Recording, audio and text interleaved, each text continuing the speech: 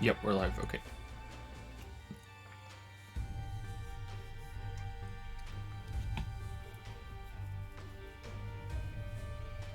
Typing was it was lagging there when I was typing out. Q&A should be live in Discord, and I always hate it. It's like there's a delay, and then you feel like you've made a mistake, so you hit delete, backspace, and it doesn't go right away. So then it's like to even anyway. So that all catches up together, and it's kind of like the typing equivalent of did you ever have like a disk drive where you have to put a CD into the computer, and then it would fight with you as you're trying to open it? Yeah. It's kind of like that.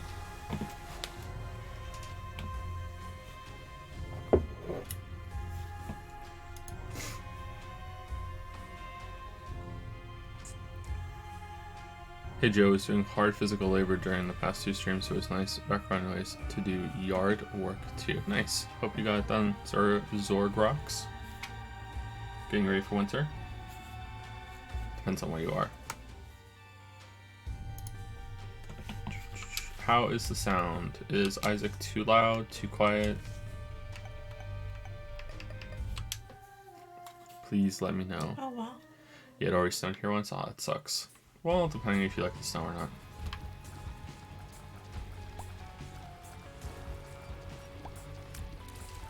Any logic on the game running in the background for Q&A? I try to make it games that I can zone out to that don't require a lot of my attention. I also like to try and make it a game that I haven't necessarily played before, because otherwise I get a little bored with it, and I enjoy having something to do at the same time. But I'm not sure if Isaac is the best choice. I think I would like to play Gungeon again, but Gungeon is one of my favorite games, and I haven't played the new updates yet, and I don't want to be confused by it all the time. I'm more confused by the changes in Gungeon than I would be a game like this, because it's all new to me here, so it's like, whatever. But for Gungeon, I'd be constantly like, hey, wait, is that new? How does this work? But I'm willing to take suggestions if anyone has a better game, or a game that they think would be better than this one for Q&A. We almost played The End Is Nigh, or just doing some levels in Celeste, because I can just kind of zone out to that, but I don't know. The End Is Nigh is a game I haven't played before, so I'm not sure if I would want to play that either. A new platformer. New for me, at least. What were your final thoughts on Code Vein? I haven't finished it yet, so I can't give you my final thoughts. But so far, I think it's pretty good. Could have played that too. Could have done some of the Chalice dungeons, but some people might be upset if I did that. Would you like to try Grieve Mode, Isaac? I don't know what that is.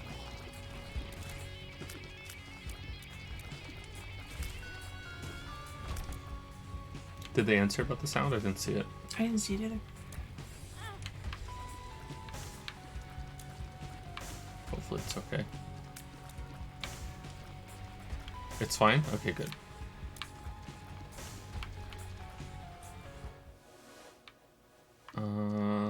That looks pretty good, and we only have 1 coin, so let's just take it.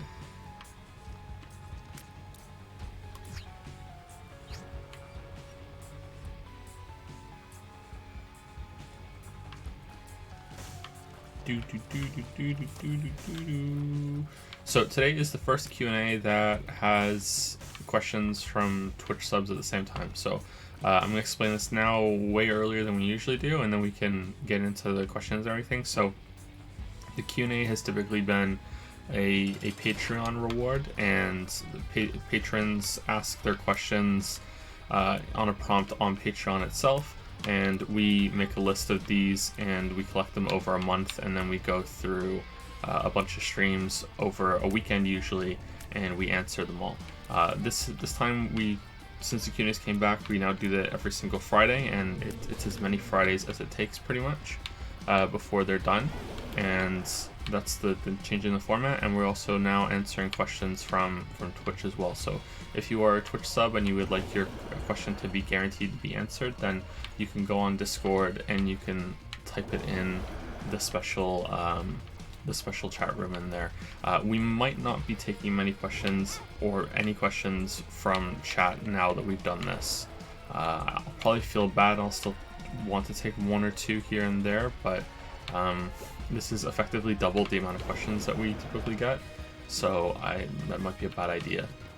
But I guess it doesn't really matter because it's as many Fridays as it takes instead of having a set time with it or whatever. What is part 1 of 73 minutes? It's just a joke, because usually these take so long to do. Just a dumb joke.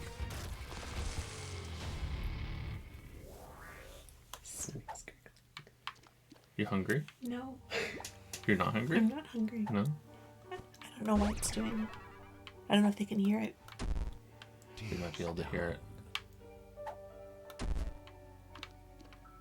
it. No, it's the same Discord. It's just the... What's it called?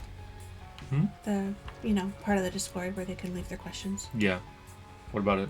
Nova Canoe says, there's a new Discord? And I said no. No, it's the same Discord. It's just there's a Patreon and Twitch sub chat that stayed open because I'm trying to see if I can get some new mods from it when the Discord comes back soon. The chat wasn't very active at first, but it's getting more active since the streams came back. I'm surprised.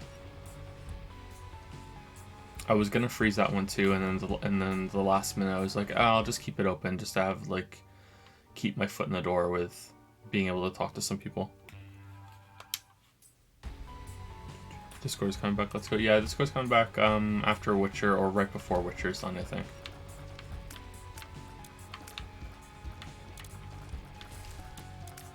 So 2021. We are probably going to alternate between answering a question on Patreon and then a question on Twitch, and we'll keep going back and forth like that. I think that is the way.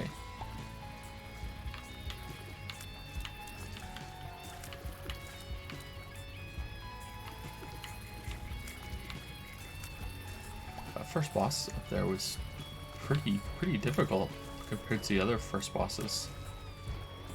Maybe there's a trick to it on how to... Damn, so many batteries. I wonder if there's a trick to it to keeping some good uptime on them.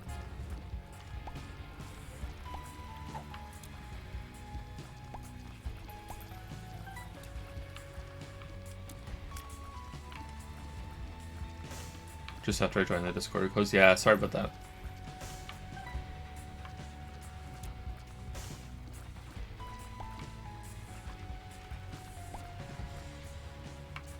We were having a few issues, and Lili and I realized we were going to have to moderate it actively, and we didn't really have the time to do that because we had just had Kate, and the big Witcher project was just become like my sole focus, you know what I mean? So we didn't have time to moderate it, so we decided that it was either let someone else moderate it for us, like almost 100% handing it over, or get rid of it because we didn't have the time and we chose to freeze it instead of deleting it completely, and we think that was the right choice.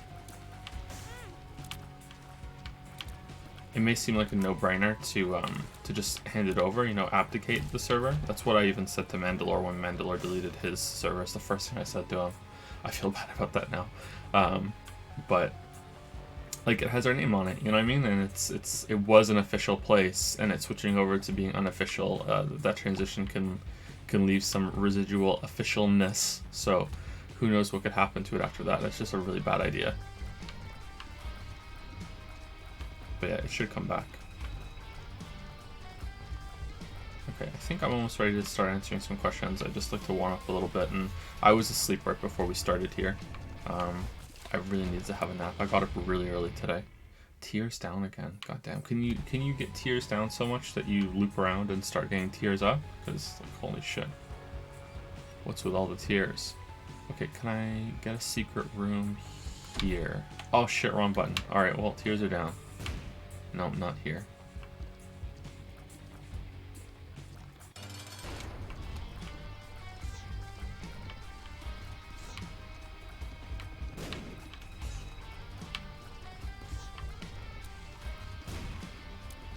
What are people saying in chat about games? Remake 2 and I don't know, I'm following the college one. Devil May Cry 5. People just discussing their favorite games that recently came out, or...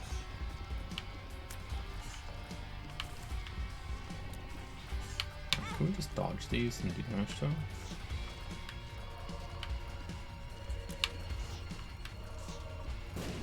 Oh, guys said this year's game was weak.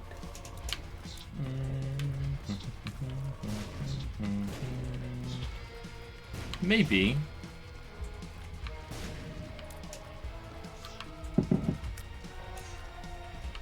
I feel like recently a bunch of interesting games just came out.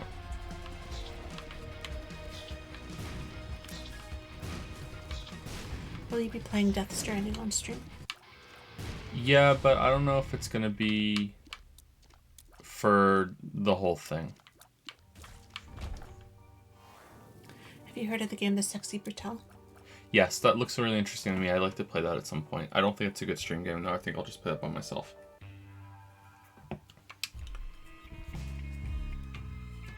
Apparently some Disco Elysium thing has made some waves.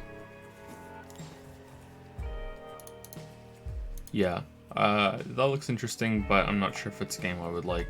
That kind of perspective turns me off because usually the gameplay isn't going to be all that great. But I would be interested in checking it out. I hear it's got some good detective gameplay. Have I played Control? Yeah, I played Control on stream. Yep, we played that a little while ago. It was alright. We finished it. Had some interesting ideas, but it was kind of disappointing overall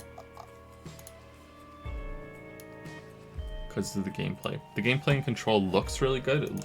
It looks fantastic actually, but playing it is just so boring. Just so boring. So it's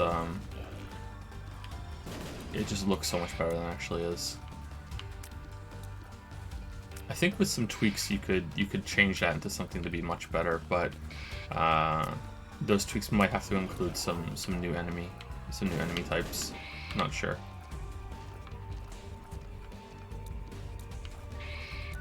Alright, so let's start with the first question on Patreon, Lily, if you don't mind.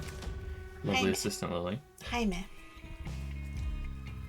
says, "Hi Joe, hope everything's going great for you, Lily, and your family. Here are my questions. Thanks, Jaime. Are there any genres, subgenres of video games that you have a soft spot for? That for a game of that genre, it's more easy for you to like, even if it's not so good, or its flaws bother you less than in another type of game would?" Yeah, for sure. I think the obvious one would be any Souls-like. I'll look into almost anything like that. However, I did try to play Lords of the Fallen. I think it's Lords of the Fallen, right? The one that the Deck 13 made before Surge. I get confused between Lords of the Fallen and Bound by Flame. I think it's Lords of the Fallen. I did try to play that, and I was like, I can't stand this. So I'd like to try it again sometime. But yeah, so there is a certain level of jank that can make me not tolerate it right from the start. But yeah, I'm interested in that kind of structure, so I'll look into games that are like that much more readily. And I'm not sure if I'm like more forgiving, but I'm of flaws, but I'm more willing to tolerate them in order to play the game. Whereas lately, I'm finding, pretty recently actually, maybe in the last year, maybe two, I don't know, like I'm losing track of time. It's really difficult to keep the track of passage of time. Not just because of just all the video work, but also just because of becoming a father and everything. It's just like, you're like, holy shit, where's the time going? But I'm finding it like I'm much more willing to just be like, if a game doesn't grab me pretty soon, I'm just like, fuck it, you know what I mean? So yeah, I think that's probably a bad change, but yeah, anyway, I try not to. It's like, yeah, I end up trying a lot of games for just a little bit, whereas if I play for a couple hours, I'll usually finish. At least that's how I seem to remember it anyway.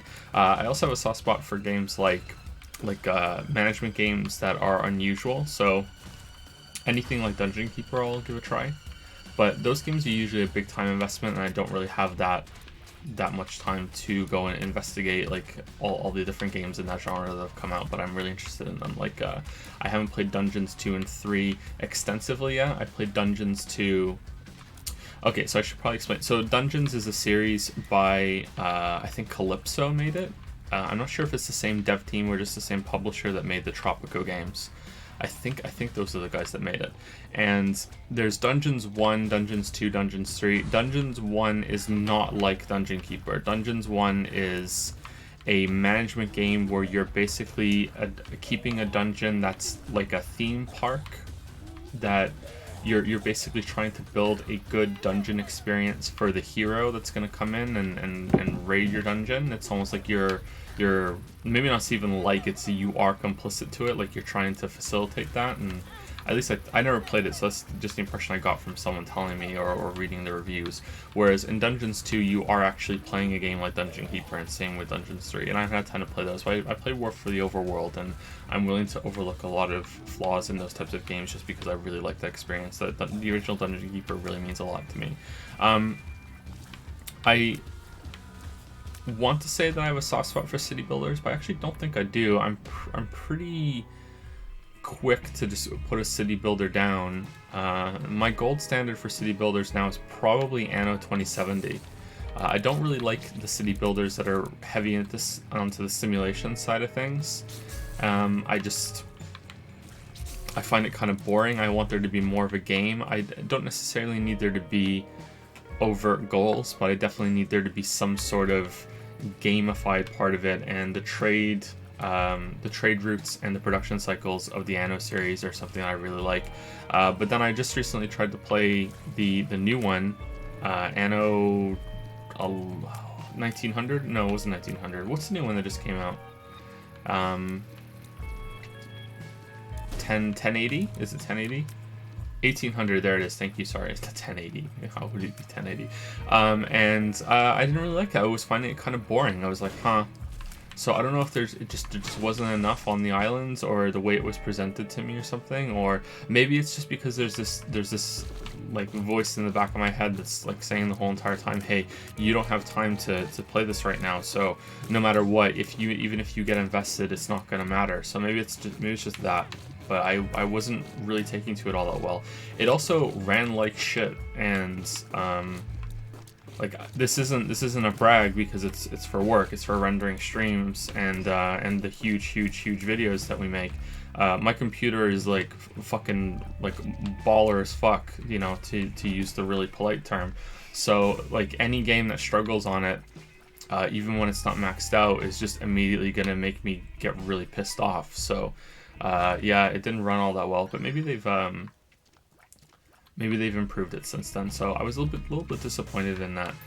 So yeah, I think maybe that's an example of the opposite, where I'm a bit more demanding. Surprisingly, I thought for sure it wouldn't be that way, but I think I'm also a lot more willing to forgive games that are trying to do something new and it's a lot easier to look at a game and think, okay, well, they're trying to do something and it's going to be difficult and it's going to be flawed, but hey, it's a novelty. It's trying to be somewhat of a unique experience. You know, that's something that I'm more willing to overlook. But also because you're asking specifically about genres, when genres are combined, I really like it when games take that risk and try to mix and match different genres. I find that really enthralling, and it's really hard to pull off.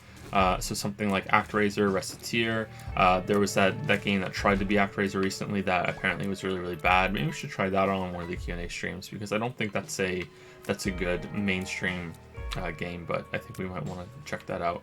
I can never remember what it's called, but someone in chat always knows, so hopefully they can answer that for me, what that game is called. And I think it was released by Sega. And yeah, so any time that a developer tries to mix and match genres, I think that's really fun. And if I ever get a chance to make a few games, I would really like to try that myself, with mixing and matching genres. Hookworm or the Petrified Poop, chat? Tell me which one to get, because there's always people who like this game way more than I do or know more about it. I think that's it. I don't think there's anything else.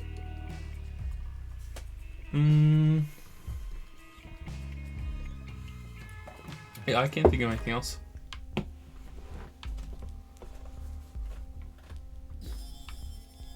Building bridges. give me a second to think.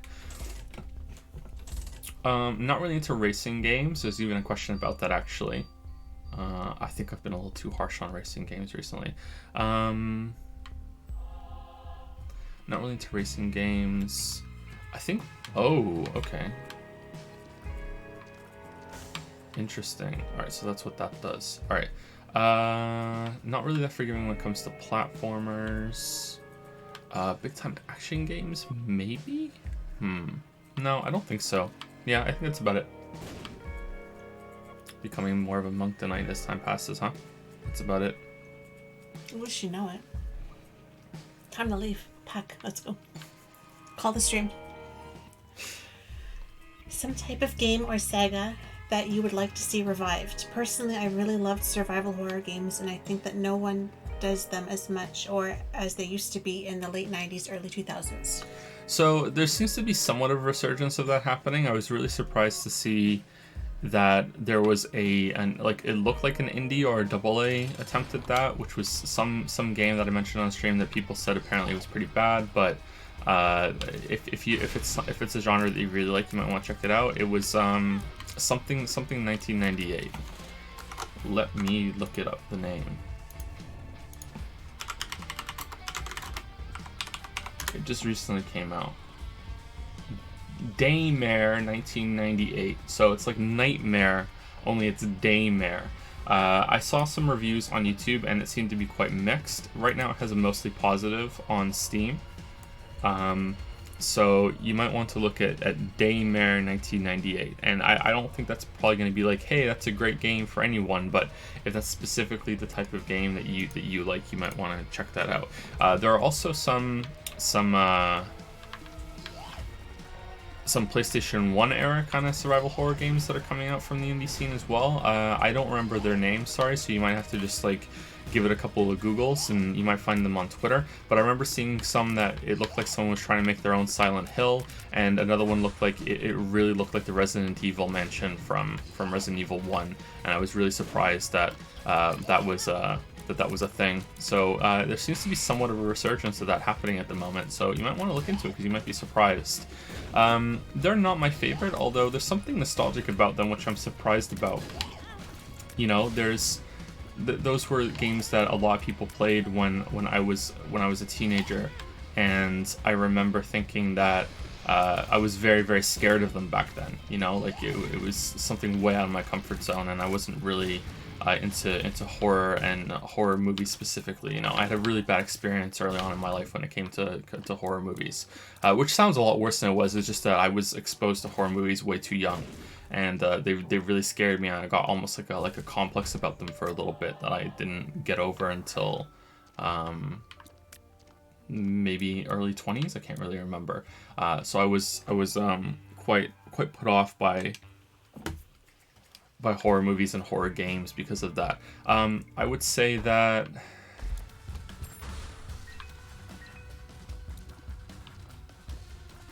Resident Evil was like the pinnacle of that. Seeing the first zombie show up, and it was very, very creepy, and just seeing clips and people playing Silent Hill back then really scared me. But obviously, you know, got over that specifically even more for games later on. But yeah, I would look into it and see. Yeah.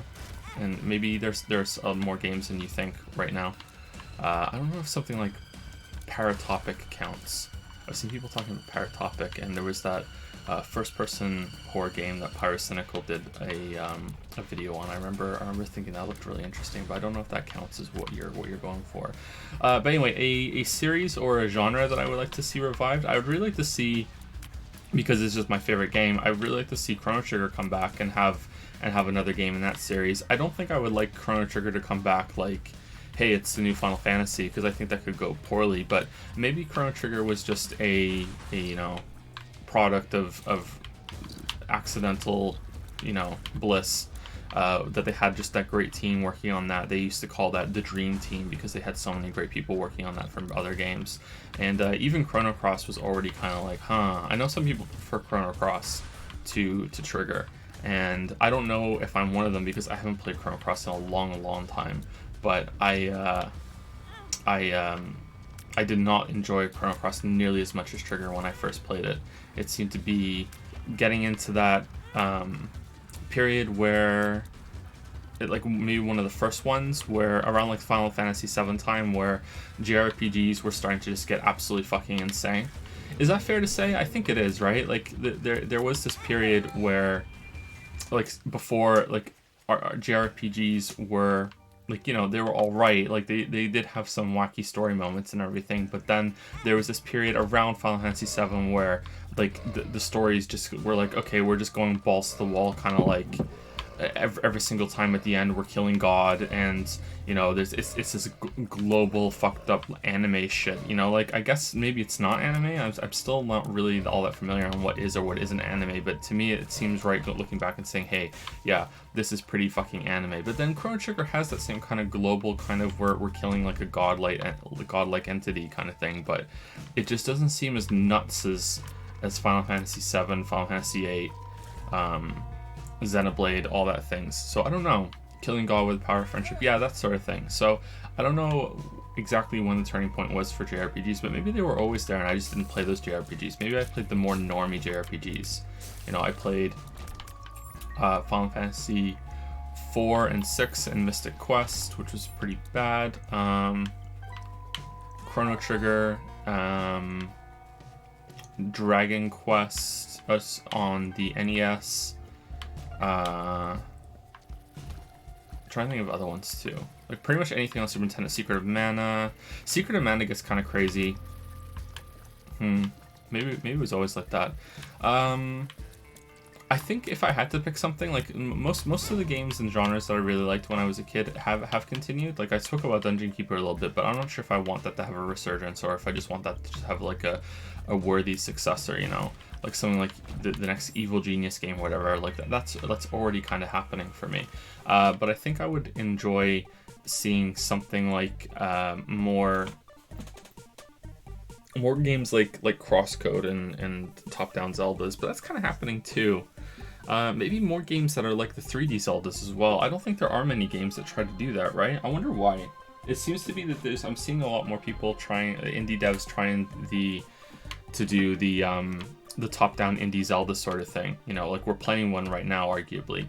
It's a lot more difficult to do that than a side-scroller because of the amount of different sprites you need for the pixel art.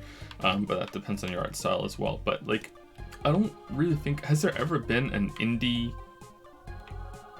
3D Zelda? I'm not sure. And apart from like Okami, I think someone in chat just said Okami as well. Apart from Okami, is there, or Okami? Because Okami sounds like, you know, an ode to Stalin, right? Like what's the correct pronunciation there? Like apart from that, has there been like a big 3D Zelda? Hob is basically 2D. Yeah, Hob is basically 2D perspective. Yeah.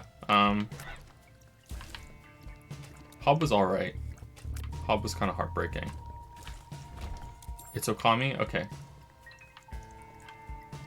Darksider. Yeah, Darksiders. I haven't played Darksider, so yeah. That's probably one of them, yeah. So I think that I would like to see more games like that. You know, there's a lot of racing games. I'm not really into space sims.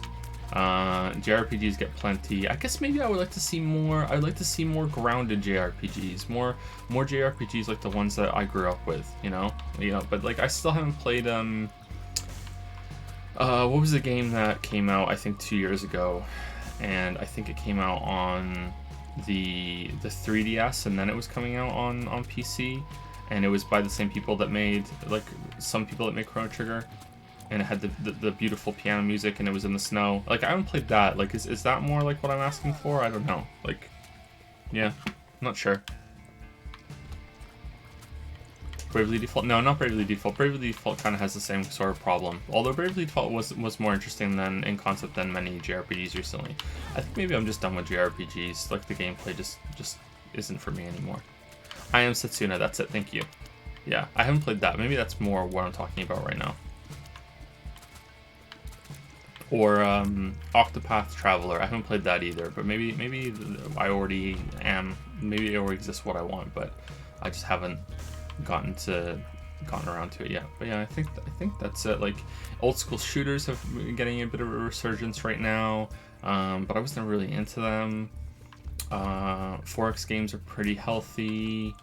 Yeah, so it's like a new Dungeon Keeper thing, maybe a Chrono Trigger resurgence, but I would be very wary of, you know, hey, we're gonna make a big series out of this, and it's like, okay, well, they're gonna mess this up, you know what I mean? So I would be a bit scared of that, but yeah, I think that's my answer for now. Sorry. I'm pretty bad at this game right now. Huh. Did Jaime have another question or some sort of questions? A quick question. Okay.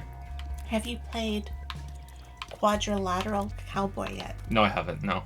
Someone only just recently told me about that. So. That's it for now. Before saying goodbye, I have to say sorry for my English. I just learned it through your weeb streams. Oh damn. Bye. That's terrifying. That's terrifying. Well, your English is perfect, then all things considered. Imagine learning anything from me. That's terrifying. That's terrifying. Alright, so let's go to the sub box and see if there's anyone I need to say thank you to, because I don't want to get behind on that. Grew up playing JRPGs, Legend of Dragoon, Final Fantasy 7, Final Fantasy 10. I really didn't like Final Fantasy 10. I would say that Final Fantasy 7, Final Fantasy 8, Final Fantasy 9 is like a progression of the kind of crazy where it's starting to lose me a little bit, you know, with each one. Final Fantasy 8 is my favorite 3D Final Fantasy just because I was able to play it on my own. Final Fantasy 7 would probably be my favorite 3D Final Fantasy, but that's a game I only played like I watched my friends play because I didn't have a PlayStation at the time. But like with each one of them, it starts to get progressively more batshit, and by Final Fantasy X, I think the series had completely lost me. And like Final Fantasy used to be my favorite series. Like I can't overstate that enough. Like Final Fantasy used to be like, I'm gonna play every single game in this series as it comes out forever. You know, it's my favorite thing. And you know, Final Fantasy X was like, oh man, it's in 3D. This is so cool. And you know, I really wish I had a PlayStation to play it myself, and I didn't. And then Final Fantasy 8, you know, I finally had a PlayStation, and I was like, okay, I get to play this one by myself. And it was like, yeah, it was like a really good experience. But it was kind of like, this is a bit weird, and it's kind of different, but okay, I'm still enjoying it. And then Final Fantasy 9 came out, and I was like, it's kind of disappointing. You know, I don't like the main character, and I don't like the story, and you know, I'm kind of almost playing it just exclusively to see the really pretty cinematics at this point. And then Final Fantasy X came out, and I was like, yeah, I'm done. I really did not like Final Fantasy X. So I think after that, I didn't even finish them. I don't think I finished the Final Fantasy after 10. I don't even think I finished Final Fantasy X. No, I did. I remember now. I did finish Final Fantasy X. I just didn't play the spin-off, the dance dress-up Rockstar game. Lily thinks I'm kidding, but it's not. And yeah, I didn't finish a Final Fantasy after that. Yeah, I was done. Final Fantasy 9 is the best out of all. It might have the best sort of overall tone, and maybe it has some of the best supporting characters, but I hate the main character. I hate him so much. So that really put me off. What is going on up here? Temporary enemy slowdown with a on-use effect. Okay, so thank you to, I think, Snuggles and 2Button and Aloe Vera for subbing while the stream is down. Thank you very much. Snuggles, 2Button, and Aloe Vera. And since we... Oh, I'm sorry. And Some Jabroni. Almost didn't say thank you to Some Jabroni. Wow. That would have been some tragedy, huh? Thank you, Some Jabroni. And since we started today, thank you to Bab Siatidicta, who I always butcher the name, for the 15-month resub. Thank you to Crocano861 for the 25-month resub. Hi Joe, finally I am able to see the start of a Q&A and not wake up in the middle of the night to catch one. Oh, you're right from the start. The starts are kind of boring, so sorry Crocano. Hopefully it was at least a little worth it. Thank you very much for the 25-month resub, and I hope you enjoy the more laid-back Q&A stream. Thank you, Quinnell, for the 14-month resub. Someone in chat just said Van is great. Wow, imagine having that bad taste. You should be ashamed of yourself. Quinnell is a 14-month resub. He doesn't know chat. He doesn't know this is true. I don't know anything about this game or life in general. I'm constantly... Joe's awake now. Can you tell? I'm constantly... He was still sleeping at the beginning, but now Now he's awake. The bad opinions perked me up. I think maybe I would appreciate Van more now. I'm not sure who I would hate more, Van or Zidane. I'm not sure. The problem, I think Zidane is a really annoying character, and Van... But Zidane is a really annoying character, but he's still the main character. Like, it's still about him. Whereas Van is less annoying, but it's not even his story. He's just along for the ride. He's the van that they're taking with them, you know what I mean? Like, you know, like... So, that's how I remember Final Fantasy 12. So, maybe that's why, but... I don't really remember Final Fantasy 12 all that well. I just remember thinking that, why am I playing as this guy when I should be playing as the Gruff Knight or Balthazar? You know what I mean? Like, it's one of those, right? Like, I didn't really take to it all that. But the presentation of Fantasy 12 is great. It feels like Star Wars. Thank you, Politicus, for the 4-month resub. Who is this madman? Uh-oh. Uh-oh. Think they're talking about me? I hope so. I'm not sure. Thank you, Politicus, or Platicus, for the 4-month resub. Thank you, Reborn2141, for the 3-month resub. Thank you very much. These all kind of came in at the same time, and then there's a gap. I guess this is when we started. We've been live for 30 minutes. It's hard. I can't see the window, but not anymore. I don't want to alt tab out. Thank you, Reborn, and thank you, SW Pi Drahida, Swapai Drahida, maybe. I don't know. Drahida, thank you for the new sub Prime. Welcome to Prime Time. Welcome to the Pickle Pile. And thank you to Samuel Aguiar09 for the new sub with Prime as well. Welcome to the Pout Patrol. Welcome to Pout Patrol.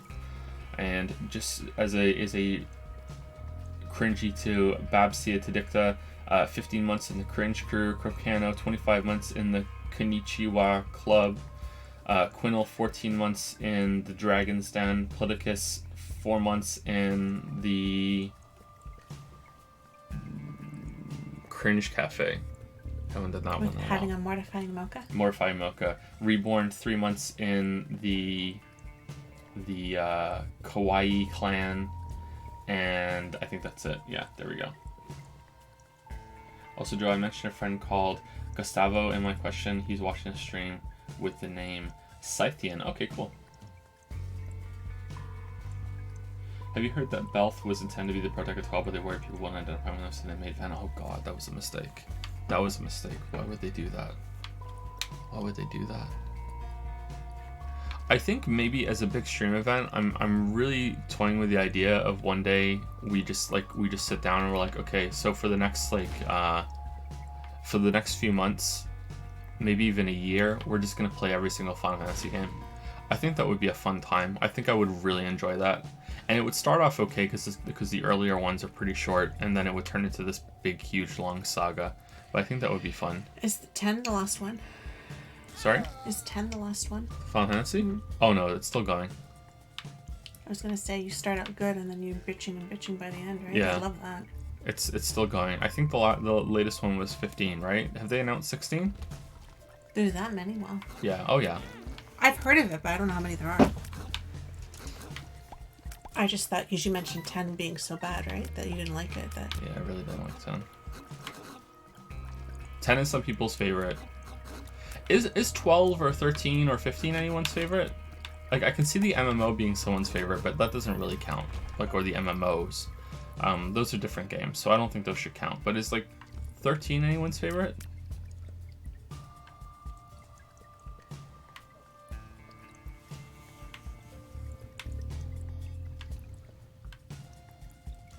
$13 pretty bad.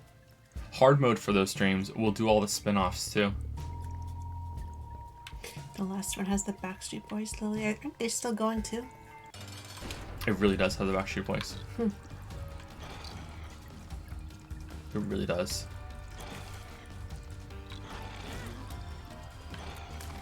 Some people really like 15, yeah.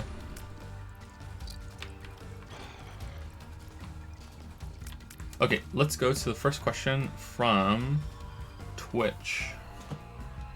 It's a momentous occasion. Here we go. And who is starting us off? It is... Dun, dun, dun, dun, dun, dun, dun, dun, dun, dun. It's Assistant Weeby, but you know what? Fuck you, Assistant Weeby. We're going with Bartik sauce. Here we go. You can't do that. Are you still here? Or did you pass out by now? Poor Assistant Weeby. Go for it, Lily. Hey, it's the backseater that pings you for dumb stuff like Code Vein. Is it Vestiges or Vestiges? I've never said it. Vestiges, I think. Vestiges. I have to stay true to my name, so here are some weeb questions that I haven't seen anyone ask. Okay. I started watching you when you began streaming Danganronpa. It was really surprising to see the contrast between YouTube Joe and Streamer Joe. Yeah, I bet. I know it has probably been a slow process of getting more comfortable on streams, but at which point did you start attracting weebs as your audience? When did the memes or inside jokes start? So someone asked this on the last stream, and maybe you were there for that, and you kind of got the answer already. Maybe it was you, and you were really impatient. I don't think so, though. I don't know. So I think that it was probably around Xenoblade Chronicles, but I think I might have like started making some stupid weeb jokes before then. Did we play Xenoblade Chronicles 2 before Undertale or after Undertale? Because that was like I think when it became a full-fledged meme was when, you know, do you like anime, and I accidentally hit yes, and Kate is awake. She heard us talking about anime. So around then. But yeah, I don't know for sure. Like, the conclusion we came to on the stream when we were talking about it yesterday was that there's a lot of crossover, and by a conclusion we came to, I mean me, you know, like there was no consensus, it was me just talking on my ass as usual.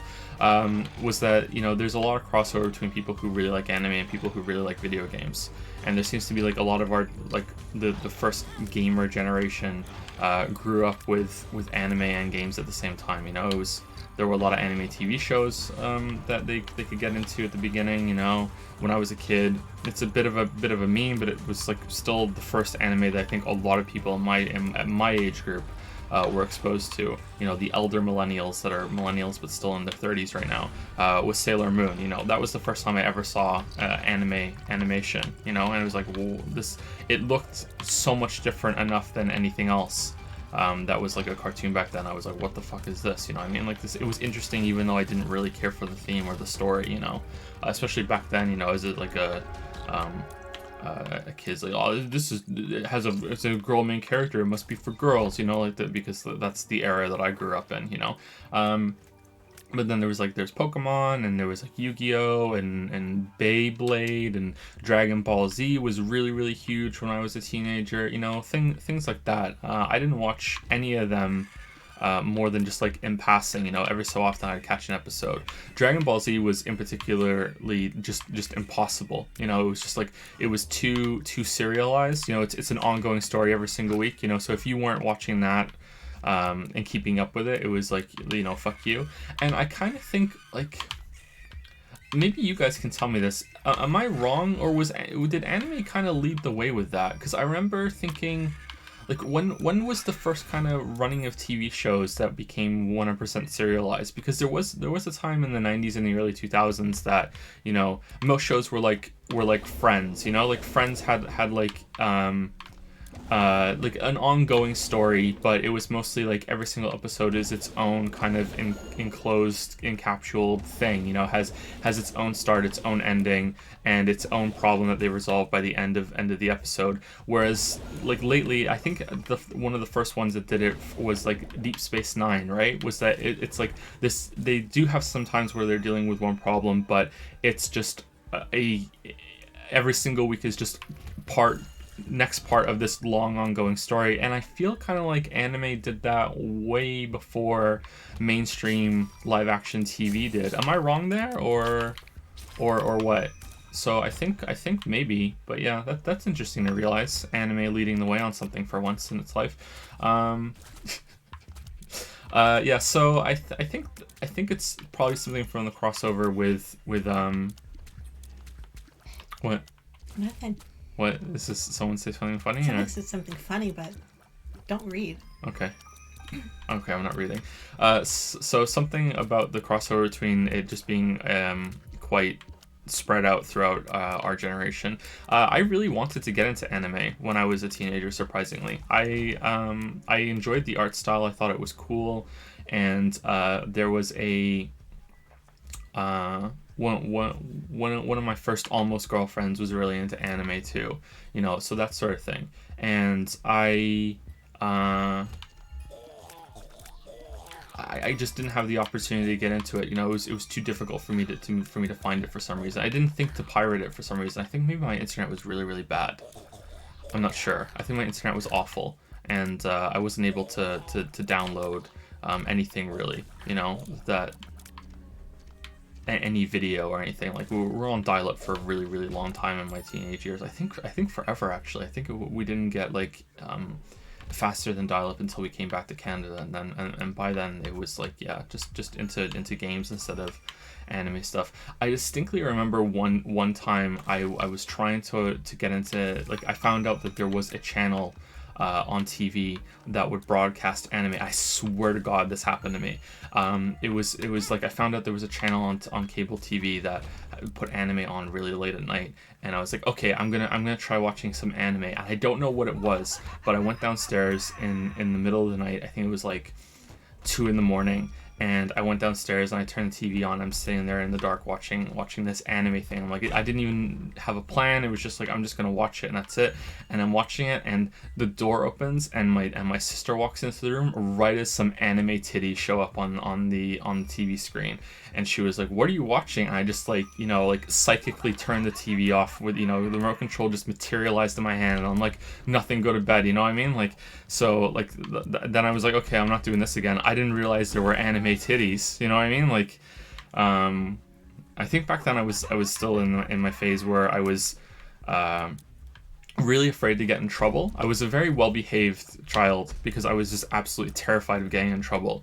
That changed quite heavily as I got older, but yeah, when I was younger, like I was absolutely terrified of being in trouble. So that to me was like, I could really get in trouble by watching porn on the TV downstairs.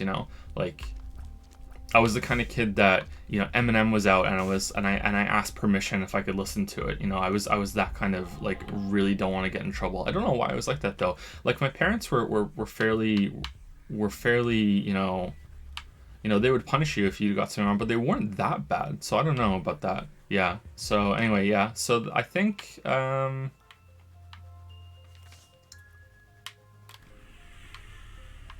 that there's just a lot of crossover, and it became something that people enjoy to see when it comes to like experiencing tropes and everything that they're really familiar with that I've never seen before. And sorry to repeat some stuff that we said on the stream yesterday, but yeah, I think that I haven't changed my mind in the 24 hours. So it's really fun to see. Sort of like when you people want me to play a game that's really popular. Like people want me to play Undertale because in their head they have these moments in Undertale that they I want to watch him play it, and I want to see him get to that point. And not just me, like any streamer, like their favorite streamer, because they want to see the reaction to like this thing that happens. You know what I mean? And then you get there and it's like, holy shit, like this we're finally there, and you get to, like, there's anticipation, you get to look forward to it. And it's sort of like that on a much broader scale with a bunch of anime tropes. Like what's Joe's reaction as someone who's never seen this before? How is he gonna react to the swimsuit episode, or the hot springs episode, or the beach episode? How is he gonna react to seeing a sun deer before, or something else? I'm pretty sure there's some other weird tropes that we haven't even found yet. Like on stream, or what kind of somewhat unique observations is Joe going to bring to the table, having never seen any of this before? Like, holy shit, he realized that all anime is just the same 10 character archetypes just re-scrambled with different hair colors over every single series. You know what I mean? Like, that sort of thing. Not that that's necessarily right, but I think people find that entertaining, and I think I might too, if there was something like that I was into, like I'm struggling to think of an analog when it comes to games, but yeah, like seeing someone get into your hobby can be fun. And are we just like never gonna kill these guys, or what? And I think that's my only answer. I think that's all I can say about that. But I think it's fun. I think it's fine. I don't mind it. I think the streams are usually firing on all cylinders when we find some cringy anime game to play that has a really fun anime story. So I think that like something like Code Vein is probably the holy grail, because not only is Code Vein cringy anime stuff, it's also like good gameplay. Usually when we play a game that has that sort of thing, I'm not really into the gameplay, so that's good. For me, at least. I'm not sure how it is for you guys. But what do you think about Other Joe? Other Joe? Yeah, Joe Mama. Oh, okay. You just learned about that, huh? Someone wanted me to say it to you. Okay. I've been waiting for you to stop talking that whole time. All right. While sitting here being like, make sure you don't forget the punchline, because you know I always forget the punchline of a joke. Was it Nova? No. Oh, okay. I think he left a long time ago. No, Nova Canoe messaged me on Discord the other day, and he was like, "How's it going, Joe?" And I was like, I took it really seriously, and I was like, "Oh, I'm stressed out because the Witcher video, the still adjusting to a new baby, like it's, this kind of like, this serious response. How are you?" And then it's like, he wasn't online at the time, and then 12 hours later, I just get a message from him, "Joe Mama." He must be reading it. It's like, God damn it, fuck it, I'm committed, and he just drew that.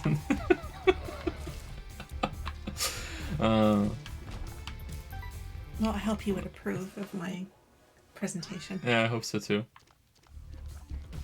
Anyway, was there another question from Assistant Webby?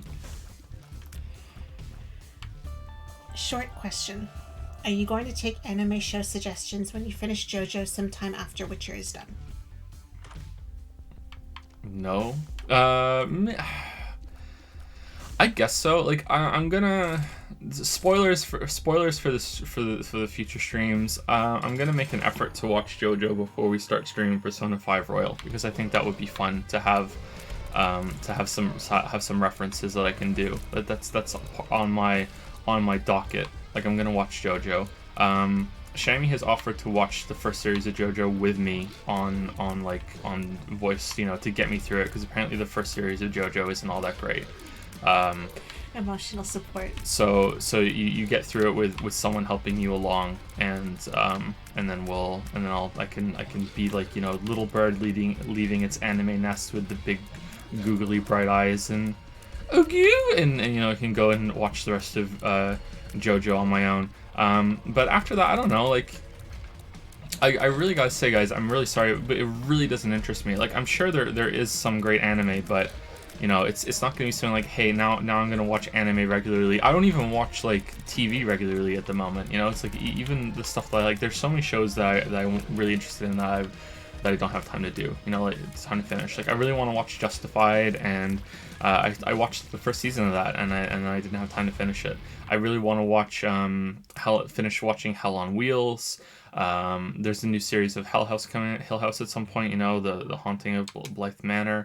I'm currently watching the 100, but there's probably, if I sat here and thought about it, there's probably like a dozen or so shows that I really want to finish. So like I'll take suggestions and I might watch them eventually, but it's not going to be something that is going to happen like often enough for you guys to get something out of it. However, like if it's fun and I could treat it as like almost not quite work time, but kind of like related to work, because if it's like makes the streams more entertaining, it's sort of like, it's almost like doing research, right?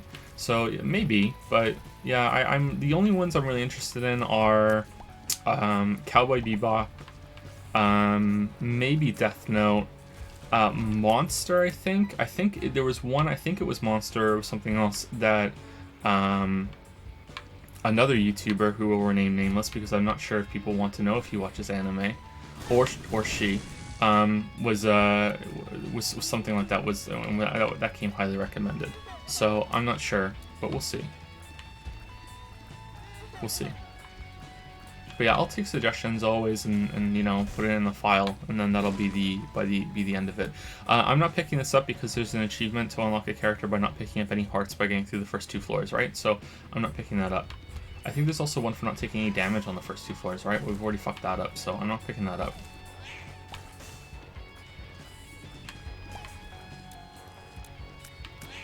I think that I really wish that there was a way to stream anime with an audience. I would really enjoy watching anime with you guys, because then we can like have that communal experience, and we can laugh at it together, and if it's good then we can be surprised together, you know what I mean? Like I would have really enjoyed watching the Danganronpa 3 anime with you guys. That would have been really fun. But yeah, unfortunately anime is illegal, so streaming it is also illegal. But I don't know, maybe I should appeal to my congressman. Maybe we should get Trudeau on the phone and see if he can make streaming anime legal. But yeah, I would enjoy that immensely. I think that would be fun.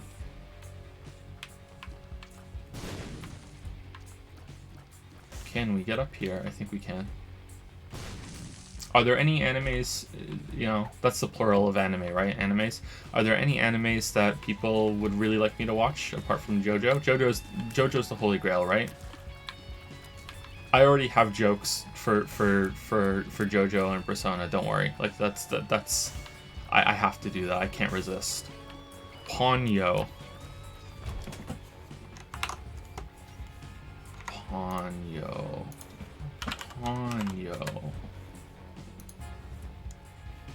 Oh, this doesn't look like anime to me. This looks like an actual movie. Okay. Yeah, anime movies might be better. I know that there's a lot of high quality anime movies. So I would classify them as something different actually than the Big Long series. It's just like is it Ghibli? Yeah, Studio Ghibli. Yeah, Disney Presents. Yeah, I was gonna say there's a comparison to be made with Disney there. Yeah. I think even Lili might enjoy these, but not sure. Oh wow, there's so many. Yeah, you woke up, chat.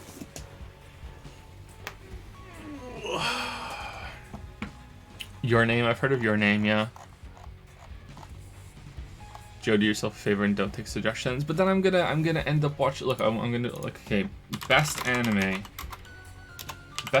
series. Okay, here's what we're gonna end up watching: Samurai Champloo, Gurren Lagann, Cowboy Bebop, Full Metal Alchemist, and then just B ... Brotherhood, Kill la Kill, La Blue Girl, Code Gassy, Steen's Gatto, Kill la Kill sounds kind of Neon Genesis Evangelion, anime noir, Dragon Balls, Psychopaths, Dragon Ball Super. Oh, that's a new one. Now their hair is blue instead of blonde. Purella Magi Madonna Magical Girl. Okay. What the fuck is this shit? 4.8 out of 5 on Crunchyroll. Alright.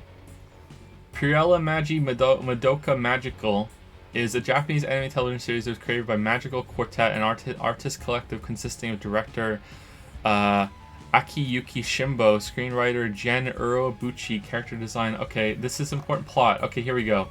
In the fictional city of Mitakihara, Japan, a middle school student named Madonna and her friend Sayaka Miki encounter a small cat-like creature named Morgana. It offers a contract in which a girl may have any wish granted in exchange for attaining magical powers and being tasked with fighting witches. And Madonna and Morgana can switch bodies, because Madonna, it sounds like Morgana. Exactly. Meanwhile, a transfer student and magical girl named Homura Akemi tries to stop Madonna from making the contract with Morgana. Madonna and Sayaka then meet Mami Tomo, an upperclassman, oh man, they call her senpai, at the same school, who is also a magical cat girl.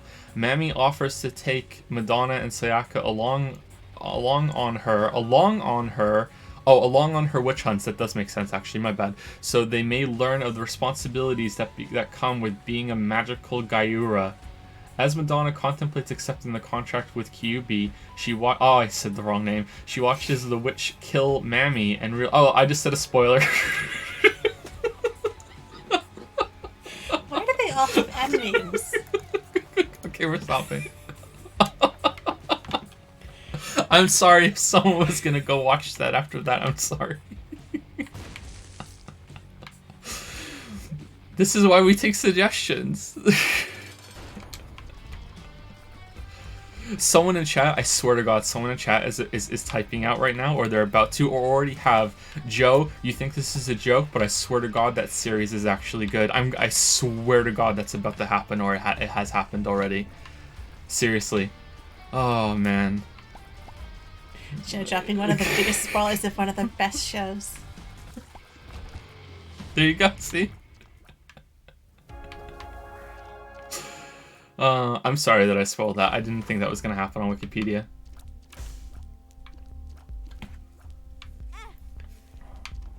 Madoka Magic is actually good. See? Oh, we picked up a heart, didn't we? God damn it.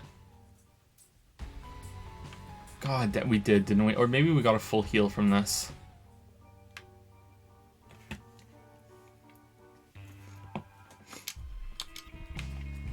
No, we picked up a heart.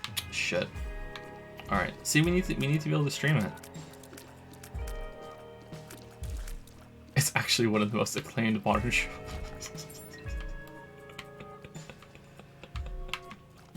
Have you seen that Jennifer Lawrence gif where she's like, "Sure, Duddy, sure," and she's giving the thumbs up. She's like, "Yeah, sure." That's what I think right now. There's no way magical schoolgirl cat fairy is gonna be a good show. Like, there's no way. There's no way. You guys are trying to rumble me. Madoka is overrated. Wow, it's overrated. How can it be overrated? Hi, Lemaniac. How's it going, Lemaniac? Did Assistant Weeby have anything else? Yes. Okay. Edited in a small optional question because second one was short. Except when Joe gets to it. Joe can make any short question long. It's true. Feel free to skip this one. Have you played any Borderlands games? If you did, I wanted to recommend Tales from the Borderlands. It's by far the best Telltale game, IMO, and it's also hilarious. So this, yeah, it's fine you asked this because it's an easy one for me to answer. I haven't played them. I tried Borderlands 1 years ago, shortly after it came out. Weeaboo Bill and I have a friend who's into Japanese culture. He's not really into anime though, but I like to call him Weeaboo Bill. Not just for chat, but also to him because it makes him mad. So yeah, Weeaboo Bill. We tried to play it, and he was into it more than I was, but I didn't really like it. So I just I played it for like an hour or two with him, and I was like, fuck it, and that's it. So that's the only thing I know about Borderlands. And that's all I can say. I'm really not interested in the series. It seemed cringy as fuck to me, and I don't think the gameplay is something I like. You know, after being so gear dependent and the shooting felt really bad in the first one. Maybe I will try the third one on stream one time and see if it's something I can get into. Maybe with stream watch with people watching me, and maybe we could play it with some viewers, maybe. I don't know, but it doesn't seem like my thing. That is all. That's it? That's all from Assistant Weeby? Okay. Thank you, Assistant Weeby. I'm sorry I said the spoiler for that show. I wish I hadn't. I guess if you were gonna watch it, you've already watched it. I feel really bad about it. Thanks for your answers. I'm going to sleep now. Madoka, unironically amazing them. Oh, damn. Well, good night, Assistant Weeby. Thank you for staying up to be with the stream. If Weeby became my go-to anime recommender, he really would be an Assistant Weeby, right? Yeah, I suppose so. Exactly. Interesting. Maybe that's his plan all along. That makes sense, doesn't it? It does. But what's his endgame? Hidden agenda. What's his endgame? Oh, we blew up the door. Okay, so let's go over to... okay, we've taken one from Patreon and one from Twitch chat, or Twitch sub, sorry, on Discord. Let's take some questions from chat, and then we'll answer, I think, 2 of each of Patreon and Twitch subs. I'm not really too worried about this going too long anymore because we can just have we can just keep going over multiple Fridays, right? Yeah, it's unlimited. It takes when we finish, there'll be more. Yeah, so. it takes how long it takes, so it's okay. But yeah, if you want your question to be 100% answered, you can, and you are a Twitch sub, you can go on Discord and you can ask it in the special Discord room if you would like to take part in that. This has been asked a few times. Okay. Hey Joe, what's something you think that video games unnecessarily struggle at that other mediums don't? Oh man. Sorry, it's a big question. Why did you read it's that loaded, one? But I think they've asked like 4 times now, so. Where is it? Hey Joe, what do you think some of the video games unnecessarily struggle at other mediums don't? I want to say just basic writing, but I mean, I kind of feel like other mediums struggle with that too. Like, I feel like many movies and many TV shows get a lot of basic writing stuff wrong too, because writing is really difficult to get done when you're collaborating, because it's hard enough to do when you're on your own. You know, there's always this struggle of, you just want to have things that are really interesting and cool happen, but they don't necessarily always make sense. And there's always a struggle of like, oh man, if only I could do this, but you know, that contradicts the point I made earlier, and it's kind of like, fuck it, I'm doing it anyway. It would be really, really good. You know what I mean? Like, and that gets even worse as you get more cooks added to the broth. You know what I mean? Too many cooks. So I think that any collaborative medium is going to suffer. I think movies especially do. You know, like, I'm thinking more of action movies and everything. TV, I don't really watch a lot of bad TV now, so maybe that's why. Whereas I'm way more willing to watch bad movies than I am to watch bad TV, because when a movie is badly written, it still usually has really good action, and that's what I like to see in these types of movies. So I guess it is in TV. I'm not sure about this point.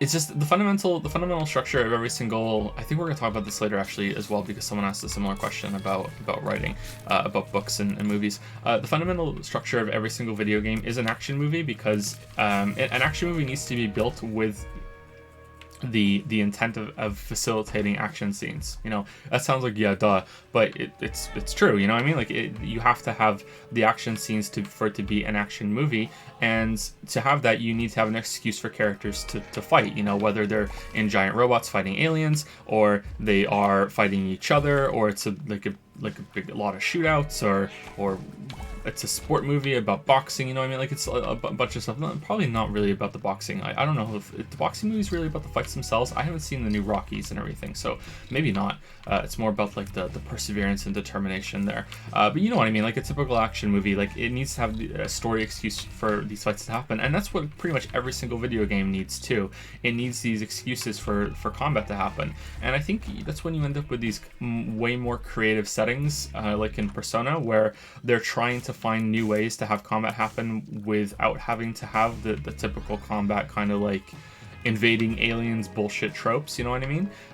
And because of that, you get a lot of stories that end up being very samey and don't make all that sense, or kind of dumb because they need to have the combat to happen. You know, like, it's difficult to justify, you know, having characters be able to be talked out of conflict, and they sit down and have, you know, a moral debate or a philosophical discussion about something, when having that option be presented to the player destroys quite possibly hundreds, maybe even thousands of hours of work that went into a boss battle that now that player isn't gonna see, you know? So I would say that video games struggle with that. I don't think video games struggle with visuals. I don't think they struggle with cinematography, although somewhat. I feel like... Alright, let's get to the first Witcher reference of the night. I feel like Witcher 3 gets its proverbial dick sucked quite a lot for being very cinematic and having really great camera angles and a lot of discussions and dialogue scenes, and I feel like that's kind of like, it's good, like, it really adds a lot to it, but like, is that really worthy of a whole lot of praise? Because I feel like there's quite a lot of other games that do that well, but they just aren't gigantic 100-hour RPGs, right? So I mean, I kind of feel like this should be basic level expectations here, but because typically big long games like that just have two characters thrown with just head cams on each one as they take turns to talk to each other. It's like, oh my god, it's so good, and it is good. It adds a lot, but yeah, I guess it's just an issue of the era that we're in with these RPG kind of things. I'm not sure. But yeah, so I would say somewhat cinematography, mostly writing, but I'm cheating because I kind of feel like other mediums struggle with that too. Writing is just so difficult.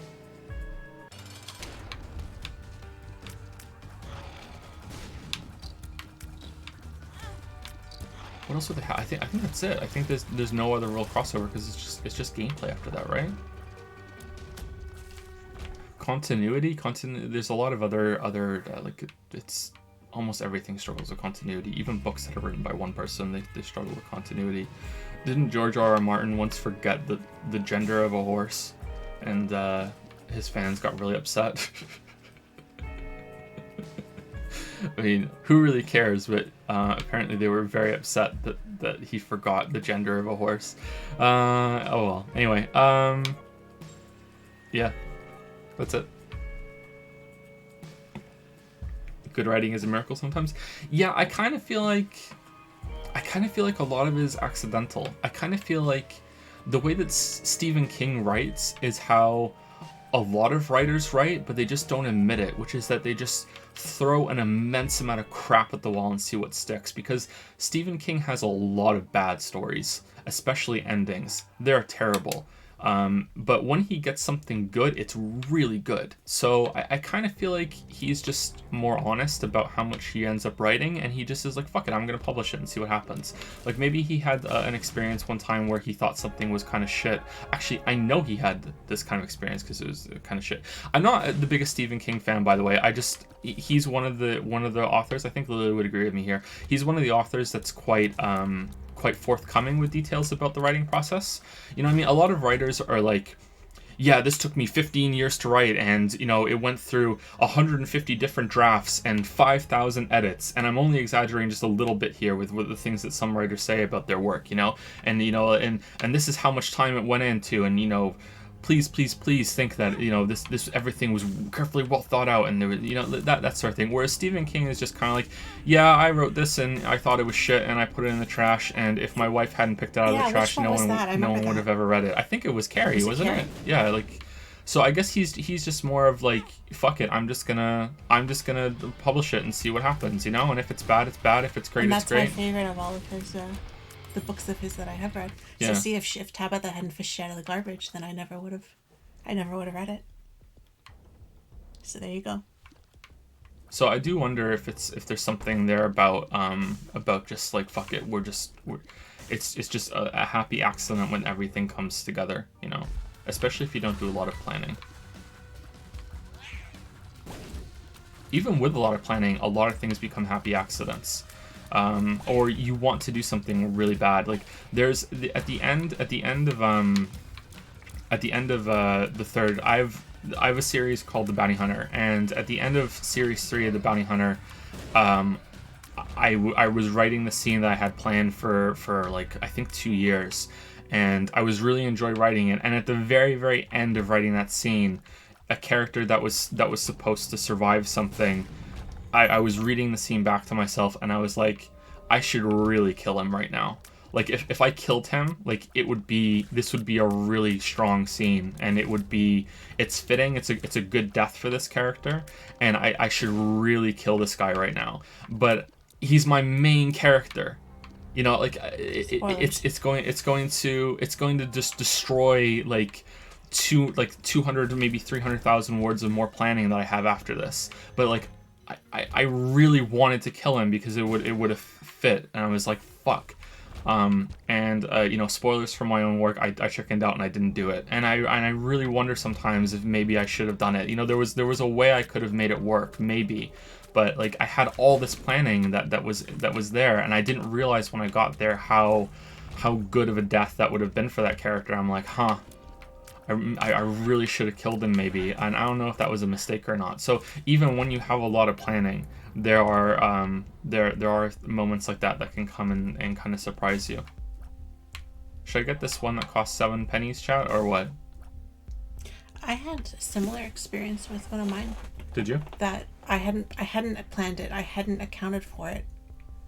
but at the end of the book, it just seemed natural that this person would like go down a different path and wouldn't survive it, and I hadn't planned on killing them off, and I hadn't planned on them being like a villain, and they became a villain because it just felt more natural. And I kind of had a big aha moment of like, I didn't plan on killing you, so sorry, but you have to die. Like, but isn't that it just made more think? Sense. Yeah, it all kind of came together, and it was just like. I want to say that's when things are usually quite good about writing, and that's when you end up reading something back and you're like, wow, this is really good. But then I just wonder if it's more about like it just feels good to write it. So there's a certain amount of like catharsis that's happening when you're doing it, and it just kind of like it's sort of like a dopamine rush that you're doing it, and it's not really as good as you think it is. I'm not sure, but my stories if it are is, different though too, because I didn't have a whole bunch planned more after that. Like mine was a one-off book, mine was not a series. So. But if it is true that is when the writing is at its best, then that goes to show you that it is about just writing and just throwing shit to the wall, and it's going to be a lot of trash that you throw out that Stephen King doesn't. So, yeah, I don't know.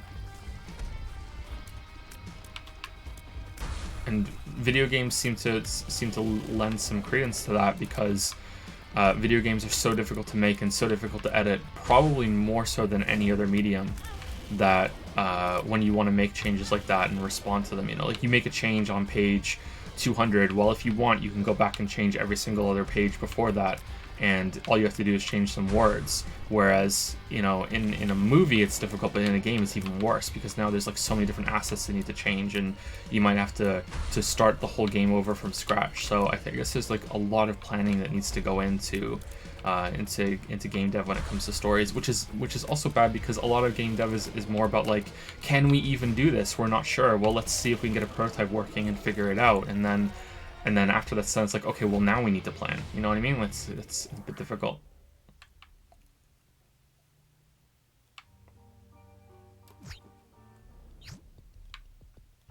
But yeah, you don't plan as much. No, I don't. I hadn't planned for that, but I got there, and then I was like, I think it turned out a little bit more intense than I had planned it was going to be, and it just felt like a more natural next step for the character that this would happen. That they were on like a self-destructive path that they couldn't get off of. And like this is what's going to happen. But I didn't plan for it to be that much. That just came out in the scenes around the stuff I had planned. This character was just kind of deteriorating, and it was really interesting to me to get to the end. And that was the first like big novel I'd ever written too, right? So like It was really something for me to have that kind of moment at the end of, oh my gosh, the killer is she's the killer. So you got to write by reading. Yeah. But I had planned, but I didn't stick with it. Like it didn't feel right when I got there. So I guess sometimes maybe you plan, but you can plan whatever you want at the beginning, but sometimes when you get there, it just doesn't feel right. I don't know. Did that ever happen to you? Yeah. It's just I just don't know if it's because it's cathartic or not, or if it's because of because it is legitimately a good idea. Not sure.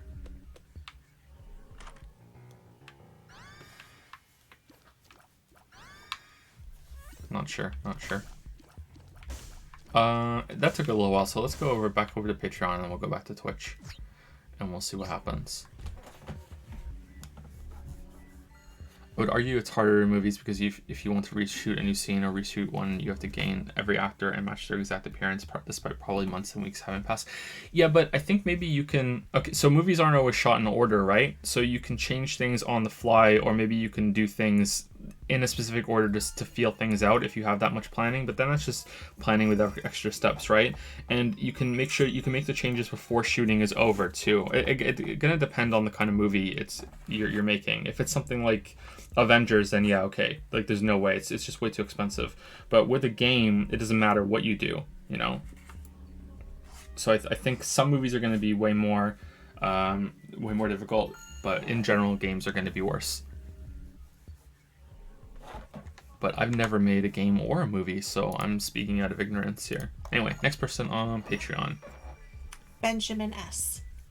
I recently finished Crosscode after hearing it's your game of the year. My only real criticism was with some of the enemy design, especially during the skyscraper mission and the PvP. What are your thoughts on what it did badly or could have done better? So Crosscode was my game of the year for 2018. It was supposed to be a surprise in 2018 Best Games video that isn't going to be made anytime soon because of Geralt. So I decided to say it sooner rather than later, so because people kept asking like, hey, what was your game of the year? And I might have to sneeze.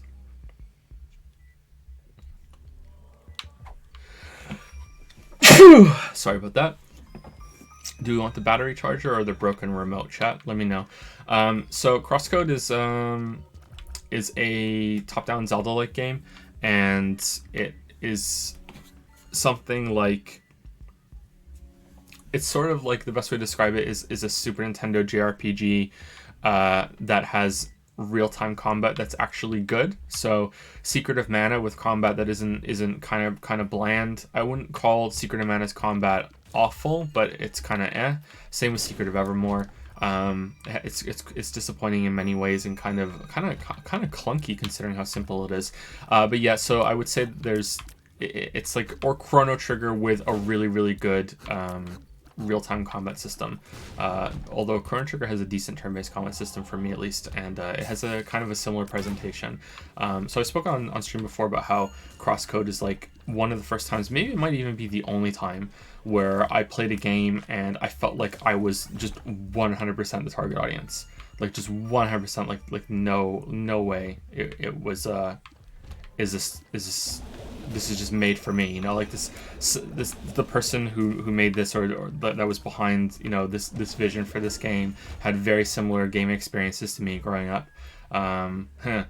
Should we have cartridge or the paperclip? Chat, let me know. I'll go back and get it if you want me to switch to the cartridge. So that was a quite the experience, because I don't think I've ever experienced that in a game before. Probably in a movie, although I would struggle to think of one right now. But yeah, I've never really experienced that in a game before. So that was like wow, this is really special. This is what it's like to be the prettiest girl at the dance. So I was quite taken by it. Probably because of that, it's probably not as good as I think it is. It's just that, you know, with my bias and the kind of games that I like and grew up with, that it is something that I really took to. So I would say that its flaws, because I'm me and of course I have criticisms of it, are that okay, so I'm gonna try and keep the spoiler free. So I can't be as specific as you might want me to be, Benjamin. But I'm gonna try and keep the spoiler free, because some people might go and play this game, or might be in the middle of playing this game because I think so highly of it, which is surprising me, because I know that some people take my opinions quite seriously, but I've been surprised by how many people have gone on to play Crosscode just because I said it was my game of the year 2018. There's been a lot of people that have said to me, you know, on Discord, on questions, you know, on private messages, hey, I played this game because you said that and I really liked it. Thank you for telling me about it. I'm like, oh wow, cool. All right. So I would say that Purple Heart or Paperclip. I would say that one of the biggest criticism I have are the special moves. The special moves are really flashy and they are very powerful and they feel good to use, especially the first tier of the melee attack ones and the first tier of the range, just the first tier in general actually. And there's this really cool like building of power moment as you hold down right trigger to build these power up and then unleash them, sort of things. However, I think that they weren't worth the amount of time that went into making them, because I can look at those special moves and I see months of work that went into all of these different special moves that could have been quite possibly one, maybe even two more dungeons with another boss, even if they just took away the later tiers of those special moves. So this is a criticism that I don't usually say on videos and things. So I guess it's like it's the stream special criticism, because usually it's about more. so that's a bit more tangible, I guess, when I want to criticize something like that. But yeah, that seems to me like it was a really bad use of resources. Sort of like how I think the only other time I ever said something like this in a video was I really wish that the optional realms in God of War had hadn't been made, and instead that there was a little bit more meat in the main campaign of God of War 2018. That's so it's sort of like this. It's like they're good and they fit well into the game and they feel good to use. However, I really wish that the game had a little bit more to it in terms of main content that it didn't really need this. I agree with you on some of the enemy designs, especially that area you are specifically talking about. That is like I think the only time in the entire game, apart from maybe apart from the last boss where I died more than twice on an encounter, was that I think the difficulty in Crosscode is just about right. It wasn't a game that was too hard. It wasn't a game that was too easy. I think there is a hard mode, or there is a way to make it harder for yourself. It does have some stat bullshit where you have to be at a certain level, but the game tells you what level you should be. Like if you're too low of a level, you don't have to guess. Like a character will just outright say, hey, you're too low level, and it even makes sense. It's something that isn't even that you have to like, oh, the game is breaking the fourth wall, tell me this now. The way that Crosscode works is that its setting is an MMO. So it is not an MMO game, it's a single player game, but it's set in a fictional MMO in the future, and every other character that you see that you can talk to and have a conversation back and forth with is another player, another person playing this fictional MMO. So it's quite an interesting setting, but apparently there was an anime, Sword Fart Online, that did this, so I think that maybe it was more of a unique setting to me, but I don't know what kind of setting that is, but this was also a kind of like a sci-fi thing at the same time, so I really enjoyed that kind of setting, and it even built into this kind of like this the feeling that it was made just for me as well, because it was sort of like tapeworm or paperclip chat. It was sort of like going back to my teenage years when I would play MMOs like that and I would speak to people. So even that contributed to it. So yeah, I think that even though it is stat based and the levels are important, that it does it all right, and you can still. Oh, these guys look like from Zelda too. You can still get your way through by being under leveled, but I don't think Crosscode is the kind of game you can beat at level 1. I think you have to level up. I tried for a bit to get through the game without leveling up, or I would only level up on the encounters that I had to fight. You know. There's a way of playing, I think, Final Fantasy VI like that, where you run away from every single encounter, and how far can you get? And I think people have beaten the game by clever use of game mechanics and items by never leveling up in Final Fantasy, apart from the fights where it forces you to. And what the fuck is going on right now? I'm so confused. Am I being teleported around? Sorry to interrupt the answer. I feel like I'm being teleported around right now. Maybe I'm high. I don't know. Anyway, so I definitely agree that some of the enemies are kind of disappointing, and that area specifically that you're talking about, yeah, that was frustrating. I wasn't a big fan of that area. There are these machine gun carrying bird enemies that were very difficult to get right while you're trying to move all these boxes around in an area, and I feel like the combat system didn't quite work all that well when it came to those ones. So I was a little bit disappointed in that area, but apart from that, it was okay. Oh, we're dead. Nice, cool. I don't know why we took 2 damage from that instead of 1, but okay. I would say also that the areas are a bit samey, so there are. Oh, how many areas are there in Crosscode? I think there are 5, aren't there? I think there are 5.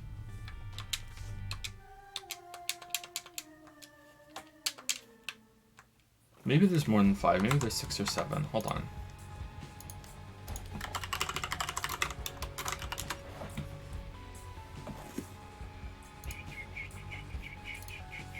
Okay, that does not help me whatsoever.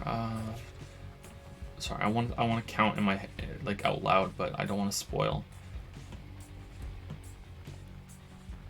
Well, some are kind of retooled a little bit later. So let's say there are 6 or 7, and although they're visually distinct and they they're interesting, and they're visually presented quite well.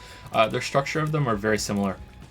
So it kind of has that Hollow Knight problem where they Hollow Knight doesn't have any slope surfaces. I speak about that in the video, I think, and it's just, it comes across as very boxy because they didn't do that, because it's probably easier to put the levels together. I don't like Crosscode does not have that kind of like, hey, we have to make a concession, so this is what we did in order to make this work. It's not like what Hollow Knight did.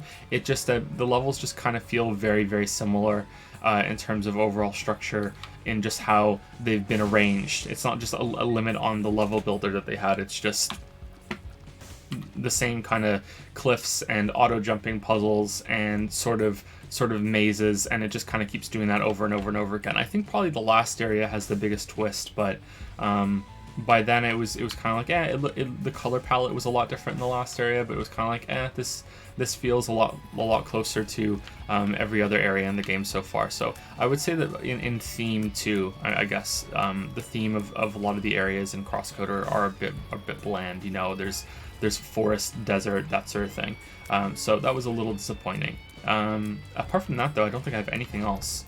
The story was, I wouldn't call the story great, but I don't think it was really trying to tell like a really great story. It was just trying to give like some emotional context and have some decent moments, and there's some payoff with it too. There's a really great moment, I think maybe a little over halfway through, where a character like has an anime power-up moment that it was really fun and really cool, and I really enjoyed that. But yeah, I don't think I have any other major criticism. That's it.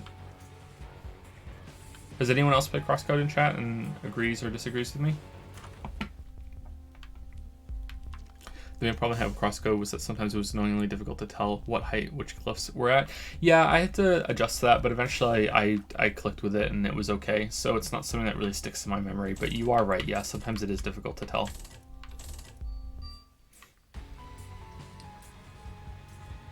Uh-oh. Gonna go see baby? Yeah. Yeah? You're gonna miss Ragman. Ragman. She's hungry, you think? I don't know. I brought him the pillow and everything. I brought everything in the bedroom. I thought I'd feed her up here, but okay. I don't know if that's gonna go. If she's really hungry, you might be able to feed her in here.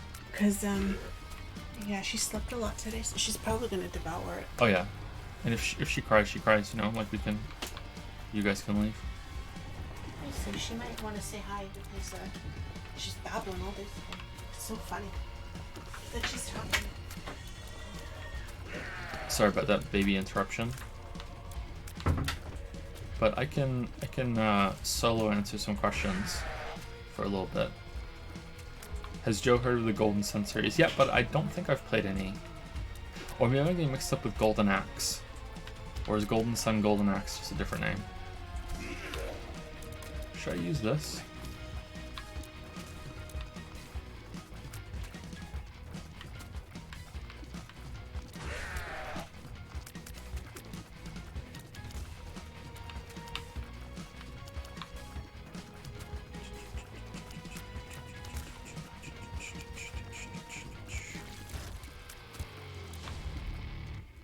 I have it. I like it until some puzzles got annoying along. I see. I really like the puzzles in Crosscode. That was one of my favorite parts about it. Were the puzzles.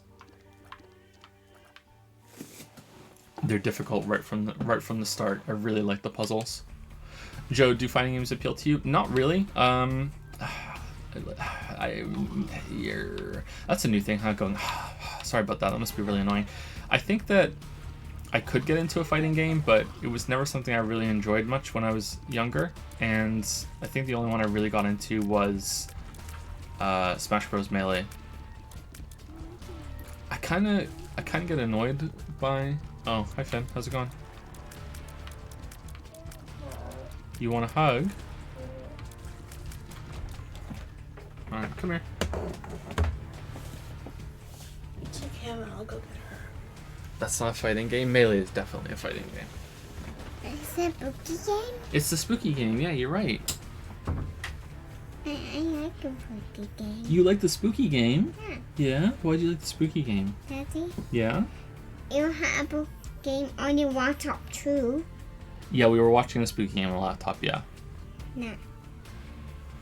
I don't have any nostalgia for any of those art JRPG crosscode was inspired by it, and it was still easily my game of the year, so I don't think that being the target audience, like you said, is all that important to enjoy the game. Oh, do you think so? Okay, cool. That's good. Thank you for telling me that's super cool. Daddy, It still holds up even without that. Yes? if I kill monsters in spooky game? Yeah, we're gonna kill monsters in the spooky game. You really shouldn't see this game, but I think it's cartoony enough that you're okay with it. So let's see how it goes. Anyway, last thing I want to say about fighting games is a little bit I can't D word ish. I don't want to say it in front of Finn. Yes. You like the spooky game? I like the spooky game. Yeah, I like the spooky game. Is that I kind of feel like a lot of fighting game enthusiasts are elitist a-holes. And yet we're fighting the monsters, and I'm not really keen on becoming one of them. So I know, like, I understand that people like their genres and they really get into it, and I really dislike this kind of perceived righteousness that fighting game fans have, that their game series is the best game series. You know, fighting games are the purest and best genre that there is, and it's like, look, that might be the case for you, and I'm really, really happy that you like them so much, but, you know, like, just because you think that doesn't make it true, you know? Like, so, yeah, I that kind of puts me off a little bit. Reusable Eternity. Okay, I don't know what this is, but alright. Yes, Finn? You like the spooky game? I like the spooky game, yeah. Yeah, I like spooky game too. You like the spooky game too? Yeah. Okay, I'm glad that you like the spooky game. Is it too spooky? No, I admit it. It's a little bit spooky, is it? It's a little bit spooky? Okay. Yeah. Alright. So what happened this week? Did you get a needle? Yeah. Yeah, you got a needle? Yeah. Okay. Where is this place? I don't know what this place is. I don't know what this place is. Chat, is this the item that makes me have 9 lives? Because I hate that item and I never want to pick it up again. Or is this the floating head that follows me? Because I hate the 9 lives item and I never want to pick it up ever again. This is flies? It flies? Okay. Oh, okay. I like this one. I like this prayer card. Okay. So you got a needle this week, right? Did it hurt? I also made it. It only hurt a little bit, right? And what did you get because you got the needle?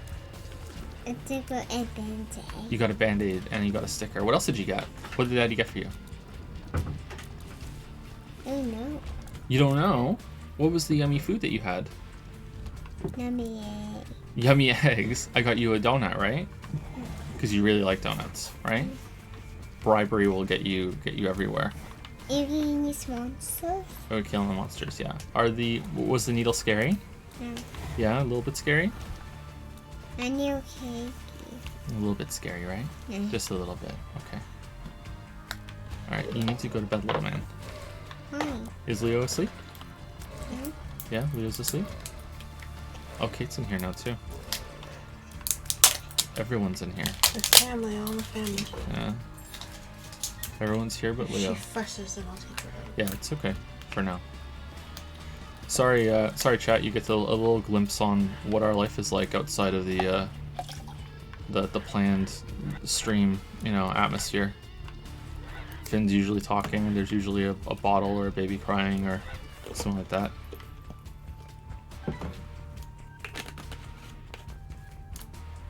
Huh, this seems like a good item. Oh, that's gross, right? What is that?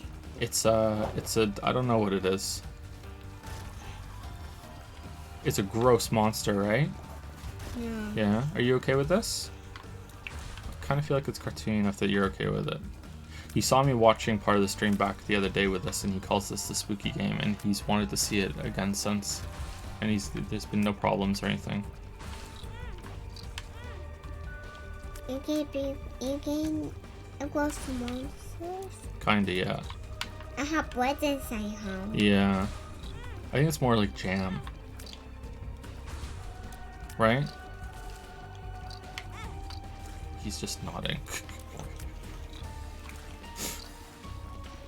It's silly, right? No. It's so silly.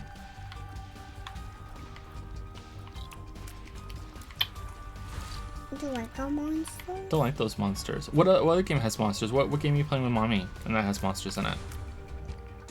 A spooky game. Spooky game? What about house game? You been playing house game with mommy? Yeah. Yeah? And there are monsters in that, right? Yeah. What kind of monsters are in house game? Go in there. Go in there? Okay. Yeah. Have you seen that Disco Elysium game? Yep. That's the new Oberdin, huh, chat? People are gonna be asking about that a lot. Magnetic tears, alright.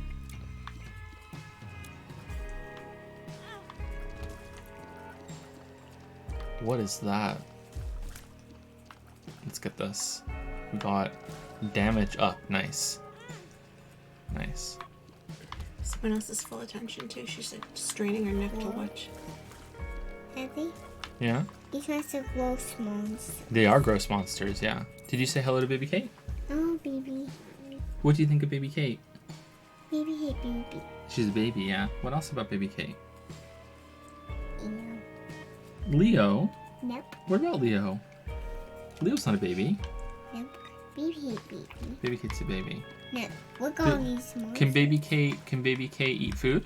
No. Why not? They should know how I to eat. She doesn't have any teeth. No. What else? What does Baby Kate eat?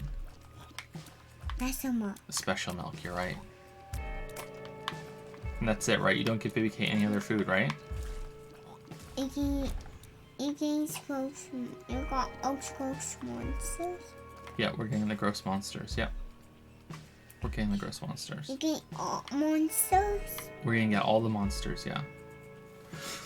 Anyway, to just briefly return back to the fighting game comment, I know there are plenty of people who love fighting games who aren't like that, and they're fine with it. It's just the general kind of feeling I get from fighting game enthusiasts is that they think that their game is the best game series.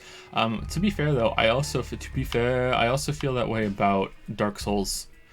I feel like Dark Souls has kind of eased off a little bit on that though. That over time that's gotten better. Maybe because there hasn't been a Dark Souls game in a while. And also, why are they so like? Is it because of the magnet? Oh God. You know, it hasn't really been that many Dark Souls games anymore, and it seems to be Dark Souls specifically. It didn't really go over to the Surge or anything. But yeah, yes, Finn? Do I like the gross monsters? I don't like the gross monsters. Do you like the gross monsters? No. But I already got into Dark Souls before really realizing that about the community, whereas fighting games, it seems to be like that all the time. But I think I would enjoy it if I got into it enough. I'm regretting picking up the magnet.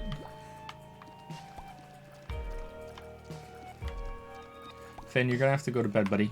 Why? Because I'm trying to talk to people and you keep interrupting, and that's adorable when you know we're just hanging out. But right now, Daddy's kind of working right now. Mom and Daddy are kind of working. I don't like this magnet, chat. I don't like the magnet. I made a big mistake.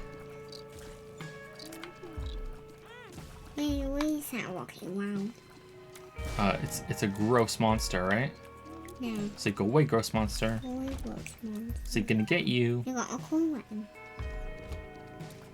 It's a two gross monsters. Two gross monsters. What color are they? Red. Red. Is red your favorite color? No. Yeah.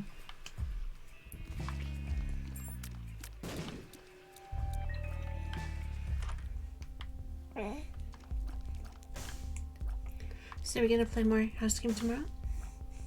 Yeah? We're gonna work to get the slime house, right? Oh, don't get in the slime house. Slime That's house all he wants. Slime That's house isn't worth it. He only wants the slime house. Slime house is not worth it. So if you go to bed, right? When you wake up in the morning, we'll play more, right? House game is Stardew, by the way. That's what he calls Stardew. Can you say Stardew? Stardew. Can you say anime? Anime. Can you say anime sucks? Anime sucks. Good. Can you say your Your best best girl goal is? Say is. Trash. Trash. Say your best girl is trash. Your best goal is trash. Good job. Good job. You can your ghost monster. Yeah, we're in the ghost monster. Yeah. Can you have? Huh? Getting all ghost Yeah, we're getting monster? all of them. They might get us though, and then we have to try again, right? What happens when you die in a game? Try again. You try again, yeah. Are some levels hard? Yeah, and some was easy. Some levels easy, some levels are hard, right? What do you do when a level's hard? What is that? It's a worm monster. Do you like a monster? I really don't like the worm monster. You getting him? I'm getting him, yeah, but he might get us, and then we have to try again, right? What happens if something's hard? What happens if some levels are hard? What do you do? Try again. You try again, but what else? What if you can't do it? Spaghetti. He has this saying that we're trying to record it, and we can't. Like sometimes we record him speaking on our phones. He has this saying that he used to say where he'd be like, I just say got you. he's like, some levels are easy because he plays the Yoshi's Crafted World, and he says, some levels are easy, but some levels are hard. Sometimes you need some help, and it's really cute. And we're trying to get him to record him saying it, but we can't. You're going to get into worm again? No, we're not gonna get the evil worm again. You're going back to bed, okay? No. Yes, you are. No, I But do fir- want to go back to bed. But first, we're gonna say thank you to some people. Can you say thank you with me? You do. Not yet. Not yet. Thank you to Samuel. Oh, I said thank you to you already, Samuel. But Finn can say thank you to you again. Say thank you. You do. Say thank you. Did we say thank you to APOTS86? Do you remember? I don't remember. Thank you, APOTS86, just in case for the 14-month resub. Say thank you. Say thank you. Thank you, Quality Garbage. Oh, that's someone's waifu. Say thank you, waifu. Thank you, wife. Thank you, Quality Garbage, for the new sub. Sorry that was an hour ago. When we do Q&As, we usually aren't looking at the sub list often. So hopefully you're still here, Quality Garbage. Thank you very much for the new sub. Welcome to the pickle pile. Yes, Finn? Either one got you. Yeah, the evil worm got me, but we'll try again, right? No. Thank you, the Get Cur, for the 2-month resub. 2 months. Hope everyone is doing well. They're doing okay. Almost everyone's in the room right now. So, yeah. Except for Leo, who's passed out. Yeah, Leo's passed out drunk, and Kate's having a munch or slurp, and Finn is here wide awake as he usually is, right? Poor boy. You okay? I can't see. You can't sleep? I know. I'm sorry. I'm sorry. Thank you to Gecker for the 2-month resub again. Thank you, Philip Von Hammers. I can't say that. Philip Von Hammer Sock. There we go. I found a way to cheat for the 2-month resub. Hey Joe, no question. Like your stuff. Have a good night. Thank you, Philip Von Hammer Sock. Totally not something else. Thank you very much. Say thank you. Thank you. Thank you, Wuggy, for the 21-month resub. Isaac, pro tips: you never need health upgrades if you never get hit. the Wuggy never get hit meme. Say thank you, Wuggy. Thank you, walking. Thank you, Wuggy. 21 months in Paw Patrol. Can you say Paw Patrol? Pardon. Paw Patrol. There we go. Thank you, Keegan Loses, for the 8-month resub. Thank you very much, Keegan Loses. Say thank you. Thank you. 8 months in the Rub-a-Dub Sub Club, and thank you, Louis Joestar. Is that a JoJo? For the 8-month resub. As a fighting game player, I can confirm. Okay, good. I'm not completely off the mark there. That's nice. That's good. Thank you, Louis Joestar. 8 months in the cringe cave. All right, so you have to go back in your room now, okay? No. I'm sorry, kid. You have Tomorrow to. we're gonna play lots, okay? Yeah. We'll have lots of fun tomorrow. So I'm gonna mute the microphone to hear chat, and the stream might be over. Just fair warning, which is a shame because we've barely gotten into any of the questions. But yeah, the stream might be done. Yes, Finn? You can show the worm again. No, I'm not gonna play anymore. You done? Yeah, I'm done. I'm just gonna talk to people. Okay? Yeah, you're not missing anything. Okay? Daddy, Yes. you like the spooky game? I like the spooky game. Do you like the spooky game? Okay. Say goodnight, chat. Good night, Cat. Say see you soon. See you soon.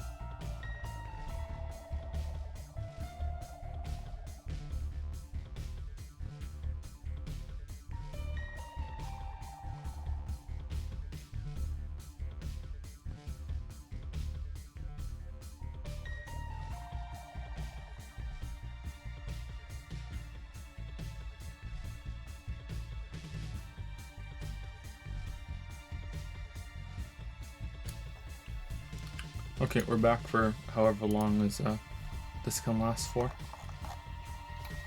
Let's see. Alright, so sorry about that, but that's the reality of doing these. Sometimes that's gonna happen. So apologies. Whenever you're ready, Lily, can you read the next question from Discord? And then we'll carry on. Bartixas? That's how he says it's pronounced, yeah. I would say Bardiox, but I mean, he knows it's his name. Unless he's making a joke on his own name. Oh, it's there. I didn't even look there. Yeah. It's there. Newly appointed Captain Weeb, reporting in. Ooh. After a long time of PC gaming and years of hearing how great the Switch is on multiple podcasts, I finally decided to buy a Switch a couple weeks ago. Fire Emblem Three Houses is a lot of fun, and I have also bought Mario and Rabbids Kingdom Battle, so I'm all set for tactics games. However, I'm not quite sure what games to buy next. Platformers and fighting games aren't my thing, so for the time being, I'll pass on Odyssey and Smash. Which Switch games would you recommend? I don't think I've played many, or maybe any Switch exclusives outside of the Nintendo ones. It's just Odyssey and Breath of the Wild. Breath of the Wild is highly recommended. And any fighting game if you want to become an asshole. That's what we were speaking about, right? The Switch to me is mostly an indie machine where I get games that I like already have, and then I can play them portably, which sometimes backfires because they don't run all that well because the Switch is just like a souped up GameCube, right? So I'm surprised by how poorly a lot of them run. It might be the developer's fault, but it also could be like it's not optimized all that well. But it could also be because the developers are used to having hardware that isn't from 2001. So I'm not sure. I'm not sure who to lay the blame on there, or if it's worth it or not. So I don't know, chat. Can you give some suggestions on what some really good Nintendo exclusives? Like I can tell you some. Wow, that was a big burp, girl. I don't know if the microphone picked that up, but holy crap. Sorry, that was Kate having done her slurp. Goose Game. So yeah, but some people really like Astral Chain, some people really like the Dragon Quest Builders, although I'm not sure if Dragon Quest Builders 2 is a Switch exclusive. It might be. You already mentioned fighting games, so the new Smash Bros, but I haven't played that. Yeah, I would just list off exclusives to you because I don't really know. I wish I had the Switch in here, but the Switch isn't even charged, so I don't think I could tell you. Yeah, there's nothing. Sorry, there's nothing. Bayonetta 2. People in chat are saying Bayonetta 2. Is that a Switch exclusive or was that on the Wii U? Dragon Quest 11, Paw Patrol game, Splatoon. Yeah, Splatoon is a big one. Night in the Woods, not an exclusive, but like yeah, it depends on what you're using it for.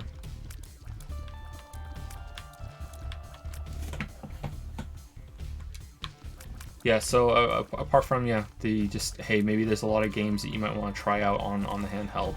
That's it. If you haven't played Nintendo games for a while, let's see. Yeah, lifetime of PC gaming. So there might be some old games from Wii U, like on the Virtual Console, you might want to check out. And if that's the case, like that's way too broad of a question. But you might want to look up a bunch of like the best ever Nintendo games, and there are some like classic packs that you can get, or you might want to get the Nintendo online subscription thing so you can play some of their games. I don't know if it's worth it for people that have played a lot of Nintendo games over the years, but it might be worth it for someone who hasn't played a lot of Nintendo games. You mentioned you're not for platformers, but maybe that's just 3D platformers. The new Donkey Kong Country games are fantastic. So yeah, there's a real breadth that's wild that you could get into. I think the Virtual Console, does that include like Star Fox 64 and stuff? Because those games still hold up all that quite well. There's a lot of games you could try out through the Virtual Console. Mario Maker, I haven't played the new one, but I played the first one and I thought that was pretty fun. Have I played Red Dead Redemption? Someone's asking in chat, and I just saw it, and I'm answering it. No, I haven't. I have only played the second one just for a little bit. I haven't played the first one. That's all I can say, Bartik Sock. Sorry. What's do you have another question? Mm-hmm. Captain Weeb? I think Bartik Sauce was the one I promoted Captain Weeb. I think that's what it's related to. I hope so. Last stream. If not, they've promoted themselves. Self-promoted. Assistant Weeby might be kind of a self-promoted fucking Captain Well, Weeb you have fan. assistant and captain. You can't confuse them. Got to keep them straight. You're gonna have like a whole Weeb platoon. What's your favorite tea? What would Trash Chan's favorite beverage be besides blood, of course? I can think of something else that Trash Chan might like to drink more than blood. My favorite tea is orange pekoe, right? Yeah. Yeah, definitely orange pekoe. That's the only tea I really like. I'm not really big on green tea or any of the minty kind of teas. And I'm not really into, the smelly orange peel teas like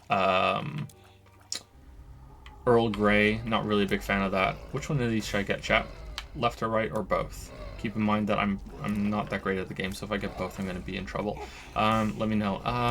Is there any teas I like? Do you know? No, that's it. We only really drink orange pekoe. We don't really drink anything else.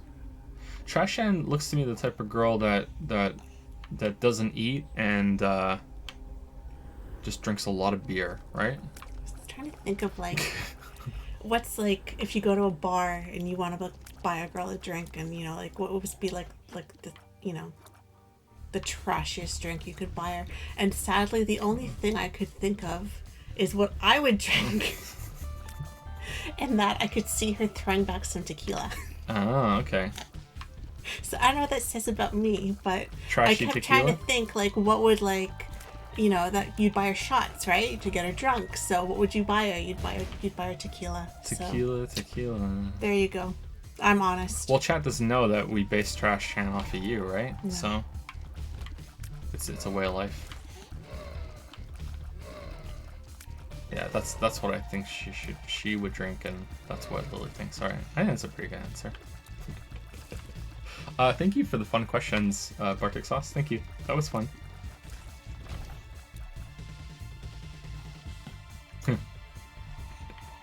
All right, let's go to the next one on oh, sorry, there's a message at the end. Oh, sorry. Thanks for the hundreds of hours of entertainment, by the way.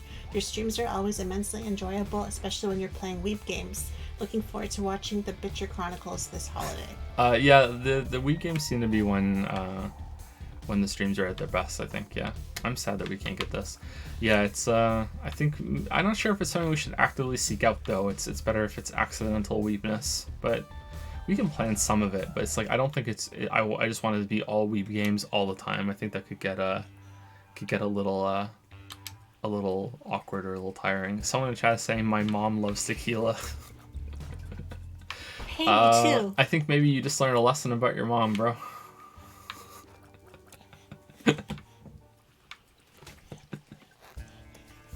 Do you really have a butterfly tattoo, Lily? It's only in unmentionable places. It's for the Maladies only, right? Mm. There you go. Next. What were they called? Tramp stamps? Tramp stamp, yeah. Yeah. Or a trash stamp. I really wanted to give her a tramp stamp, but it wouldn't let me. No, I don't have a butterfly tattoo. I actually think the tramp stamps are kind of hot. Like I'm not even kidding. I kind of think they're kind of hot. Well, they used to say if you had one, you couldn't get an epidural if you had a baby, right? Yeah. They used to. I don't know if it's true or not, but they used to say that, so it kind of discouraged me from ever wanting to go in there, just because you never know, right? Lily doesn't actually have a tattoo. I just spoiled a little bit of luster there, huh? Neither of us have a tattoo. I would like to get one, though. I think you'd like to get one too, right? I go back and forth, and I think I would.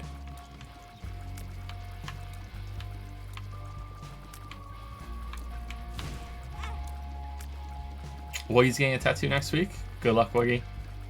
Let me know how it goes. I don't like it when the enemy bullets are the same color as my bullets. I don't like that. Not a fan. Not a fan. I feel like I had something else to say, but now I can't think of it. Anyway, next question. Or next questions. Oh, you moved. I didn't notice. Yep. Silverhand says, hey, I really appreciate this being for Twitch subs too now. Even if it has to be scaled back to one question, that's perfectly fine. The Q&As are my favorite content of yours, and this is my first time getting to ask questions. Really? Over the videos even? Huh. Okay. What are your thoughts Thank you. on spoiler culture? It seems to be very pervasive now, especially on social media. I've read about some research that was done that showed that overall people actually enjoy stories more if they were spoiled beforehand, even when they said before the experiment that spoilers ruin the experience for them. This could differ between people, and as far as I know, the amount of research done on it is very low. But I think it's interesting that this goes against how so many people behave regarding spoilers. So the reason I'm laughing is because this is like, I think, one of two questions so far tonight that someone asked in chat during the Code Vein streams, and we were talking about it. I think over multiple streams actually.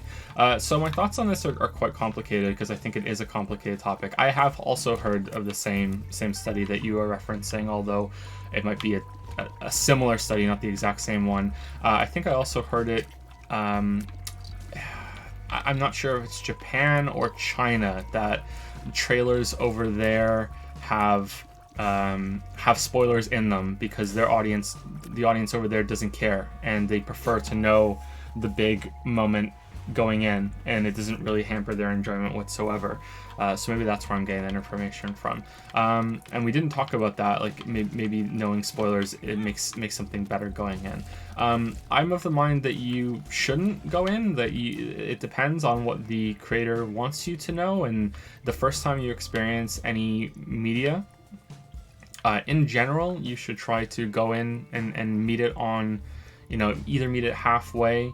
If you can't exactly meet it on its own terms, you should try to meet it halfway.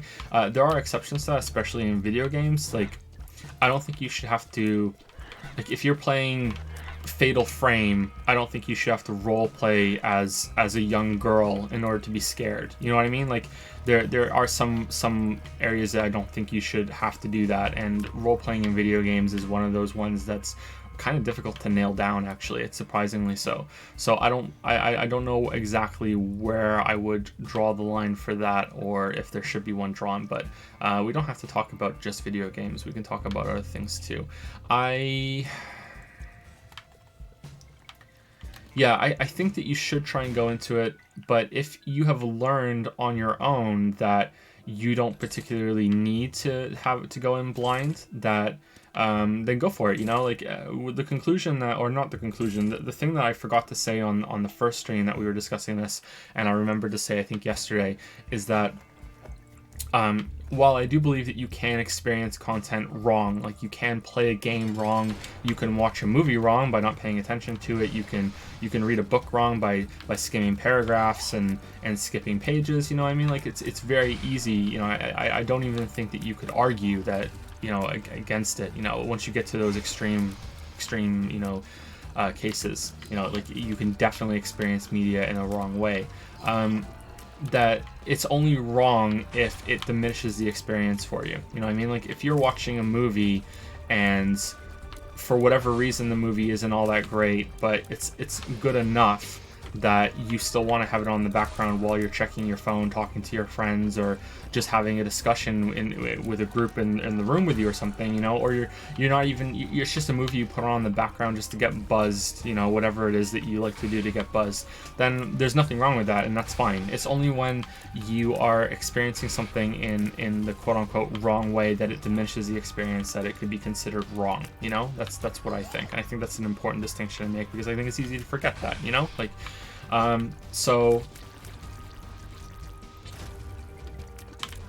But when it comes to specifically story spoilers, I really can't agree, because that's the kind of person I am. I like to be surprised. I like to go in with low expectations, because usually expectations lead me to be quite annoyed.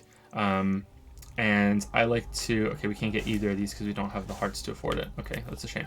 And I like to be like, sometimes I like to guess the twist before it happens. I like to be like, it's like a puzzle that I'm watching, like, can I predict it? And it used to be a really fun game for me when I was younger, but I've tried to get out of that now, and I've tried to just experience things as they are and not try to guess that, because it would kind of diminish some of the fun for me from media. But you can still see it happen sometimes on streams where, I will just off the cuff predict something that comes true in the game because I just have so much experience trying to guess those things. I'm not always right, you know, and sometimes they are complete shots in the dark. And I think it's easy to forget the times that I've said something and it turned out to be wrong, because it's like, oh, okay, you know, like it's not memorable. But then when it happens to be true, it's hilarious. So yeah, I think I have more fun trying to guess what characters are going to say now, because I'm noticing that as we become more of a global culture and there's so much art that we consume, probably far more than any other generation, right? That a lot of dialogue and like speech that happens in certain moments in media that is something that's repeated multiple times over different things, like the big confrontation moment, and you know, who are you doing this for? It's like, I'm doing it for me, you know what I mean? Like, it's that sort of thing. Like, these things are coming back like up again and again, and you know, it's not just references. I think it's just sort of like it's getting stuck in the communal kind of hive mind that we are. It's like, it's interesting to think of Twitter like that Twitter and social media in general is becoming like the representation of our entire culture. And whenever something gets picked up and gets like promoted heavily by not just the algorithm, but just like a lot of likes and retweets, it's like events happen every single day, and these are the voices out of the communal hive mind that we have decided represent our views the most, and we're gonna like and retweet it and like it the most. I think Nick just got one of those. He did a tweet about Lady Gaga. Lady Gaga was like, there were 2 tweets about Lady Gaga. She was playing Bayonetta.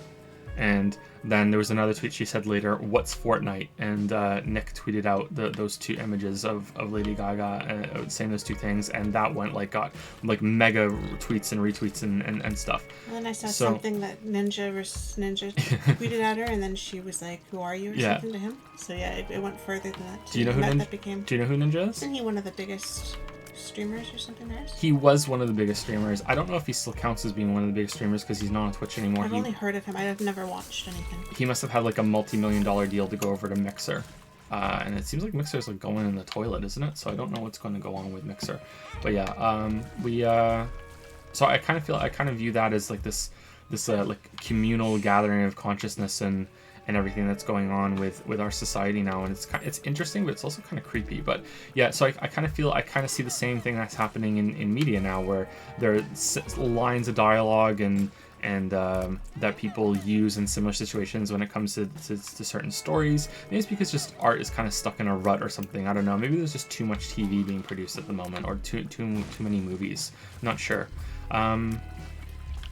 But I also kind of have like this pet theory that a lot of people that have grown up in this era kind of like to pretend that they're in a movie of their own, and they like when something happens to themselves, they might even think, you know, oh, this is like that part in the movie, or what would a character say where they're in their situation, and they would even say the line of dialogue that they think is is there, you know, like something really bad happens to them, and they kind of look at the imaginary camera and go, fucking typical, you know what I mean? Like I can see that happening. It's kind of weird. I think it was just Finn just shouting at his building blocks. That sounded like it to me. Sorry, we heard a noise. There's a line in Gone Girl like that. Do you remember that? Yeah. I thought that was a really strong. Yeah, that's sort of what it like confirmed. Like I've been thinking about that for a while, and then I read that. I was like, oh, okay, cool. This is the thing. Yeah. That made me think that maybe there was something onto that. Yeah. What was the question? Spoiler culture. There we go. Sorry, I went on a little journey there when it comes to answering about writing in general. But yeah, I think that if you've learned from yourself, like everyone's been spoiled on something. Maybe it even happened during the stream about a really good anime. Everyone's been spoiled about something. So maybe you found out about yourself that, sorry, Kate is sucking her fingers really hard. Maybe you found out about yourself that you don't care about spoilers. I'm noticing lately, and this is a really bad habit, and I almost tweeted about this. Maybe I still will. Maybe anyone else is out there is going through the same thing. I've noticed that as I get older, I'm less interested in watching movies than I am, like, if I'm only just a little interested in the movie, I'll just read the plot synopsis on Wikipedia. Is anyone else doing that? Is that just a thing like in as you get older, it's just like, you know what, I just can't be fucked unless I know it's going to be good, you know, like, so this is the duality of man here. I prefer to go in blind, but if I'm not really interested in something, like if I'm only just like a little interested, I'm like, I don't know, I'll just read the plot synopsis, and if it's really interesting, I'll stop halfway through. But sometimes I'll just read the whole thing, and I'll just be like, wow, that would have been shit, I'm glad I didn't watch that, you know what I mean? Like, there's been a lot of movies that I haven't watched now because of that, because I just read that, and I'm like, yeah, this would have been bad. And that's probably a really bad habit, because it's not fair. But I'm noticing a lot of movies in particular a lot of horror movies when I look up their synopsis online. Also a lot of like concept sci-fi movies, a little bit like Primer, but Primer is an example of it done well. They don't end, like they just stop. Do you guys understand what I'm saying there? Like, it's not like, oh, we're building up to this conclusion. It's just, we're just gonna explore this for a while, and then we're just gonna stop the movie. And it's like, wait, what? Like, what about this? What about that? No, you're just supposed to think about it, and it's just supposed to linger in your head for a while after this. It's like, oh, okay, fuck you. You know what I mean? Like, it's, and I don't really like that. I like there to be a conclusion. It can be an open-ended conclusion. It can still be like, oh, okay, cool. This is concluding, but it's leaving me something to think about. But like a lot of these movies, they just stop, and I don't really enjoy that. But yeah, so there's the duality of Joe, who really wants to go into movies knowing as little as possible. Doesn't like spoilers, but at the same time, if the media only looks just a little interesting, we'll just read the whole thing instead of having to sit down. Maybe it's age, maybe it's time, or maybe it's just like how much media there is now. It's like, I only want to watch the really good stuff. And even like shows that you think, or movies you think are going to be like a shoe-in, end up being like disappointing overall. Like, I was really into Game of Thrones, and now it's like, okay, well, do I even want to finish? Because everyone said it was really bad, you know, like, Star Wars is something that I was never really into, but I thought that was kind of like a safe bet to have like an entertaining time at least, and it turns out like, okay, actually no, you know what I mean? Like, so it's hard to know what's worth the time lately. Well, you'll never watch it all. So if you choose one and Yeah. it's bad, you could have watched something else that was good and you missed out on that. Yeah, like as the greatest song of our generation says, there's more to see that can never be seen, more to do than it can ever be done, right? It's the circle of life. Oh. Yeah, so it's Well, that. you say it like that. Yeah, so I don't know what's the correct response, but yeah, I can definitely acknowledge and even agree that there is the possibility that spoilers are overvalued. Going into a story without knowing the big details are overvalued. Like, most people go into the big classics and they know the ending, you know? Like, most people who go into Shakespeare know the ending to Shakespeare. But I kind of want to say that that's kind of different than some media that go into that aren't built around like big reveals and stuff, you know? Like, I do agree with the idea that if a story needs the twist to work, then in most cases it probably wasn't even a good story. You know, you want the twist to, even if it does work like that, you want the twist or the big reveal. Like, it doesn't have to be a twist.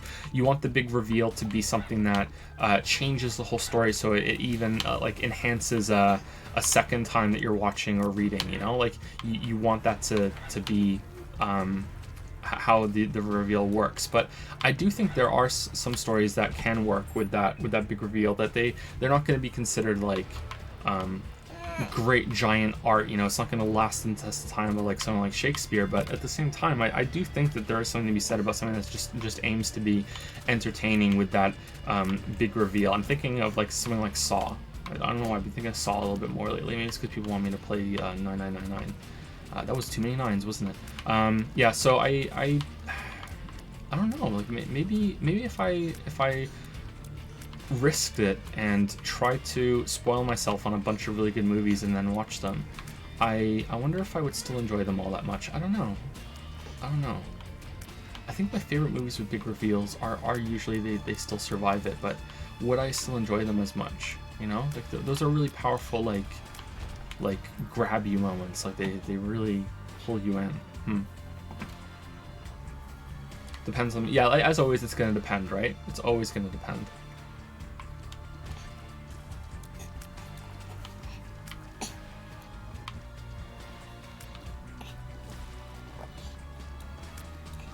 I wonder if it works the other way too. Like, if you know the ending and you know like where a story is going, could that be like? I wonder if like if it doesn't end well, will that make you enjoy it more because you don't have these expectations going in, and it's like, okay, I know where this is going. I know that I don't have to get my hopes up that this is going to turn out great. I can just relax and enjoy it. Or I wonder if it's like it can make it worse too. It's like, oh, these are a bunch of really great details, and it's I really hope that this ends well. And then if you know the spoiler, like, yeah, it doesn't. I wonder about that. Thinking about Witcher again, you know how it is. Thinking about Witcher might delete later. Yeah. Okay, I think that's all I can say. I think I've rambled enough. I think that's all I can say. Anyway, did Silverhand have another question? How do you deal with the pressure to experience more things than you have time for? Games, movies, books, etc. This is something I think about a lot, and I'm sure in your position people have asked you about far more games than you have the time to play. As much as it seems unimportant, as it's just supposed to be entertainment, this can be stressful at times. I feel like people are probably exposed to this a lot more now because of the amount of information you get from the internet on a daily basis. And it can feel like people around you are doing a lot more than you are, when in reality it's probably because of seeing a huge amount of different people talking about things they've done. I'm going to take her in the other room and see if she'll stay there, because I feel like she's going to start screaming soon. Okay.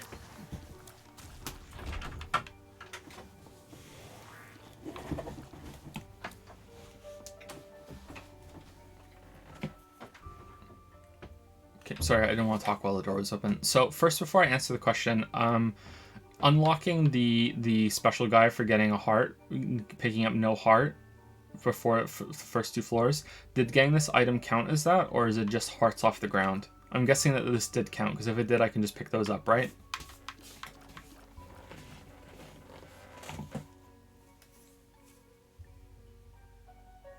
Maybe no one knows. It's a mystery to everyone. Nobody knows.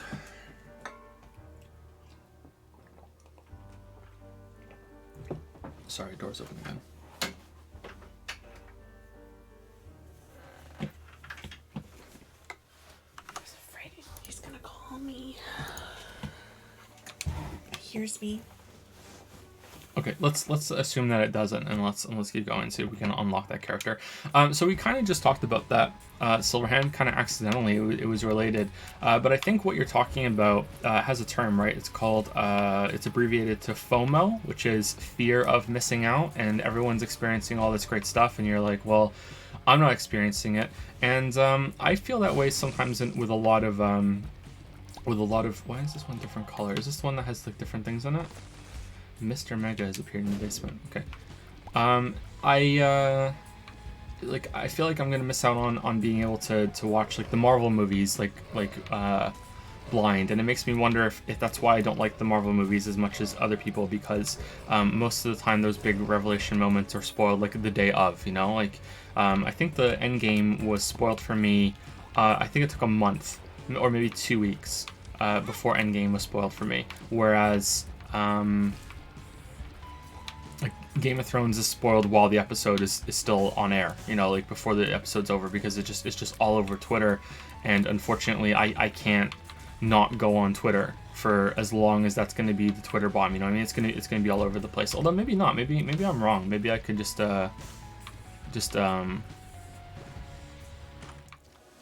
maybe I could take the risk and not go on there. I guess so. I picked up a heart, by the way, so I'm just picking up the other hearts now. I think I picked up a gray heart by accident. Yeah, so it's fear of missing out. So what I spoke about in the last answer is really related to this, which is like there's so much media now that I tend to just read plot synopsises on some things that I don't think I'm all that interested in. And I don't think this is a good thing. I don't think I would recommend it, but maybe it is a good thing ultimately. Maybe I should see how it goes. Like maybe it isn't bad considering how much there is. I think a good way of getting past this is having a network of people that have similar tastes to you or have the opposite tastes to you. It's like it's something that a lot of people say that they disagree with me on almost everything. And it's like, okay, cool. If you disagree with me on almost everything, then I'm one of the most valuable sources of criticism that there is, because if I like something, you should never play it. And if I don't like something, you should play it, right? Like if you disagree that strongly. So it's like, it's just a resource for you. So anyone that's like that you can find is a really, really good thing. But I think the best way to do that is friends, not critics or anything like that. So if you have a friend that you agree with often or you disagree with often, I think that's a really, you should count yourself very lucky to have that resource available to you, because there is way too much. There's way too many books coming out. There's way too many movies. There's way too many TV shows. It depends on what kind of movies you're into, though. If you're into a lot of just like the really high like blockbuster movies, then you could probably comfortably watch everything that comes out every single year. But if you're into like a lot of indie films and a lot of foreign films, or almost anything really, like if you're like a big movie buff, then yeah, it's going to be really difficult for you to find out what you should watch and what you shouldn't. And the same kind of goes for video games, right? Like video game players, like, are you only playing the big releases that come out? Because there's a lot of people that only do that, and if they do, like, they probably just have barely enough time through the year to just play the big releases and that's it. Or are you someone that likes to experiment with a lot of indie games and experimental games, and you're into a lot of different genres? Then yeah, then you're gonna have some support network that will help you able to identify which games that you should definitely be playing.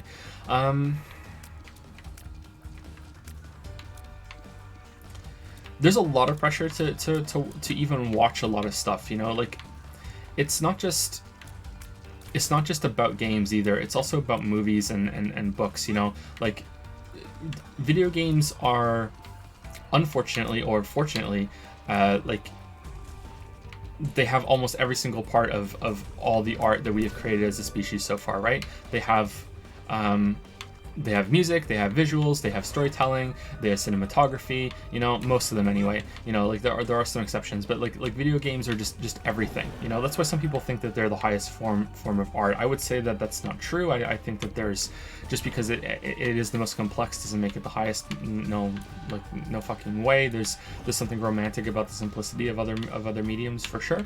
But yeah, so you end up in the situation where it's like, okay, so if you want to talk about games, you are also going to be drawn into discussions about movies. You're also going to be drawn to discussions about writing. You're also going to be discussions about cinematography and music and everything, really, because it's just, I don't know, is there any form of like broad form of art that isn't contributed in video games? Like I guess dance, but I know very little about dance. Like, but then there's bosses that dance, right? Like our favorite from Code Vein. Like, I don't know. Like, I think that there is this pressure, and because of that, I feel that there are a lot of people that end up coming on the streams, especially that sometimes in these Q&As, that end up asking me like, hey, have you have you read this? Have you watched that? Have you played this? What do you like this music? It's just this really, and it could just be that people are just interested in your general taste. Like most of our discussions in modern society are just about the media that we consume, and that's just how it is. And whether that's a good thing or, you know, a Brave New World nightmare, I'm not sure, but like that's a discussion for another time. But yeah, I kind of feel like there is more pressure because everything can be related back to video games, and you should be thinking about it. And I feel bad because most of the time when people ask me, hey, have you watched this, I say no. You know, like animation's another one too, right? Like I'm not talking about anime, like animated films and everything, and TV shows. Like a lot of games are animated, so it's not even just live action. Live action has a cinematography, and is it still cinematography when it's animated? I'm gonna say yes, but does it have a different term? Is cinematography specifically something with a camera, or like a lot of animated shows now simulate a camera, right? So I'm guessing yes, it still counts as cinematography, but I don't know. Maybe not. Anyway, I feel like there's a lot of pressure, and I'm gonna be maybe a little too honest with you guys. Sometimes it gets really annoying, like when it's the, you know, the same question over and over again. Like, have you seen this? Have you played this? Have you done that? Like, I try not to let it annoy me because it's annoying in a way that it's not the person's fault, like at all. Like they shouldn't feel bad, but it does get annoying to answer the same thing over and over and over again. I think usually maybe after 5 times, it gets to the point where it's kind of like I'm a little tired of answering this question, and then I start to wonder if people are asking it more because they kind of want to like badger you into it. You know what I mean? Like, and I can appreciate that, and it's really flattering. It's like, hey, I really want you to experience this piece of media so I can know your opinions on it and we can talk about it. Or you just really like something and you just want to share that experience, right? Like, I want to do that with some people when it comes to different media, but like, I just want to be honest. Like, sometimes it can get really annoying. But yeah, if you think you are one of those people, don't feel bad. Like, it's fine. It's just me being a little too honest, I guess. Let's not get these hearts. But yeah, it's also about like, it's not about just like gathering information. It's also about, all right, are we gonna get this heart when we jump in? We didn't get it. It's also about understanding references that people say, in like their YouTube videos that they make that I like to watch, and I like to understand the point, you know? Like, it's also really important to have a lot of references and things, not just for jokes, although like I kind of don't like a lot of referential humor, because a lot of referential humor, and this is, you know, a little bit hypocritical because sometimes I make referential humor, but I try to make my referential humor is usually about our own inside jokes, which I kind of feel like are like, that's way more allowed than just, hey, I referenced Die Hard or something.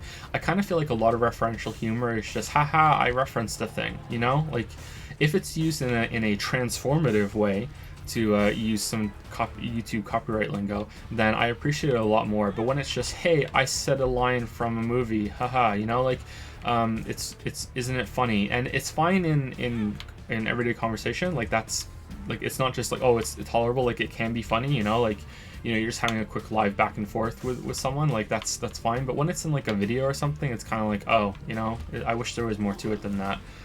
So I'm not really just a fan of references for the reference sake itself, but it's important to know those references so you understand it when people make it, but also so you can reference things in an academic way, which is like, this experience is like this, or sometimes there won't be a reference, but it'll be homage, and you need to understand what that is, you know. As memey as it is right now, there was that tweet that was going on that showed like a shot from The Dark Knight Rises and the new Joker movie, and it showed like, hey, in case you missed it, you know, like this, when they're side by side, this really obvious kind of thing that is so obvious and so easy to do that it might not even be intentional, because it might be just some stupid fucking thing that people are seeing into it. But it's like, yeah, where Joker's in the taxi in both the Dark Knight Rises and in the new Joker movie. I had a joke about the Joker movie, and now I can't remember it. Fuck. Oh, I remember it now. Okay, I'll say that on the stream one day. Next time we read from the book on stream. Yeah. So it's like that, like, so you can recognize those sorts of things, but also so you can draw those comparisons yourself. And sometimes it can be seen as an easy way out. Like, I remember Shammy had a challenge for himself that in his Surge video he wasn't allowed to mention Dark Souls. He specifically made himself have that challenge, and I thought that was really brave of him, you know, like, I'm not gonna say it, and because it can be such an easy way out to just be like, hey, it's like this, and that's it, that's all you have to say. And I think that's true. Like, sometimes it can be really easy to reference things, but video games suffer from it a little more, I think, because video games are just so complicated. Which one's chat?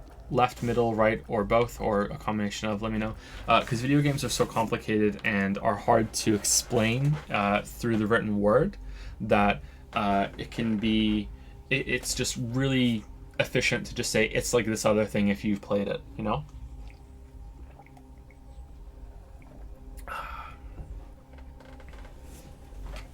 Left. Probably middle. Left and middle. That seems to be the best one. Okay. All right. And we're not getting the right one? Okay. Get them all or no balls. All right.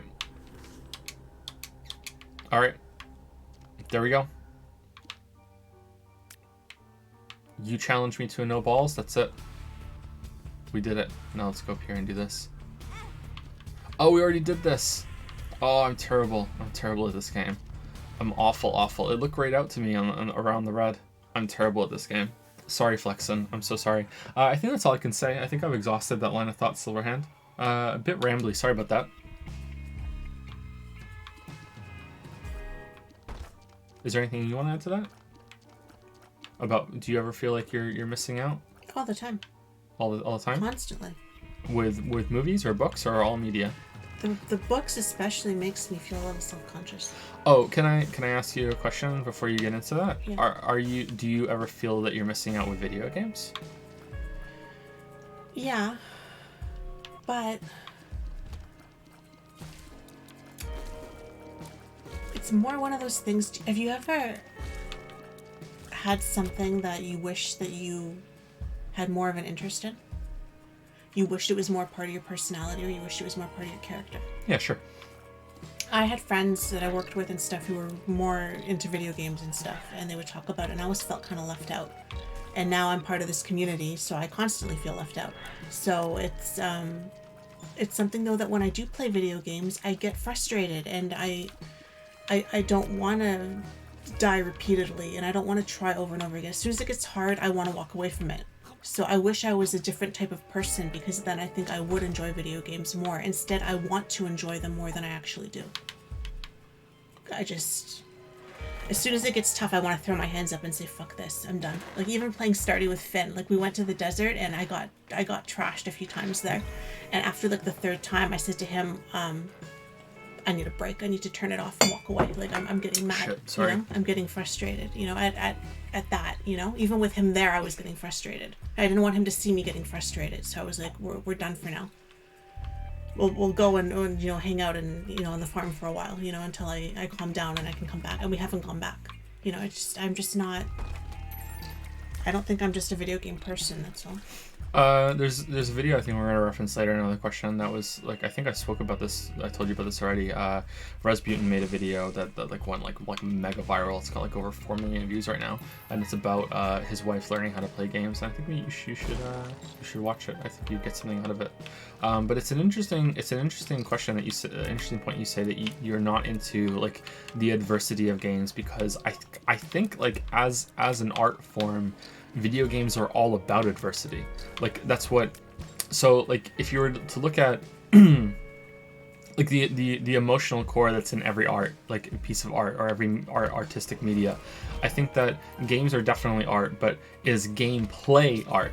And I think that gameplay is like can make you experience something. You know, like Shadow of the Colossus can make you experience something profound. You know, like Undertale can make you experience something profound. There's not a lot of games that can do that through gameplay, but they do exist. But I think that if you're looking at like every game is an art form, that like all gameplay is art. I think gameplay is like the artistic expression of adversity, of overcoming challenge, of like going up against something and just being conquering it and just being like, you know, fuck you, I did it. And the fact that you find that frustrating and you're resistant to it might be that games aren't for you, but also might be that you just weren't exposed to it early on enough. I'm not sure. Should we get this 15 penny thing, chat? I don't know. Like I find that if a game isn't challenging me, it better be doing something really interesting. And if it isn't, then I'm bored and I don't want to do it. Like I really want to be challenged. And now I go out of my way to find that challenge. You know, I almost every single game, not this one though, but almost every single game I go in with my own set of arbitrary rules now. It kind of pisses chat off sometimes. It pisses some people who watch the videos off too. Like, but that's how I enjoy the games now, is that I have to go in with like my own arbitrary restrictions, or what's the opposite of a handicap? I'm not sure. Like I have to go in and do that, but like you're like not that at all. So I wonder why. Wonder if it's just the personality type, or because you just weren't exposed to games soon enough. Well, I was exposed to them kind of, but not like that. More from a spectator point of view. Mm-hmm. I would see my parents play them, but like I wasn't really, you know, invited to join in, right? So maybe that's what it is. Maybe I didn't play enough. Maybe I didn't play from young enough. I don't know, but maybe I'm not patient enough. I feel like a lot of you gamer people are more resilient and Gamers, please. Yeah. Gamers. You know, people who play video games, right? And you're more resilient and you're more, I want to say you're more patient in that you can take hits over and over again and you can keep going back over and over again. And like, I've seen you play the games when you do the videos, and I've seen you play games when you don't have to do videos before the channel when you used to play. And you still would go back over and over again and you would go at it until you got it. Yeah. Whereas I would have said, fuck this shit and walked away and slammed the controller down like and never touched it again. And that's usually what happens. Like I get mad. And I wish I wasn't like that. And I keep trying, but I think that's just, it's a quality that you guys have, that you enjoy getting kicked and you enjoy the whole I'm rising and I'm coming back and I know I beat the shit out of you and I won, you know, and whereas I'm still like, you kicked me, like get mad. How dare you kick me? Like I don't know. Okay, so there's something interesting in chat right now that someone said. Interestingly enough, I play games and I play competitive games, but I have a hard time handling adversity in player versus environment AI situations. I played games when I was young, but I've always been like this. I dropped Ocarina of Time when I was younger and only beat it when I was much older. I think it was simply because I was uncomfortable confronting these challenges. So that's interesting that it's when it's against a person, it's different. So I guess when it's a person, it's more about it's more like a sport, because there is definitely a comparison you can make between sports and games for sure. Like they're both considered games, so it makes sense. Can I bomb these two? Like I bombed the guy. But it's something that I wish I had. You know, it was something that I wish I was good at, and it's something that I wish that I could understand what the hell you guys are talking about all the time, because I have no idea half the time what anyone is even talking about. And, you know, it's kind of on the list with playing piano and learning how to paint, you know, like it would be like on the same list as learning a language. Like it's video games are on the same list for me as those other things that you would learn, you know, to learn them. But what I was going to say was I feel bad. I feel almost inferior when people say, oh, you write books? Well, have you read this one? Yeah. Have you read that one? I'm the exact same way. Yeah. I'm like, no. Oh, you really should. It's the genre you write. Oh, well, I haven't read them. Oh, well, you went to school for English? And okay, I didn't graduate, but I took English courses in university. I took history. Oh, you went to school for this? Oh, I'm in school right now and we're reading these books. Have you read them? And it's like, they're classics that like I probably should have read. Had I stuck with the program, I would have gotten to them eventually, right? But no, I haven't read them, you know, and it's less so for movies, because I can just kind of say, well, I guess I'm just not that into movies, that I haven't seen this really classic movie, or I haven't seen all of this really classic movie. I've seen parts of it when it was on TV, but I never committed to it.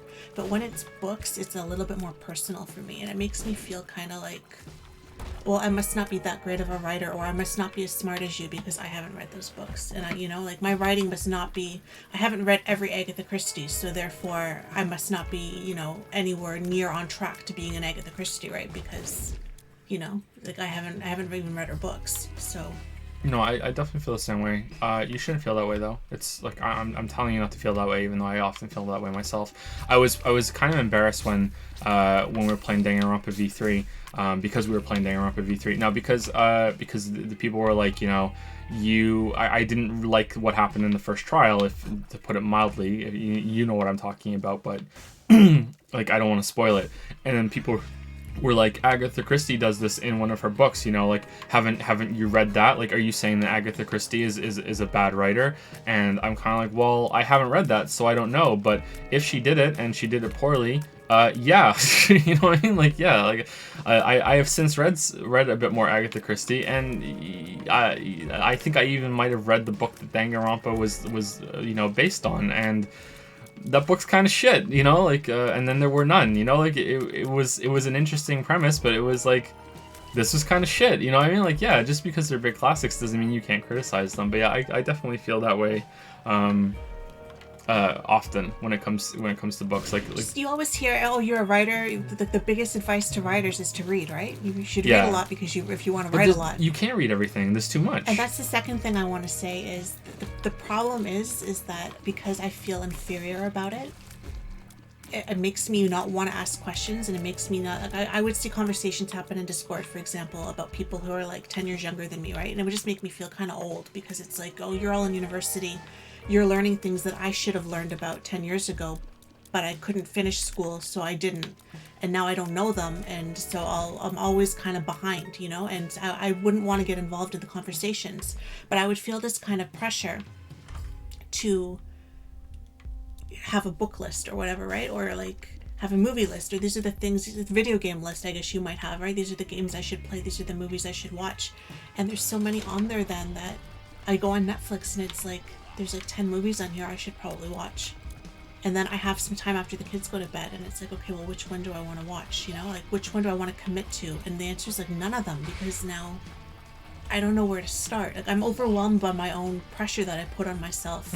I think it's called opportunity paralysis, isn't it? When So I don't get anything done. Like I just sit there and I'm like, oh, I'm going to bed soon anyway. So click, click, click, click on the internet, or what are they talking about on Discord, or what's happening on Twitter. And I could be watching a movie, but I can't make a damn decision. So I don't watch any of the movies, and I don't read any of the books. You know, like. Or I try to read 3 or 4 books at the same time, and it takes me forever, and I get frustrated because it takes me 6 months to get through a book, you know? Like, I forget how it started by the time I get through it. And then there were none. I think I started like 2 or 3 times because I kept forgetting who all the characters were because there were so many different characters. You didn't like that very much either, did you? I didn't like the end. Yeah, I didn't like the end. Parts of it were very reminiscent of how I write, actually, and I liked that, obviously, because I write like that. How she had, you know, different perspectives, different people telling the story. But I didn't agree with the end at all. Probably too strong, and I said it was really, really bad. I enjoyed the concept and I enjoyed how it was written, but I didn't enjoy the end. I thought, and the endings really matter to me. So, yeah, it's difficult when you you know, when you're writing too, because there's this expectation that you've read all the classics, but you also need to have read a lot of contemporary fiction too, because you're writing contemporary fiction. So that's how my list goes. It's like classics and pop culture stuff too. You know, you have to stay current. For a while there, I had read barely any contemporary fiction. It was just all classics I had read. You know, in the university time, it was just a lot of that, you know, barely any contemporary. Well, the problem with that too was, I don't know if your classes were like that, but they would say, okay, some of them were like, we're reading this book, and other times they made you buy that kit, right? That, what was it called? That course kit or whatever? Yeah, I know what you mean. And it would be like this really expensive book of like photocopied pages that had excerpts from the books that you were going to be reading. So you might only read 3 chapters of Murder on the Orient Express. The first 3 chapters, it's all you had to read. You didn't have to read the whole thing because it's all they were going to discuss was the theme or whatever was going on in these 3 chapters. So I've read a lot of partial things, but I haven't read all of them, right? Because they weren't in the course kit and they weren't on the syllabus. So then, you know, you have like a partial education and a partial experience to these books that you talked about in class.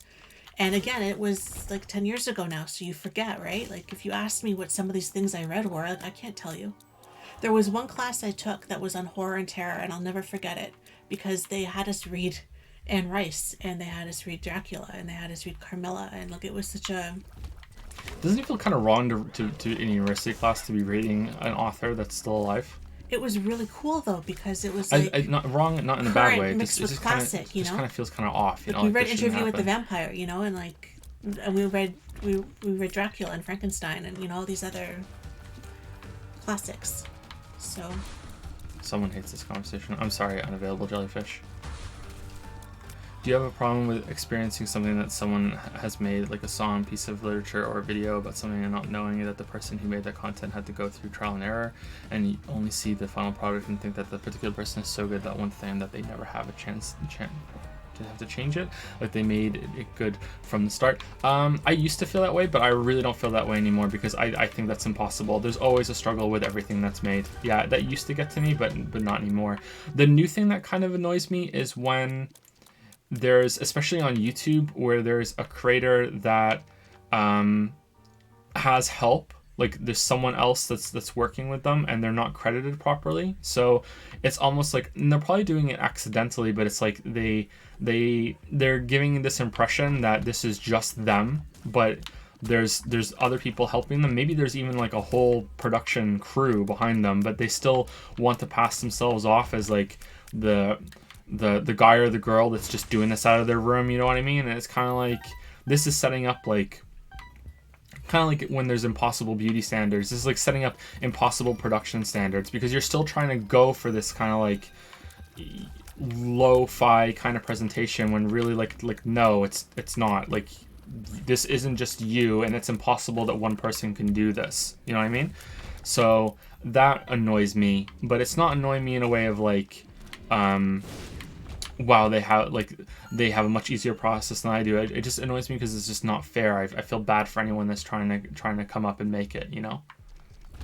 I found about like 10, 15 years ago or whatever, when I was going through a really bad period of depression and I didn't know what to do to help, I started watching all these interviews with people who I like, writers that I respected, or musicians, or, you know, just people that were like my favorite in their area.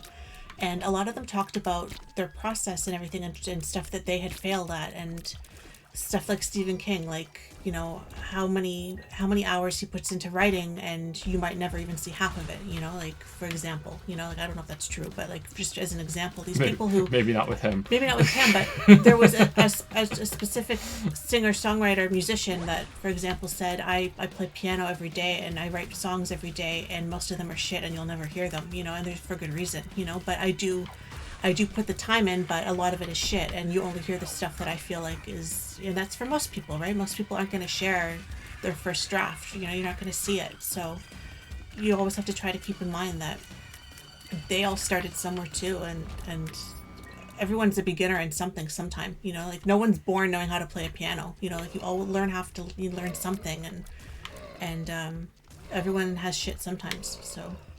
That's why I think a lot of video games suffer, by the way, because you said about first drafts.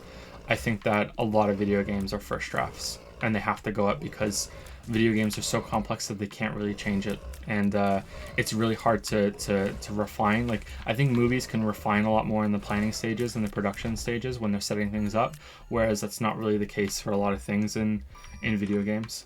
So you end up seeing That's like interesting to think so you end about up seeing like first drafts a lot more.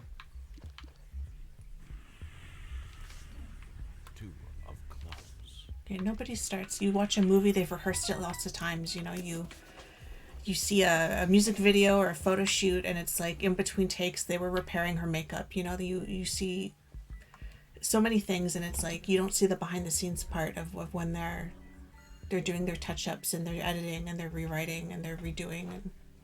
But yeah, that's interesting about video games. I never thought about that you're building off of that base. I could be wrong, but that's how it feels to me.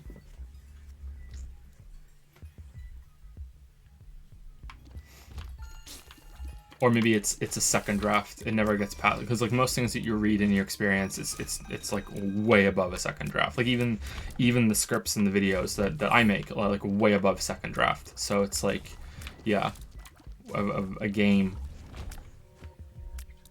even if it is just a second draft, is like still. It's starting to sound like I'm saying second giraffe. Not the first one, the second one. Second giraffe. All right. I think we went on a journey there. Hope that was okay. So I kind of feel like we drifted away from the answer. Yeah. Okay. So let's say thank you to Yo Zevity Zev. Damn, that's a cool name.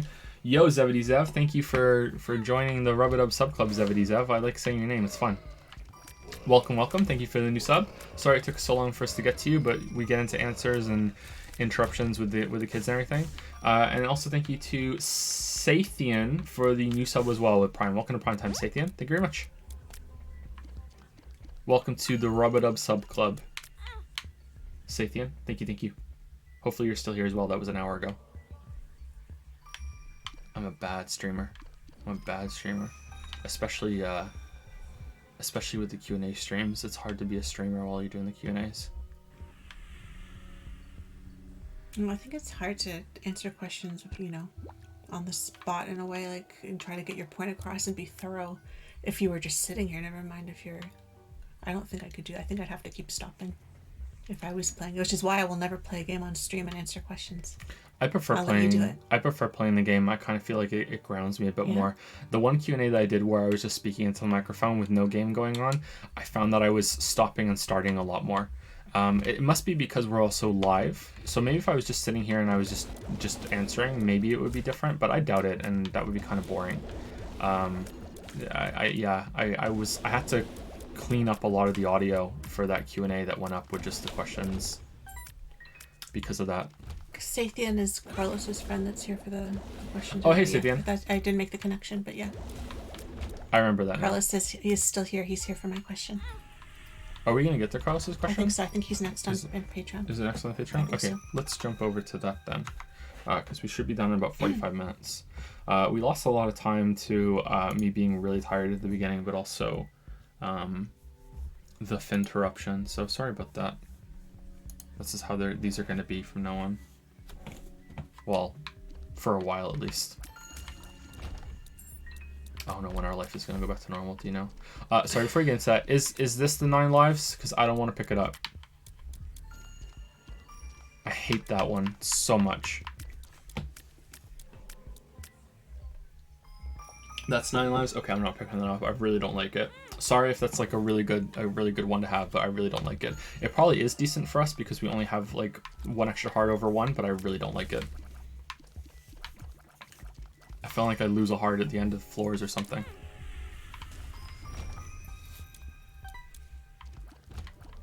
Oh, we're gonna die right here. Alright, go ahead. Sorry, Lily. Carlos S. says, "Hey Joe and Lily, how are you guys doing tonight? These are my questions for this month. What's your opinion about Shadow of the Colossus overall? SOTC is my best friend's favorite game of all time, and he really likes to watch your critiques and VODs, so I'm kind of dedicating this question to him. His name is Gustavo." Gustavo, is that how you say it? Or Gustavo, I'm not sure. Gustavo? I don't speak. I think it's Portuguese. Carlos speaks, Gustavo? right? There was a comment train on Patreon that's saying, "How is Joe gonna butcher this name?" It might be Gustavo, but I want to say Gustavo. Either way sounds nice, so. It's Gustavo? Gustavo? Gustavo? What did I say first? I don't know. Say the first one. I don't know. I apologize for butchering your name. I think it's a beautiful name, but I don't know how to say it. It looks nice. It's well spelled. Cord or paperclip chat? Gustava. Okay. Know. Gustava. Gustava. Gustavo. Gustavo. Gustavao. Gustavao? Untitled Gustavo? Anyway, Gustavo. Well, we're having... What can we call him, Sathian? We're having fun. We're having fun. So I played Shadow of the Colossus the remake on stream, and I don't remember how much I spoke about it, but you might get something out of that. Like if you want to watch the VOD, if you haven't already. I can't remember how many of how well my thoughts were collected from that. I think it was okay. It was a short stream. We got it done pretty quickly because I had just recently played them before that, I think. For the canceled project that was about The Last Guardian and the other ones too. Should we get the Inhaler chat? The Last Guardian, Eco, and Shadow of the Colossus. Shadow of the Colossus is one of my favorite games. Oh, it was a flashlight. It's one of my favorite games, but... Okay, so the duality of man again. So I kind of want, for a long time I've had this problem with having conflicting like contradictory opinions and thoughts in my head, and for a long time I thought this was just something that was kind of like I was a little bit crazy about it, but I've learned like in the last year or so that that's kind of what humans can do. It's sort of thing. So I've mentioned this on stream a couple times actually, that being able to hold contradictory thoughts in our head is something that's like unique to us, and it's something that should be embraced and is actually a really good thing. So I kind of feel like the Shadow of the Colossus is underrated and overrated at the same time. I would say that as a narrative, it is overrated. Like the story of Shadow of the Colossus is overrated, but as a as an experience, it's right on. Like it's not underrated or overrated. It's a really really really good experience. And as a gameplay, it's underrated. I kind of feel like the gameplay in Shadow Colossus doesn't get as much credit as it deserves because a lot of people think it's clunky and it's a little awkward to control, and you know there's not that much depth to it. But I kind of feel like you can't. It really builds into itself, and the gameplay is a really big part of that experience, part that I think a lot of people appreciate. You know, like you are riding around fighting these huge things that are much much larger than you, and it's got like this lost wandering feel, this kind of somber feel, and there's like I don't think there's anything else in games that captures that. What the fuck? That captures that feeling of like killing something or fighting something that is that much larger than you that still feels tangible and grounded, you know? There's parts in Dragon's Dogma, maybe kind of Monster Hunter, you know, things like that, you know, but I feel like Shadow of the Colossus does it the best with these things that are just so large but still feel real, apart from maybe the very last Colossi or the last Colossus. I think it's the last Colossus. You wouldn't say the last Colossi. Moose and Meese.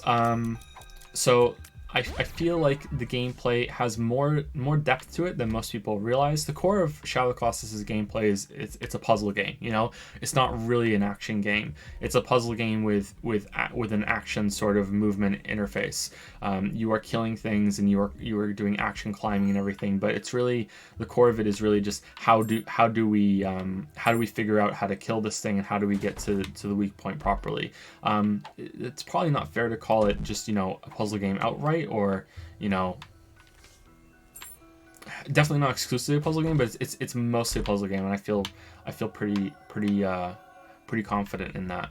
But like managing your grip gauge and timing on like getting your throws down properly, like not your throws, I say throws because it's about launching yourself up, like letting go of the grip to refill your bar and making sure that you're using those jumps appropriately. Like there's quite a lot of hidden depth to that, especially if you watch some speedrunners play the game. Now pointing to speedrunners to show a game's depth can be kind of a trap when it comes to discussions, because speedrunners often look like they're playing a whole other game that you're not playing, but I think you can still take something from it, even though it shouldn't be like used as a like, aha, I win, you know, like speedrunners can get this out of it, so therefore it's like I've proven my point, you know, like it's not really the same game, but at the same time you can still see some of the things that speedrunners can get out of that game, and you can teach yourself too. Shadow Colossus has a hard mode that I think most people didn't play. It also has like time attack modes, right, and hidden like stuff for getting upgrades and weapons and stuff, doesn't it? Or upgrading the one sword. I don't know. I didn't go into that. I did play hard mode, but I didn't go into the time attack modes all that much. So I can't comment too much on that. Isaac versus Krampus. Okay, cool. So I think that the gameplay is underrated. The experience is just about right on. Like people think that's a great experience, and I 100% agree. The issue where it gets kind of dicey is that all three of them are kind of meshed in together. Like gameplay reinforces the story, gameplay reinforces the experience, the experience reinforces the gameplay, because like could you imagine Shadow Colossus's gameplay without those grandiose like sweeping music carrying you up in the sheer scale of the monsters that you're fighting and everything? Like the experience helps, but these also complement the story. Like it's one of those rare few games that all three of those major sides of games that I really go in for are all working together. But I kind of feel like the story is overrated, and this is like the big one I want to end on, because I feel like it's the most kind of like, huh, what the fuck are you talking about? Is that it's not bad, it's fine. It's just kind of like I've cooled on it significantly since I first seen it, because I feel like it's like, yeah, and you know what I mean? Like it's good. It's got this nice big punch moment, but there's not much else to it after you get over that. Maybe it's kind of like what we were speaking about earlier with twists, because I wouldn't say it's. I guess it is a twist. It is kind of a revelatory moment, But after you like get over it, it changes the context of when you play the game again, and it's like, yeah, it's fine. It's definitely not bad, but it's kind of like, yeah, it's all right. You know what I mean? Like it's not mind blowing. It is like or the mind blowing part that might happen at the end like doesn't really sustain, and I really like it. Like, don't get me wrong. I just really don't think it's like the best story in a game or anything like that. I don't think it actually is put forward as the best story in games. It's like, it's just a really, really solid part, a really, really good part of a like an outstanding game that just really complements the rest of it without being like overbearing. Like, this is the reason why you play this. You know what I mean? Like, it's just really, really good. And it's not the best part of the game, but that also speaks to just how good the rest of that game is, I think. So yeah, so that's my kind of like complicated, kind of rambly, like the gameplay is underrated, the experience is right on, and the story is overrated, but only a little bit. I would say that the biggest difference I feel is that the gameplay is, you know, like the story is only a little overrated, but the gameplay is like really underrated. I feel like people didn't really get that much of a chance, and hell, I think maybe the frame rate on the original PlayStation 2 version, like it blows me away that was running on that. Helped, you know, like people come to that conclusion. You know what I mean? Like that game did not run well, and that kind of brings the experience down.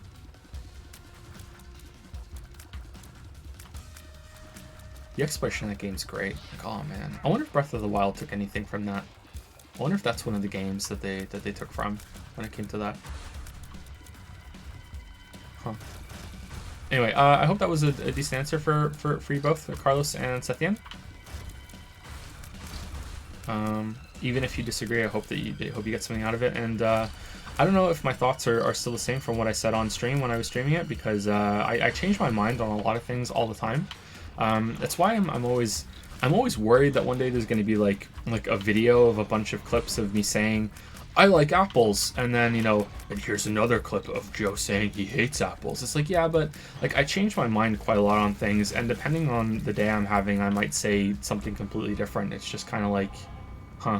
Like I don't consider anything that any of the opinions that I have to be even like set in stone, and I try to be someone that's always learning and always trying to like learn new things. But yeah, if you want to know some more, or actually just see me play the game, yeah, that's I think the stream is on Twitch or it's on YouTube. I think it was like a 4-hour stream. Maybe it was a little shorter than that. Do you like Shadow of the Colossus, Lily? I think I did. Do you remember that game? I think it was very pretty, wasn't it? I'm trying to think of it Yeah, now. it's pretty. But you don't like The Last Guardian. Do you remember me playing that? Yeah. With the cat griffin thing? Yeah. Mostly because I was miserable playing that. Yeah. I don't like that game at all.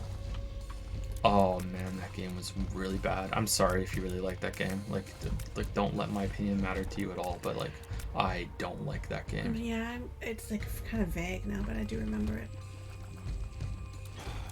I was getting frustrated watching it. Was it that one or was it the first one? It was that one. It wasn't the first one. What's the one you were getting, like, you were like kind of beating your head against one part, I remember, and like I was getting so frustrated watching you. That might have been Uncharted. That might have been. Remember the big? We were like in ruins or something. Yeah, that's it. Yeah, you're kind of. And there was ruins. like a fence. There was like an iron fence. Iron fence. And like, you're trying to lead him places. Yeah. And I was getting so frustrated. Like, I get frustrated watching you play games. Because like I said, I get frustrated when I play games, right? So like watching you is like, when it's going well, I'm like, yeah, he's kicking ass. And then as soon as it's like, it gets hard, I'm like, oh my god. I get very frustrated. I get very on edge. Edge. Like getting over it, I can't even handle. Oh, you hated getting over it. Getting over it made me mad. I remember you hated getting over it. Oh man, I really like getting over it. I think that game is like legit good. It's not even ironically good. Very mad. I think that is a good game. The only way I will watch that game again is if you play it for New Year's again, and there is multiple bottles of something here that I will drink watching that game. It's the only way you're getting me to watch that one again. But yeah, that was. I think Shadow of the Colossus was very pretty, wasn't it? Yeah, it's a pretty game. Yeah. Sometimes they blend together a little bit for me. It's a pretty game.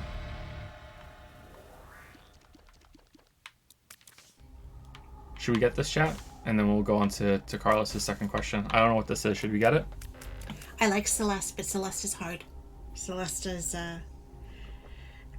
me on the edge of my seat. But in a good way. Like, I'm stressed out, but I'm liking it. Man, if only you got 9 lives. Why? Wheel of Fortune. Oh, shit. Here we go. Wheel of Morality. Turn, turn, turn. Tell us a lesson that we should learn. Alright, we're gonna be here for a while. We have a lot of money. Finn liked watching you play Celeste too. Did he? Yeah, the last time you streamed it, we watched part of the stream. And I was sitting there, like, gripping the desk, you know, watching you dart through things, and he kept asking what you were doing and what's that. He really liked it. I'd like to see him play Celeste. He should play one of, like, a proper Mario. Probably a little too hard for him. He gets a lot out of... wants to, it's just... He gets a lot out of the infinite hover in Crafted World's easy mode, but he could probably beat Crafted World now without easy mode. I should probably give him a new save file with that on. Sometimes he turns the easy mode off accidentally, and yeah. Should try him on that or Donkey Kong or something again. I just remember before he didn't get Donkey Kong is really hard. He didn't get the jumping part. Remember, he just kind of kept walking into things, and then they would get him. I think he'd just stand there. I think people forget like Donkey Kong is like 2 hits you're out. You know, like it's difficult. Yeah. Anyway, all right. Next question from Carlos, if you can read it, and then we might take one more, and then I think we might be done. This question is in regards to Naughty Dog's games. Since Uncharted 1, all of their games have been seen as big hallmarks of good, great narrative. OST, that's the original soundtrack, right? Yeah. Art direction, visuals, etc., but were kind of lacking in the gameplay department. In other words, the gameplay side of their games never reached the same highs as these aspects. I don't know if you saw any of the newer The Last of Us Part 2 trailers that show gameplay, or if you'll want to watch them to answer this question, but considering what I saw, more mobility, more verticality, and expansiveness in the level design, new stealth moves, addition of dodge and jump buttons, and a skill tree, plus smarter enemy AI, presence of dogs, new types of infected enemies, etc. Do you think this could be the game where the studio finally achieves the goal of making their gameplay be as stellar as the story, atmosphere, tone, etc.? What? No, never again, or lockpicking with massive paperclip. So don't feel bad about what I'm going to say. I'm not going to watch the trailer because I don't want to know. I don't want to see it. It's fine that you just said all those things because you're just telling me, and so it's different if I see it in a video. So I'm okay with hearing about it. Actually makes me a little relieved because I saw the one trailer that when they announced the game. Or when they did the gameplay, the first gameplay reveal is the only gameplay trailer I've seen, and it did not look good, man. It was like, okay, this just looks like The Last of Us, and I think The Last of Us has better gameplay than most people, but that's still like accepting a lot, you know, like it's or tolerating a lot because of the story. So I think that what I saw left me a little lukewarm because it didn't have any upgrades that I was hoping to see. I think that you're right, and that Uncharted definitely does not have this Naughty Dog games definitely don't have great gameplay. I would say that they are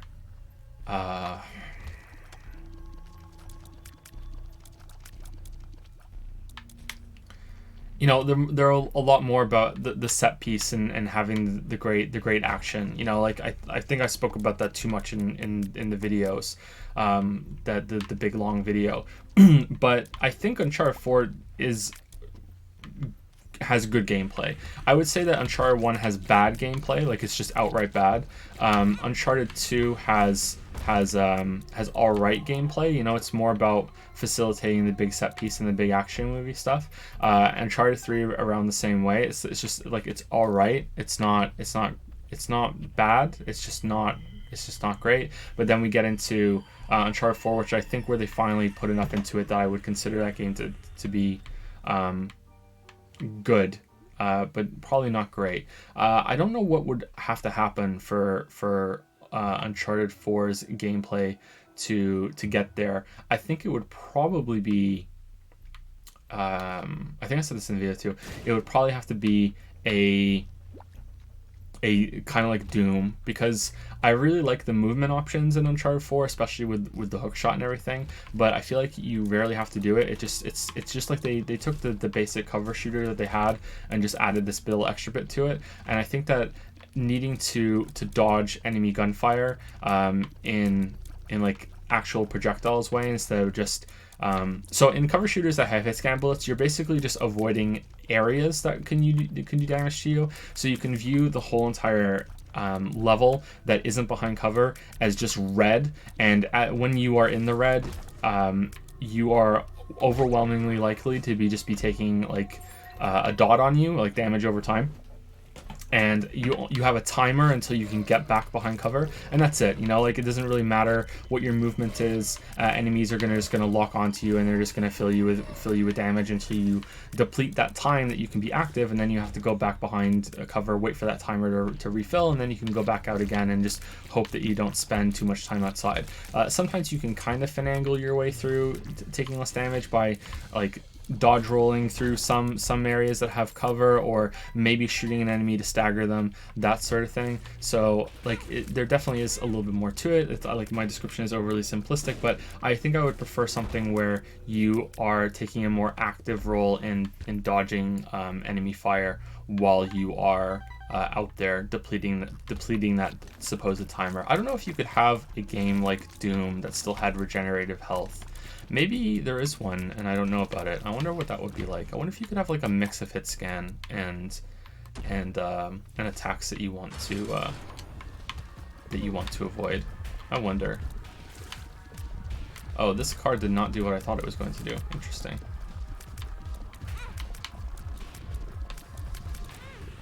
Uh-oh. I think we're dead.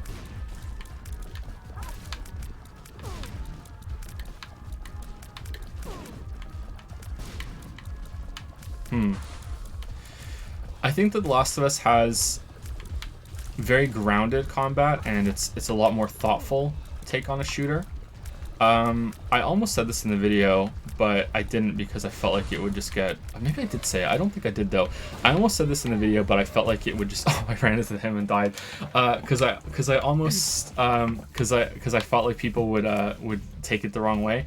But it almost feels like it's kind of like the Dark Souls of third-person shooters. You know what I mean? It's very thoughtful. You're supposed to line up your shots a lot more. It's about conserving your health, taking your moment, avoiding enemy fire. But it's kind of Dark Soulsy with range combat, and I would really like to see a game try to do that, which is like way more than what the actual Dark Souls game with range combat that just came out recently did. I can't remember what that's called. Someone in chat might know what it is. It came out I think this year, and people say it's pretty bad. But something that's a lot slower. That might not have ammo. Maybe it has like you regenerate your shots over time or something. Not Remnant. There was another one. I forgot about Remnant actually. Remnant still has a lot of melee.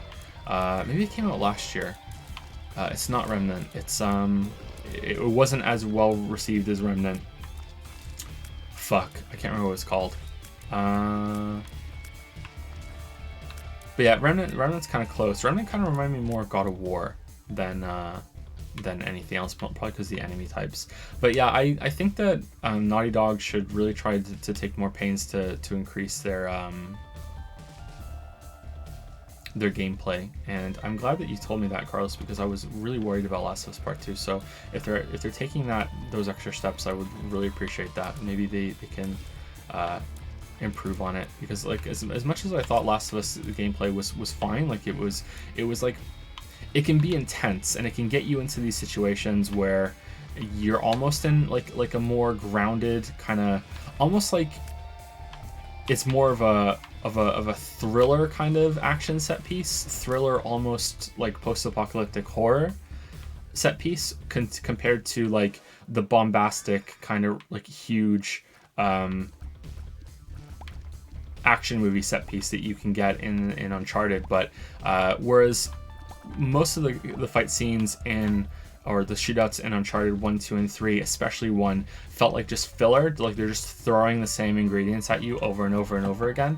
The fight scenes and the combat shootouts in Last of Us felt a lot more focused, and they had more points to them, and it felt much more, each one feels more unique. And I'm sure that if you go through it all, you can find areas that, you know, it's not that, you know, it is kind of the same pieces over and over and over again. But I think that the Last of Us pulled it off, and most of the common encounters felt good. Most of them did have some problems I went into the video on, though. Yeah. Did you like Uncharted 4's gameplay, Carlos? Because I thought that was a big improvement. It could still go better, like, as we just spent too much time talking about. But like, yeah, did you think that was a big step up from Uncharted 1, 2, and 3, or did you kind of feel like it was more of the same? The action scenes in Last of Us remind me of the action scenes in Children. Yeah, that's actually a really good comparison. Yeah, I agree with you there.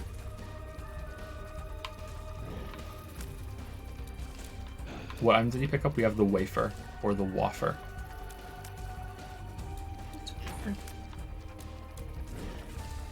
Last of Us is the Dark Souls action adventure. Exactly.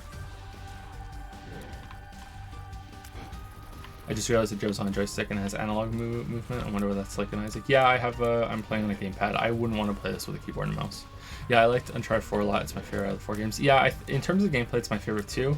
I think it might be my favorite overall as well. I'm not sure. It's between that one and 3. I think it must be. Best story and best gameplay. Yeah, it has the best story. And it has the best gameplay, but I'm not sure if it has the best set pieces, and that's what I really like about those games. But I think it probably is my favorite. The Last of Us is better than 4, though. Faux show. Shot speed up, nice. And we got 2 of hearts. Item multiplier, nice. We got nothing. Cool. All right, so I think we're done here. Maybe we can go in the other thing. Yeah, I think that's all I can say about that. I'm looking forward to playing Uncharted Last of Us Part 2, and of course making a video on it. That's a given at this point. I don't think that should be a surprise to anybody that there's going to be a video on Last of Us Part 2. As long as I have something to say, I'm not going to force it. Honestly, maybe even with that, maybe I would try to force it. Maybe that'd be the first time I ever tried to force a video, if I didn't have anything to say. But I can't see how I wouldn't have something to say about The Last of Us Part 2. Maybe best set pieces prize goes to Uncharted 2. The train is so good. The convoy is the only good one in Uncharted 4, I think. I haven't played Lost Legacy. The Lost Legacy apparently has a really good set piece. I should play that.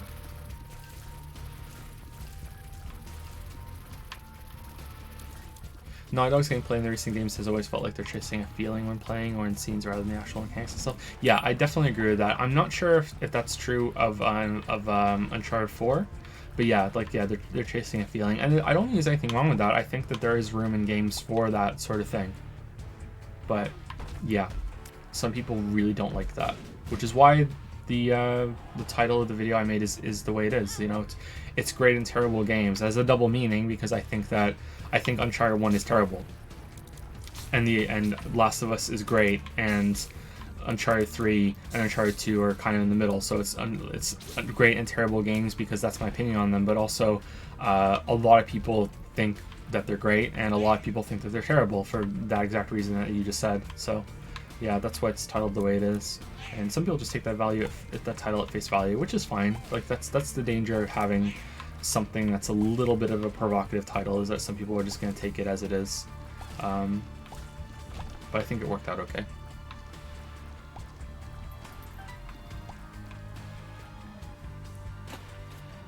That's it for this month. Thanks for always being so nice and thorough with your answers. And sorry, Lily, for not having any questions for you this time. Take care, guys. It's okay. I had a big opinion on the other one, so.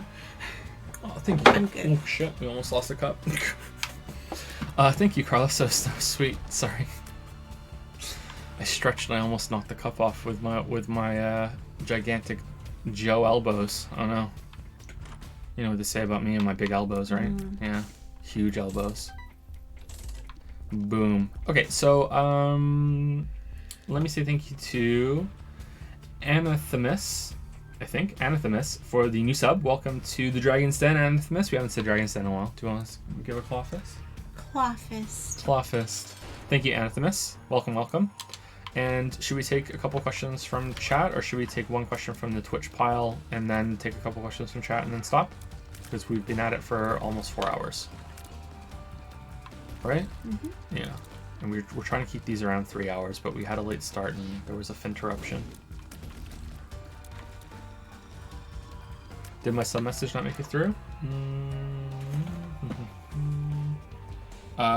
What do you mean? Did you have a sub message like on the Discord, or did you have one here on Twitch? Because I don't see it on my list. Toast Engineer, sorry. Do you just want to paste it in chat right now? If it's on here earlier, no, I don't have a sub from you, Toast Engineer, sorry.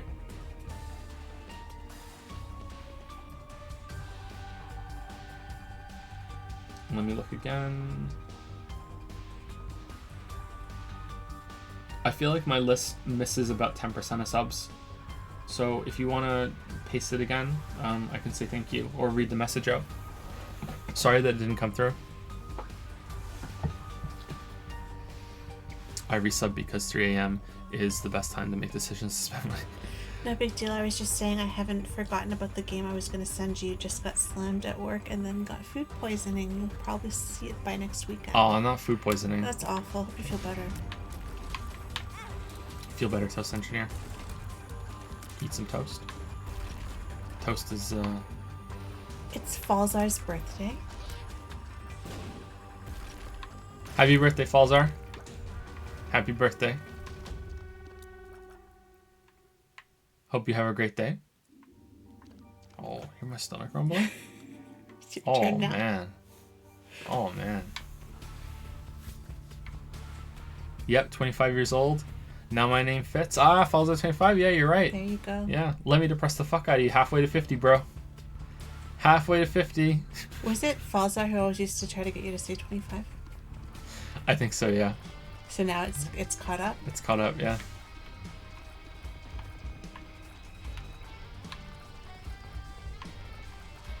Thirty's worse. Halfway to 60. It's 25 like, oh, man. for me was when it started to get good.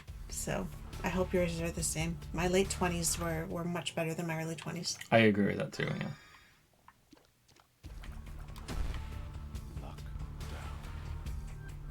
I'm sorry I couldn't make my 25 sub this day. I have failed you. No, not at all. Although, like, it would have been poetry. It would have been poetry. Oh fuck, I'm closer to 50 than 0. Well, have a great day, Falzar. I wish you all the best. And you too, Wuggy, now that you realize that. I telepathically sent you my food poisoning and joy. Oh, it's Wuggy's birthday too, right? Happy birthday, Wuggy. Yeah, it's also Mandalore's birthday. Did you hear? No? Yeah, it was Mandalore's birthday. Everyone's birthday? It's everyone's birthday, yeah. All these October babies. Happy birthday, Wuggy. It's not actually their birthday. No? No, it was just a meme. Everyone kept wishing Wuggy happy birthday over multiple days, so it Why? just turned into this thing. I don't know why. It just turned into this thing. I was encouraging it.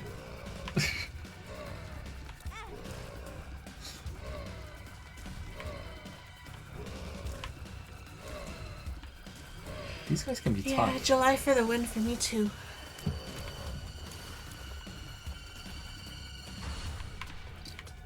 November babies are the best babies. Says the November baby. So there are over 200 people here, and there's this, I can't remember what the exact number is, but this is interesting to me, that there's this weird mathematical thing that the chances of a bunch of us sharing birthdays are really high. And you might think, okay, well there's only 200 people and there's 365 days in a year, so like how can that be? And that's because it's not just about the amount of people, it's about the amount of pairings that there are here. So if we all said our birthdays in chat, there would actually be quite a lot of people that are sharing birthdays. I always thought that was Well, interesting. it's also Stephen the sheep's birthday. So happy birthday, Stephen the sheep. Is it something like if there are 15 people, the chances of them sharing a birthday are really high? I think it could be really low. Oh, it's 27. There you go. Yeah, it's really low. It's surprising. It doesn't make sense. It's like the Monty Hall problem. which I don't know. Like I've been thinking about the Monty Hall problem ever since I heard it, and it just doesn't make sense to me. Even though it's like, yeah, I can look at it. It's like that Patrick meme. It's like, yep, I understand. Yep, I get it. Yep, sure. Yep, and it's like, nope, don't agree. Like it's just even though I understand it and I accept it for now, it's just still part of me is like, nope. There's a leap year baby here. How does that work out for you? You must be really young. So far, nobody shares a birthday. So But I caught anyway. Maybe someone did. So let me tell you, okay? So you're a contestant on a game show, okay? Oh no. And you've won a prize, and you have to choose one of 3 doors, okay? Yeah. Okay. So behind 2 of the doors, there's a goat, but behind one of the door, there's like a new car or a vacation or whatever. Okay. So you have to pick one of the 3 doors. Okay. So you pick a door, 1, 2, or 3. My first instinct was 2. Okay. So you pick 2. The middle one. I don't have it in my head. Okay. So you pick 1, 2, or 3. Okay. So now the host goes over and opens one of the other doors. Okay. Opens door number 1, and behind door number 1 is a goat. Okay. So he then says to you, do you want to keep the door you have, or do you want to swap to the other door? I want to keep the one I have. Why? Because I have a 50-50 shot now. But you don't. You actually have a higher chance if you switch to the other one. How? But how do you know that I don't have the card? You don't, because the statistics that you have, like when you made that decision, every single door was a 33% chance of getting it right. And he took away one of those 33% options, and now that you have another chance of switching over to the other one, you have a 66% chance of getting it. And I understand it. I know, like, I can understand, like, the probability and the math, and I can, like, agree, but at the same time, there's part of me in my head that's like, that can't be right. Okay, so what if I pick 2, right? And one has a goat. Yeah. And then I switch my answer then from 2 to 3. Yeah. How does that change anything? Because then I'm just gonna want to kick my own ass when it is the goat, right?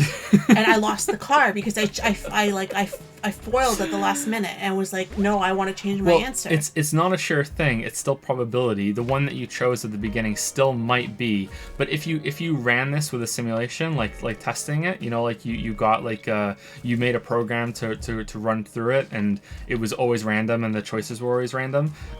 They would like. The one when you switch, you win more often than you don't. Like it checks out. It just does not make sense to me.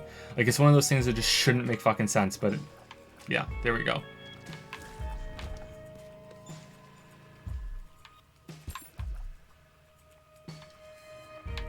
Are you mad? No, I don't get it. It's fine that you don't get it. Most people don't. I don't fully get it either, but it's fine.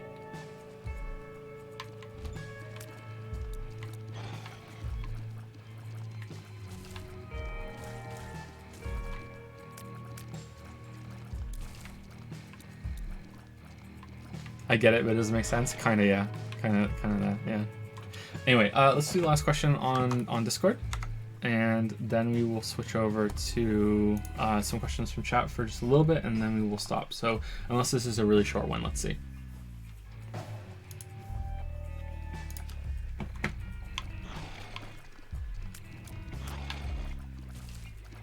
Whenever you're ready. Go? Yep, you can go. Yep.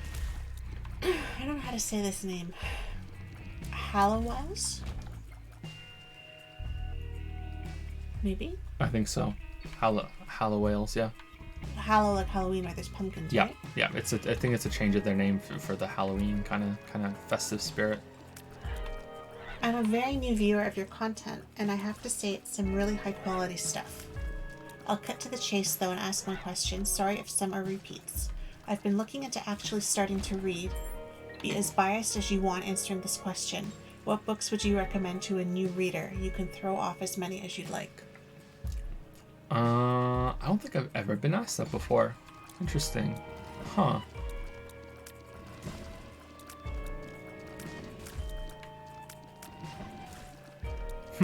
Okay. I have no idea. fuck. I would avoid some of the classics, especially some of the more dense classics. I'm telling you, the true Joe fashion, I'm telling you what not to read instead of what to read.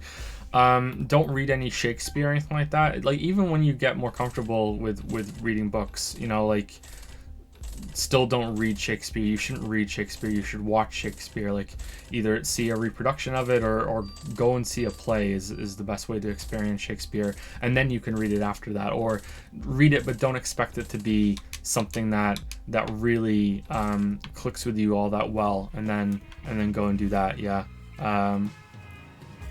You're gonna get way more out of it seeing it performed than you are reading it. A lot of schools really fuck up by doing that. IMO. I wish I could see the map in this game bigger without going across the other areas. Apart from that, like, I kind of would just, I don't think I can give you any specifics. I think I should just tell you that, you know, just do searches for what are the best authors in certain genres and see if you like them. But even then, I don't know, like if you want to get into horror, like, do you want to start with something a little lighter, or something that's like really like hardcore or something? Like does anything to do with Lovecraft interest you? Does anything to do with kind of like the lighter horror that's like to bring Stephen King up again? Like, do you think you're gonna like stories that are like long epics about one specific character? Do you like sci-fi? You know, like, it's difficult to know. Like, do you want to start with something that's a little more like you could show off a little bit, like that's still readable? Like, do you want to start with like some Kurt Vonnegut? You know, like, I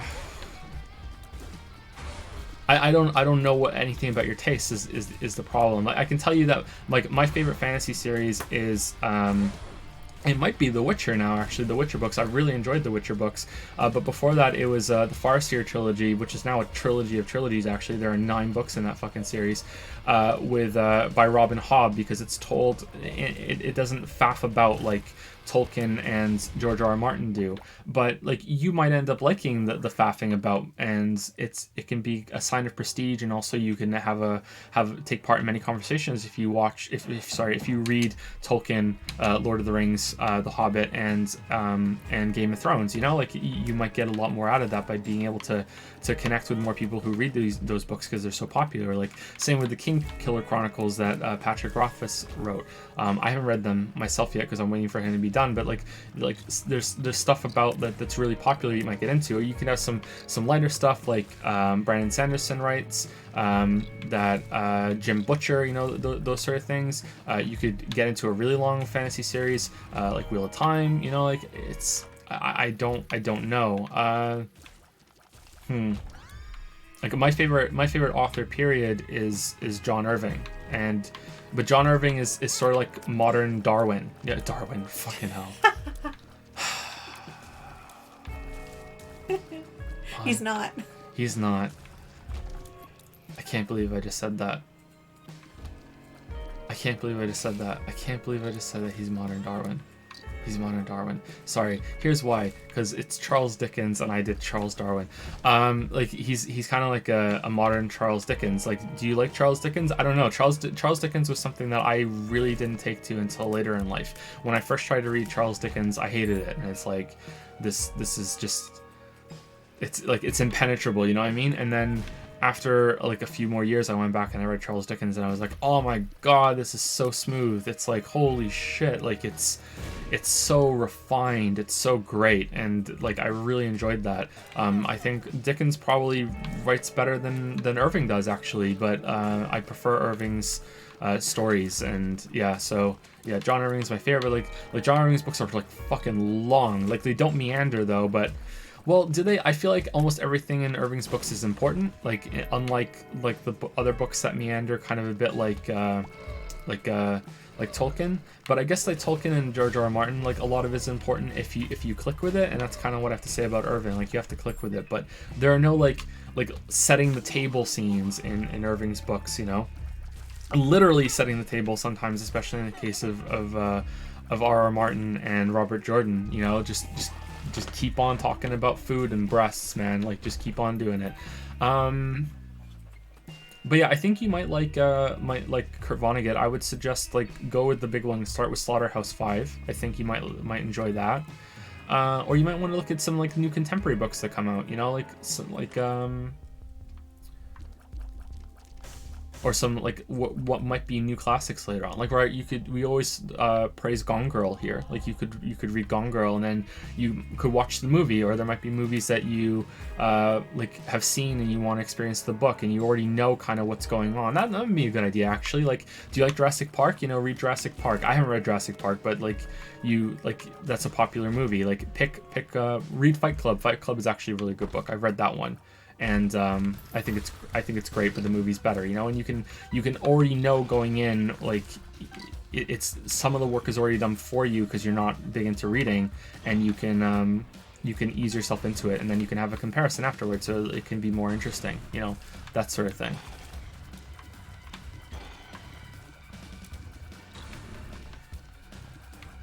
Fight Club is probably not a good book to start with, actually, though. That's a bad example. Do something else. Fight Club is Palahniuk has this hybrid style of prose and poetry. Like I love it, but it's quite dense, and even having read quite a lot before I read Fight Club, it took me a while to sink into that and adjust to it. Like his all of his scenes have a poetry core to them, or a poem's core to them, and they're usually some sort of rhythm, or there's like a theme into how the prose is structured that he counts down to or counts down from, you know. Like it's quite interesting when you can click with it, but it can make it a little difficult, and sometimes he's quite vague, but I prefer when writers are vague with their prose, or if they're not being vague, direct. I prefer that. That's my writing style too, and a lot of people don't like that, but that's how I like to read, and that's how I like to write too. So I would suggest that look into some movies that you enjoy that were based on books, and see if you can go through from there. Other than that, I have no idea because I don't know your taste very well. Would you recommend any, Lily? Or I agree with what you said. Okay. My first thought was Gone Girl. My second thought was something like Mystic River, something that was maybe kind of like Dennis Lehane. Something like a thriller. Shutter Island, I would say, over Mystic River. It's kind of like almost a blend of different genres, right? When you have kind of like a thriller, like sometimes there's like a murder mystery going on, or there's something psychological going on, and I wouldn't do any trilogies or any series. I would stick with like a one-off book. That's a good idea, yeah. Don't get too invested, because when you start getting there's a lot of books that I like, but they're based on, you have to read the first one and get through the first one in order to understand the second and the third one. They build off each other, and then it's a huge commitment. It can be kind of intimidating. So I wouldn't do anything that's long. I would stick with something that's more current, and something that is more like as simple and as, I don't know. I haven't really read much of Vonnegut, or, you know, to know if that's a good recommendation or not. But a lot of if it's too heavy, or it's too dense, like Irving is not a good suggestion for that. Maybe some Stephen King if you like sci-fi or horror, but I would stick with something like Carrie, or you know, not The Stand, you know, like not the Dark Tower series. You know, I would stay as like one-off as possible. And I thought of Mystic River because it used to be my favorite book, but I was thinking about that in like Shutter Island and stuff, because there were movies based off of them too. So you get kind of like a thriller, and you get one-off characters and stuff, but you can also compare them to the movie. I thought the books were better than the movies. So. You would like Slaughterhouse-Five. You should read Slaughterhouse-Five. But I haven't read it, so I can't say. No, I'm saying to you. I can't say if it would be a good, like, to get into reading kind of thing. You want to set yourself up to be successful, right? You don't want to get into something that's too intimidating and too dense, and then you're like, I hate this, and throw it down. I'm frustrated. This is too much of a commitment. I can't follow it. Who are these characters? Like, there's some writers like Anne Rice that when she describes everything, and I like that. Like, there's this one book about witches that I really like, but other people would not like to hear what the flowers were in the garden, and like, you know, what color they painted if they matched the drapes. You know, like there's some people who would not give a shit, and so that's not a good style to start off with, something like, Interview with the Vampire or anything like that, right? So. Well, you said short stories. I think you would be hard pressed to find a good collection of short stories. I don't know. I think it might be better just to go for some short books. A good book if you like sci-fi and you can also watch the movie is The Martian. The Martian's a really good book. That's an interesting book, and if you like sci-fi stuff, yeah, The Martian's really good.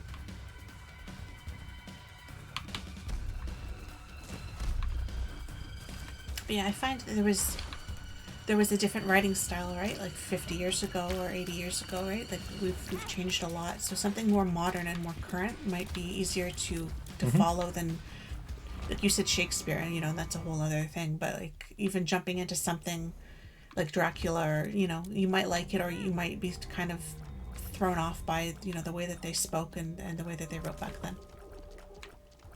I think a lot of like avoiding the classics might be a good idea too, because I think that a lot of the classics end up being like very different than you imagined them being, especially considering especially someone like Dracula, where it's been built into like his own like character that's a part of our like collective like consciousness. You know what I mean? Should I take the Liberty Cap or the Safety Scissors? And then you read it and it's kind of like, this is a lot different than I expected it to be. So if you're gonna do a classic, I would say do something that's a shorter classic.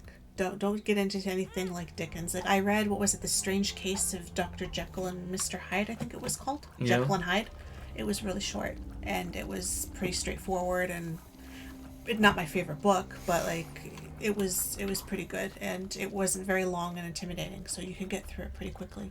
And it's something that most of us know something about, Jekyll and Hyde, right? So it's you're not going in completely not knowing anything about it.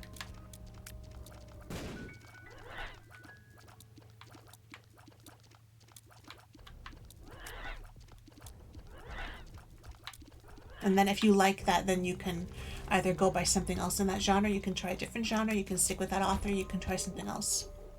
But at least you got through it, right? And kind of build your confidence a little bit, right? Once you get through a couple books and you're like, hey, look at me. And don't let anyone shame you for getting into reading later in life. No. Don't let anyone shame you for not knowing something, man. Like never let anyone shame you for that. You just don't know something. Whatever, it's fine. I hate it when people are like that. Oh, you don't know that? What the fuck? Like it's like, yeah, just it's fine. Someone doesn't know something. Like, what the fuck? Now they do. Great. Yeah, it's never too late to pick up a new hobby or anything anyway.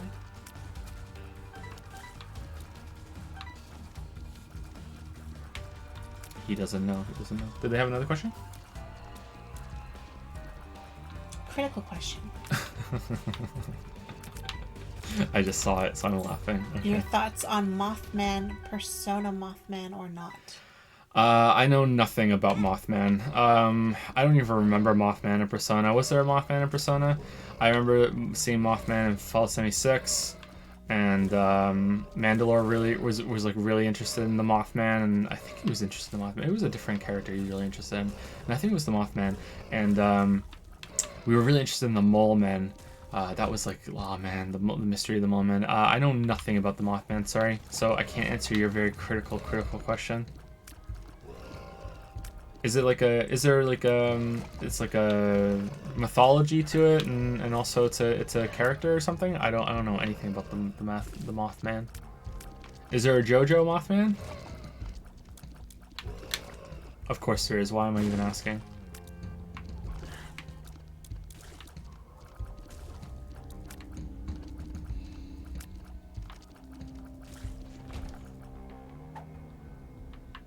Tapeworm, floop. Safety scissors, fuse cutter. Especially in these days where anyone can learn any random piece of knowledge, knowing things doesn't carry nearly the same significant or implication that it used to. Yeah, I'm noticing a lot on Reddit too. The people like to harvest like some sort of obscure fact, and then whenever they can, they just unload that obscure fact like onto people. And it's okay to discuss things, and I really dislike it when someone says something and they try to pass it off as if like, yeah, I learned this on my own, instead of just seeing it in some video that almost everyone else saw at the same time, right? Like, The big one is it the Leidenfrost effect or the Biden-Frost effect? I think it's probably Leiden, and Biden is the person that wants to be president. So it's like they saw that on MythBusters, and now whenever it's relevant, they're like, yeah, I get to say people that I know this obscure kind of fucking thing about how when you put your hand in water and then you can put it in a really hot temperature, there's like a barrier that builds when all the moisture goes away, and now you're actually protected. And it's like, yeah, I know exactly where you're getting that from, and it's just like, yeah, I wonder if there's a word for that. Is there a word for when you, like, a term for when you see someone recite some knowledge and you know exactly how they know it? I feel like there should be a word for that. Let's make one.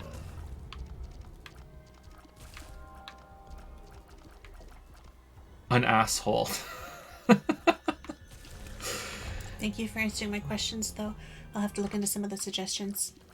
Sorry, I wasn't as clear as I could be with that first one. They're here. No, it's okay. It's pretty clear. I wish I'd known you were here. I would have asked you directly, like, hey, what kind of things do you want? Like, what kind of genres are you into and everything? But we already gave you like to us in Something chat. From everything. Gave you like a huge thing, you know. Like, I would say don't overthink it. Just pick one and just go for it and just dive in. And if you don't like it, then like don't let anyone shame you that. Like, and don't finish it if you don't like it. Yeah. You don't have to finish it. No one's gonna know, oh, he didn't finish the book and judge you for it. Like, if you don't like it, don't waste your time. Go on to something else. Like, if reading isn't for you, then reading isn't for you. I really regret using this pill. But sometimes a book isn't for you either, you know, and you're like, it's like pulling teeth to follow it, and you're not keeping up. You're kind of glazing over, and then you realize you read a page and you don't even know what you read, and it's not grabbing you. Then try something else. There's so many books, right, and so many genres and so many authors that there's pretty much something for most people. Maybe not everybody, but if you don't like reading, then it won't be for you anyway, right? But don't feel like you're forced to stick with it.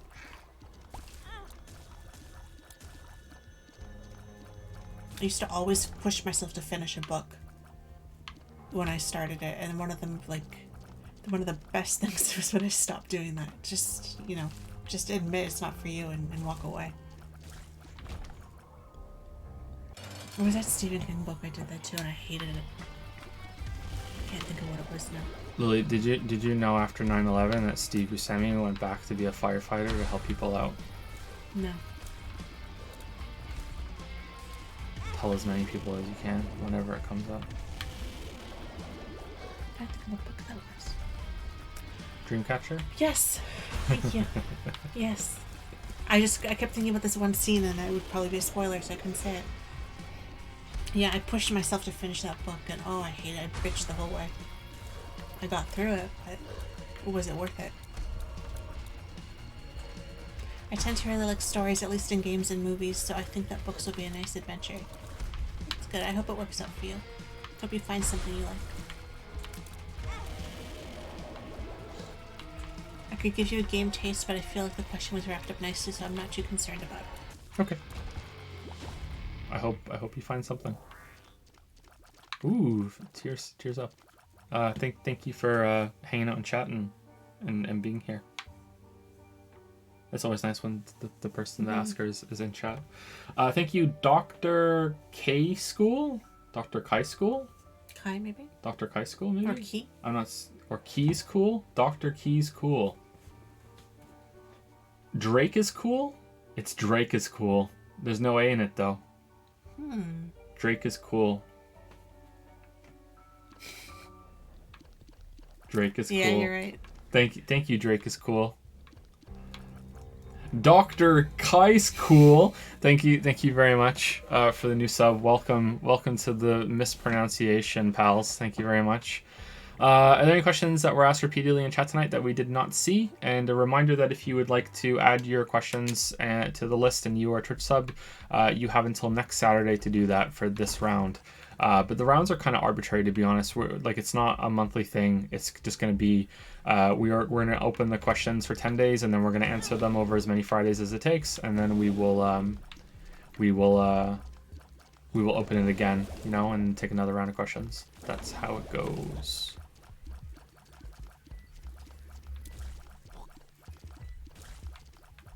I'm the first person to get it right. Oh, damn, I'm improving. My reading comprehension is leveled up. How does the list work? The list is just in order as it comes in. It's just there's a secret room on the Discord that I started calling it the Discord as a joke, and now I just keep saying the Discord. There's a secret room on Discord that has a list there and some instructions that you can scroll up and read, and then you just ask your questions there, and then that's it. Yeah.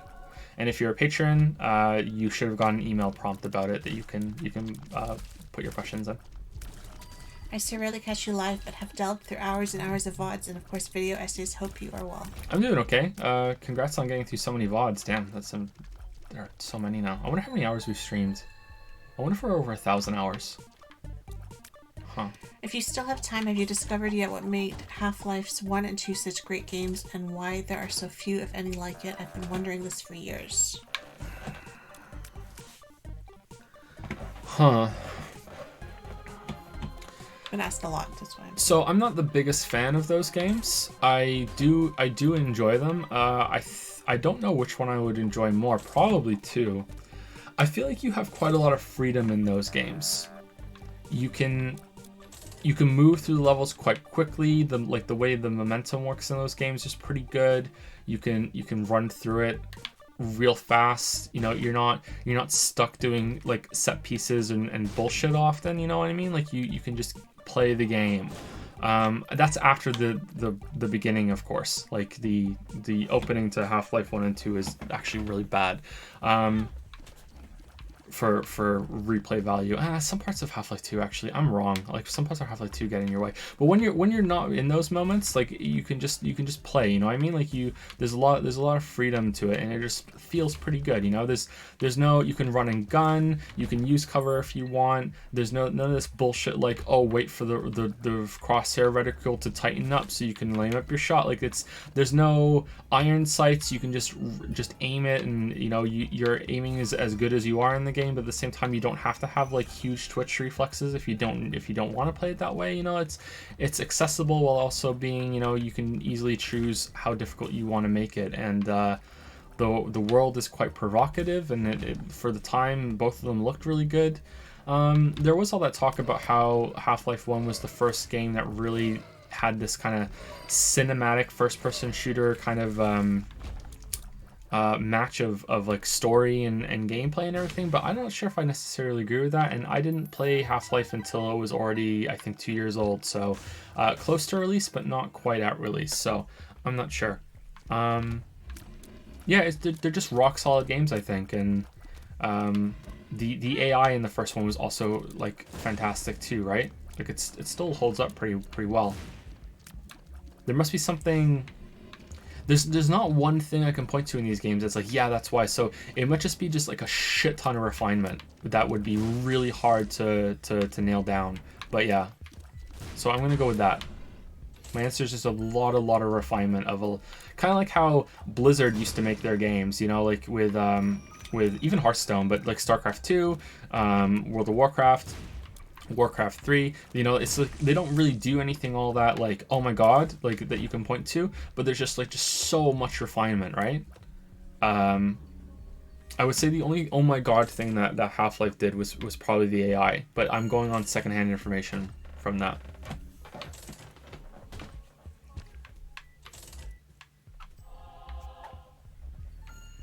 Rainbow worm. Whoa. Oh, we saw this earlier. I don't like that. Let's stick with the safety scissors. I don't know what they do.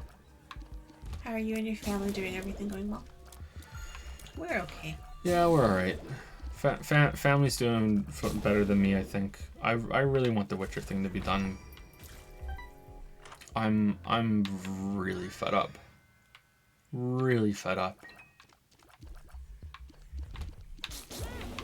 But you just keep swimming, man. Just keep swimming. Just keep taking the steps, and eventually you get to the end. But the family's great. What is with these palms? If Crosscode didn't have combat arts, would you want it to be replaced by something, or would you be just fine with combat without them? I think that I would like maybe the first tier of combat arts, because I did use them quite a lot. Like they were useful. I just think that maybe it was it wasn't the best use of resources. I would have preferred to have maybe more enemies, or in another area or two, or another dungeon or two. Because like there's so much work that goes into those things. Like there's some of them I didn't even see, because there's just so many options when it comes to the combat arts. But I think I would like just instead of just being like, hey, just get rid of them and not have anything replace them. I think I would prefer just like have some of them just taken away, so there are fewer of them, so we can have like some compromise. Yeah. But I think the core combat of just dodging and aiming and switching between melee strikes and shooting is and the elements as well is just fine. Like that's enough in crosscode. Like maybe it could have something more to do with movement, like if there was some more about that. But I only played it through once, I think. Did I play it twice? I played some of it twice, but I only played it through once. So I'd have to see when I go through it again. Are we stuck in here? Well, shit, we just learned a lesson. Interesting.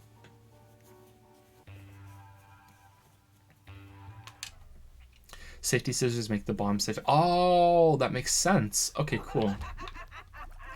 Was there ever a period where you stopped reading or were tired of reading? If so, what books made you start reading again? No, I don't think so. There have been times where I haven't read for a while just because I didn't have time, or I was really, really busy with something else. But like for the most part, you know, even from a young age, there's always been a book that I've been reading.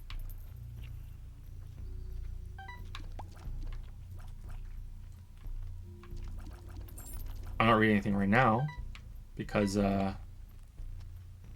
don't want to get anything else in my head that isn't Witcher. But yeah. By the way, you said earlier you wish you could see the whole map. Try pressing the back button on your controller, and that should do it. Oh, you're welcome. Oh, there's no map here. That's why. Okay. No problem. Sort of related to the spoiler question, if there was a piece of media you could re-experience fresh, what would it be? Oh man, that's been asked before. Oh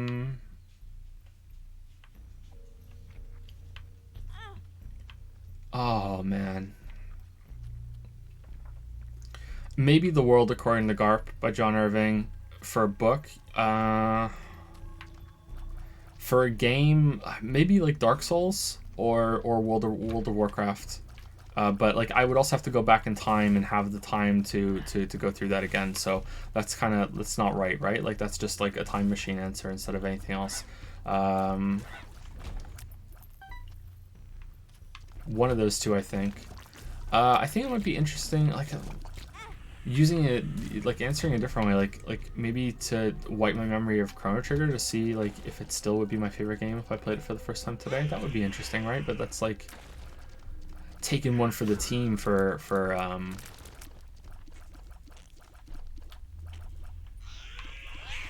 the sake of the experiment. So I actually think that the answer would be that I wouldn't do it if it was given the chance. I wouldn't do it. I wouldn't Eternal Sunshine of the Spotless Mind myself. What if I'm a different person because of that? But to give like an actual answer, yeah, for game Dark Souls or World of Warcraft, if I can get the time to play it as well, and it's what it was at launch. For a book, I think The World According to Garp. Maybe Catch-22, but I don't think so. I recently read Catch-22 again, and I enjoyed it like just as much, maybe even a little bit more than I did the first time. That's my favorite book. Whereas The World According to Garp is one of those things that benefits from having like a blank slate when you go in. I think it would be even stronger if I had my memory erased of it, but I was also like still the person I am now. Like I'm still a dad. Like yeah, I think it would be more poignant now reading it for the first time today. Thoughts on MOBAs like Smite? No big thoughts on MOBAs. I played League of Legends a decent amount with a friend of mine, but only because he was into it. I played a little bit of Heroes of the Storm, but and I tried Dota 2 and I didn't like it. I don't really have any strong opinions on MOBA, sorry.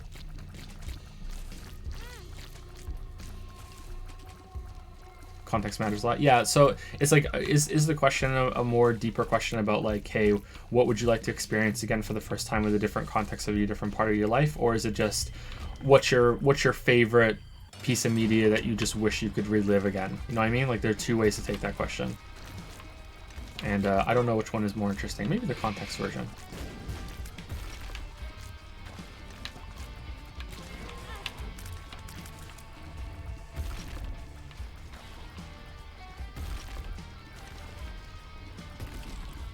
Are there any more in chat that we missed?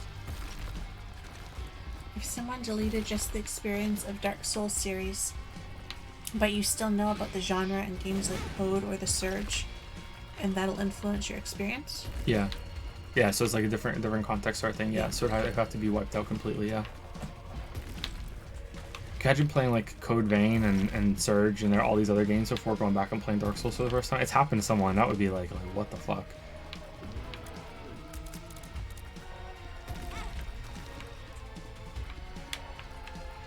Jay, are you aware the current longest possible roller coaster in Roller Coaster Tycoon is 12 years long real time? It's long. Does it just move really slowly, or is it modded to have like an unlimited space? What are your actual opinions on Blizzard?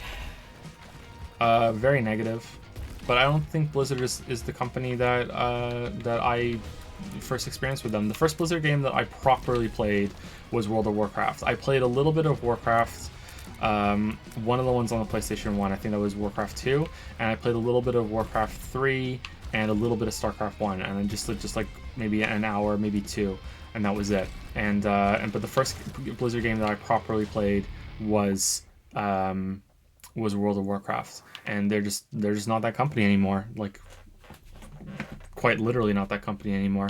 And I don't know if they were always just out for just the money, you know? Like, all companies are out for money, but you know, some companies are out just for the profit, other companies are out for the profit so they can make better products and just kind of snowball between make better products to make more money, to make better products to make more money. Whereas there was some can be it just for the art, you know, they want to make better products and that's it, and whatever money they make is because the end goal is just for the product or the art. Whereas you can probably like alternate between the two just fine, you know, be profit motive but also really want the best product that you possibly can.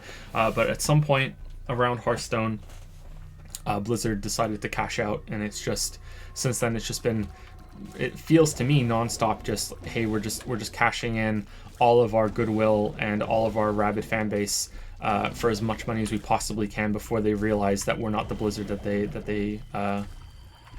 they fell in love with. And this is coming from someone who was never really in love with Blizzard. I just really, really loved World of Warcraft. And I would say that happened around Hearthstone. And it just has taken this long for most people to notice because they were able to put up with it, you know? Like, it's like, oh, okay, it's not too bad, you know? Whereas I think a lot of people saw the writing on the wall when it came to Hearthstone's monetary model and what happened with Heroes of the Storm and the way World of Warcraft went after Wrath of the Lich King. Are you afraid of your kids becoming NPCs if they grow up in Moncton? Yep. We need to get out. We need to get out. Quickly. We need to go back.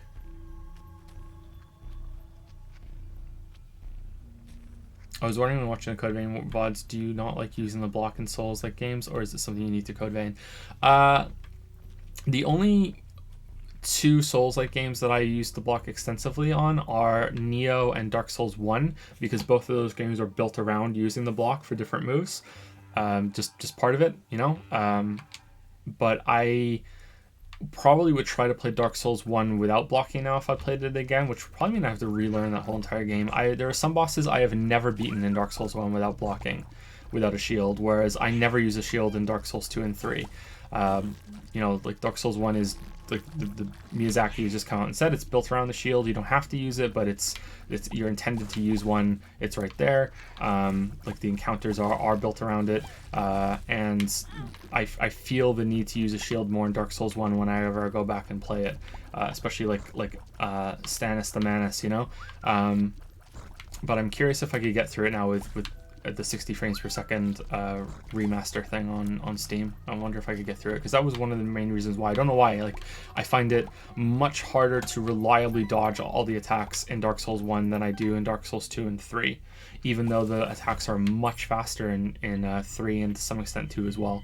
But the reason why I don't use the block in Code Vein is because it's not a 100% block. So to me, it's like I can take a little bit of damage by blocking, or I can learn how to dodge every single attack and never take any damage. So that's how I feel about the block in Code Vein. So that's why I don't use it. I don't know about the block in Surge 2. I can't really remember if that was a 100% block or not.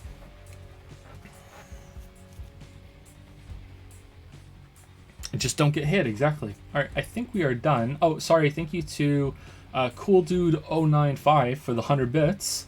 More bits than there is numbers in your name. Thank you, Cool Dude 095. Play the Lost. What?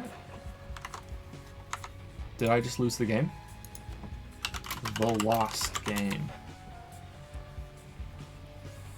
The Lost.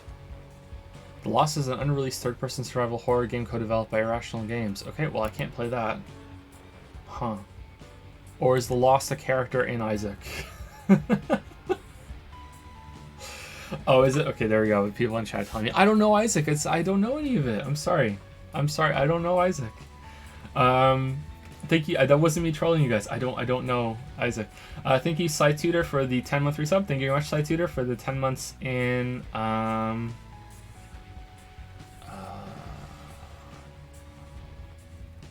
the waifu spaceship.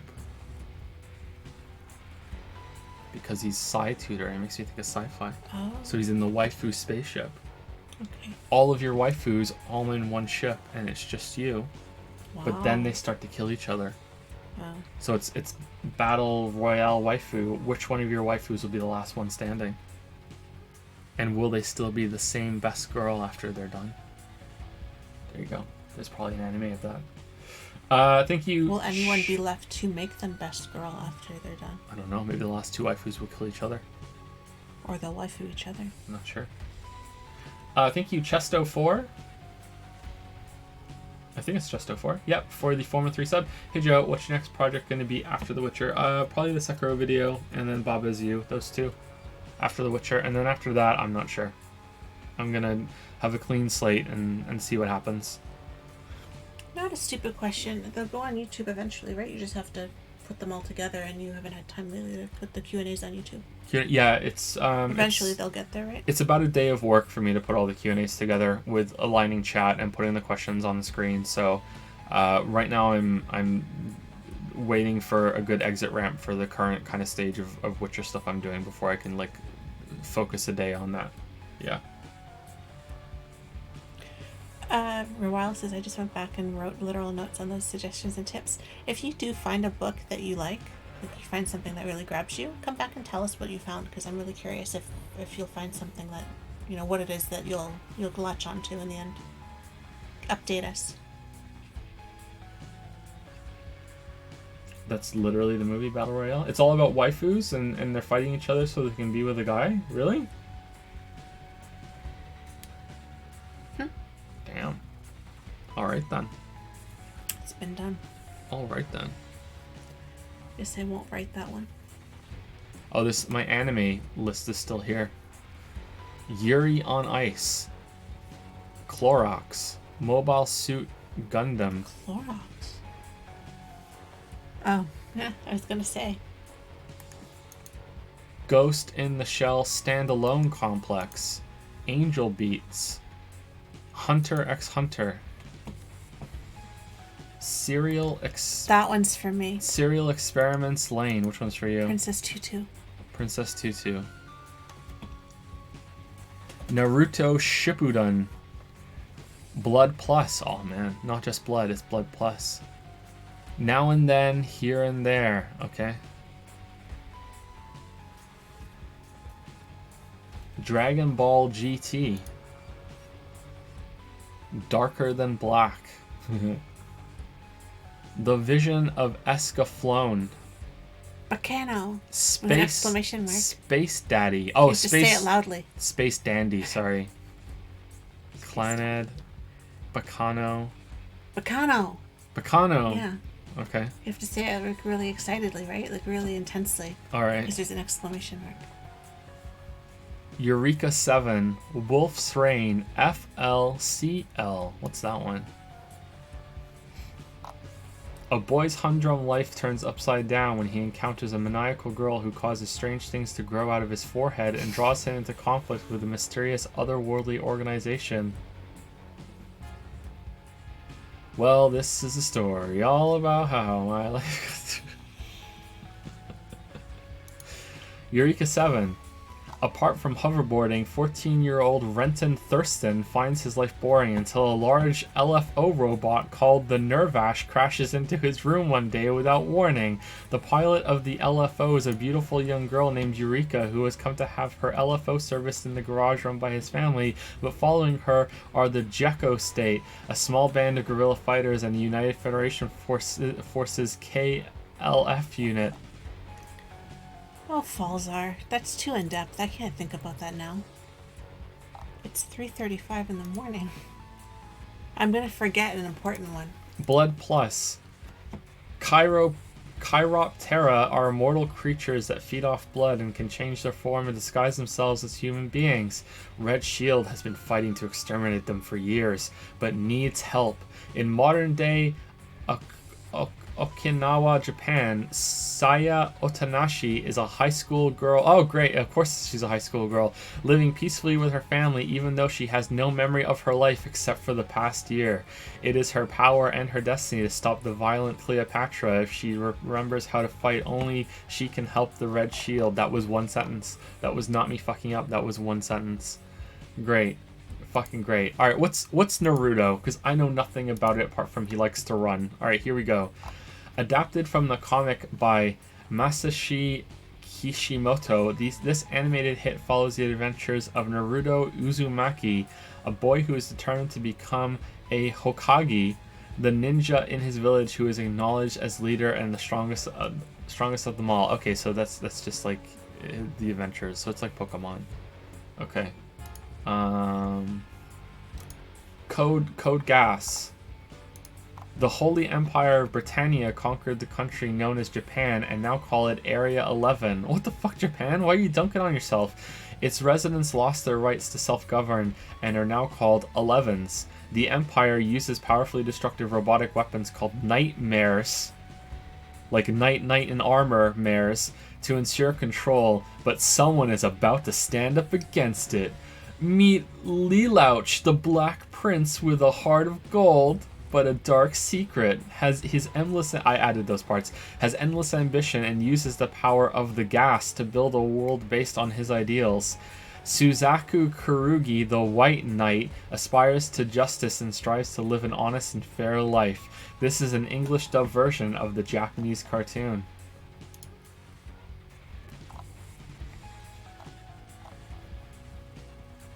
Oh man, let's do one more. In the fictitious country of Amstries, two young brothers, Edward and Alphonse Elric, are bestowed with the gift of alchemy, the supernatural ability to transform matter. This becomes a burden after their mother dies from an illness before they figure out how to use their alchemical skills.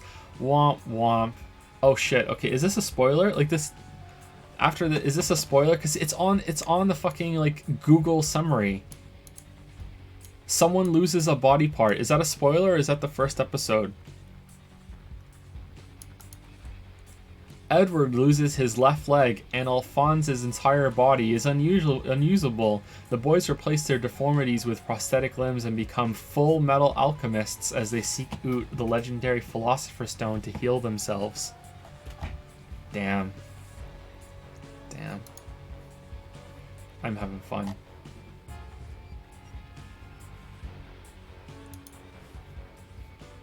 Okay, last one for real now.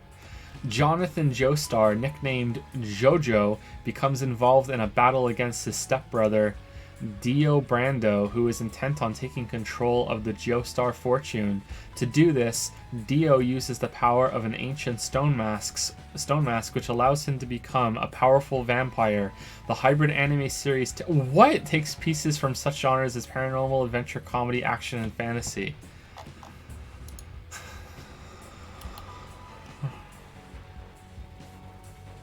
All right. I can't believe people think this Cruella de Vil Madonna Magica thing is good. Puella Magi Madoka Magica. The fuck? Okay, 2B would scare me into a fight because she could kick my ass. And I would want to kill Junko. Am I saying that right? Junko, yeah.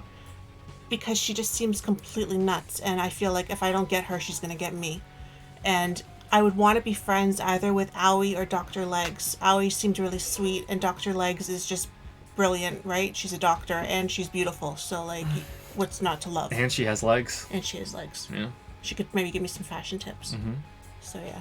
I can't think of all of them. There's so many of them that I'm struggling. I'm going through the list, and I'm like, okay, did that have a waifu? Did that have a waifu? And I can't remember all the waifus. There's been too many waifus. We were way over time, you know that? Yeah. We were way over time. What else did you do? Too much fucking around. Alright, we're Udi here, guys. Oh, Valence4 has resubscribed for 13 months with absolute unit of a game. This is a real classic. Binding of Isaac? I'm enjoying it, but I'm not like head over heels in love because I just prefer Gungeon, sorry. I know that's not an opinion a lot of people are going to like a lot, but yeah, Gungeon just has better gameplay, but this seems to have better like item interesting synergy type things. Yeah. Thank you, Valensor. 13 months in the Robodub Sub Club. The Yeet Fleet. We didn't say that one tonight. Anyway, so see you guys next Friday for more Q&A, and I'll see you Tuesday for more Code Vein if you are someone who's here for all the streams. If not, I'll see you guys later. Have a good night, everybody, and happy birthday again.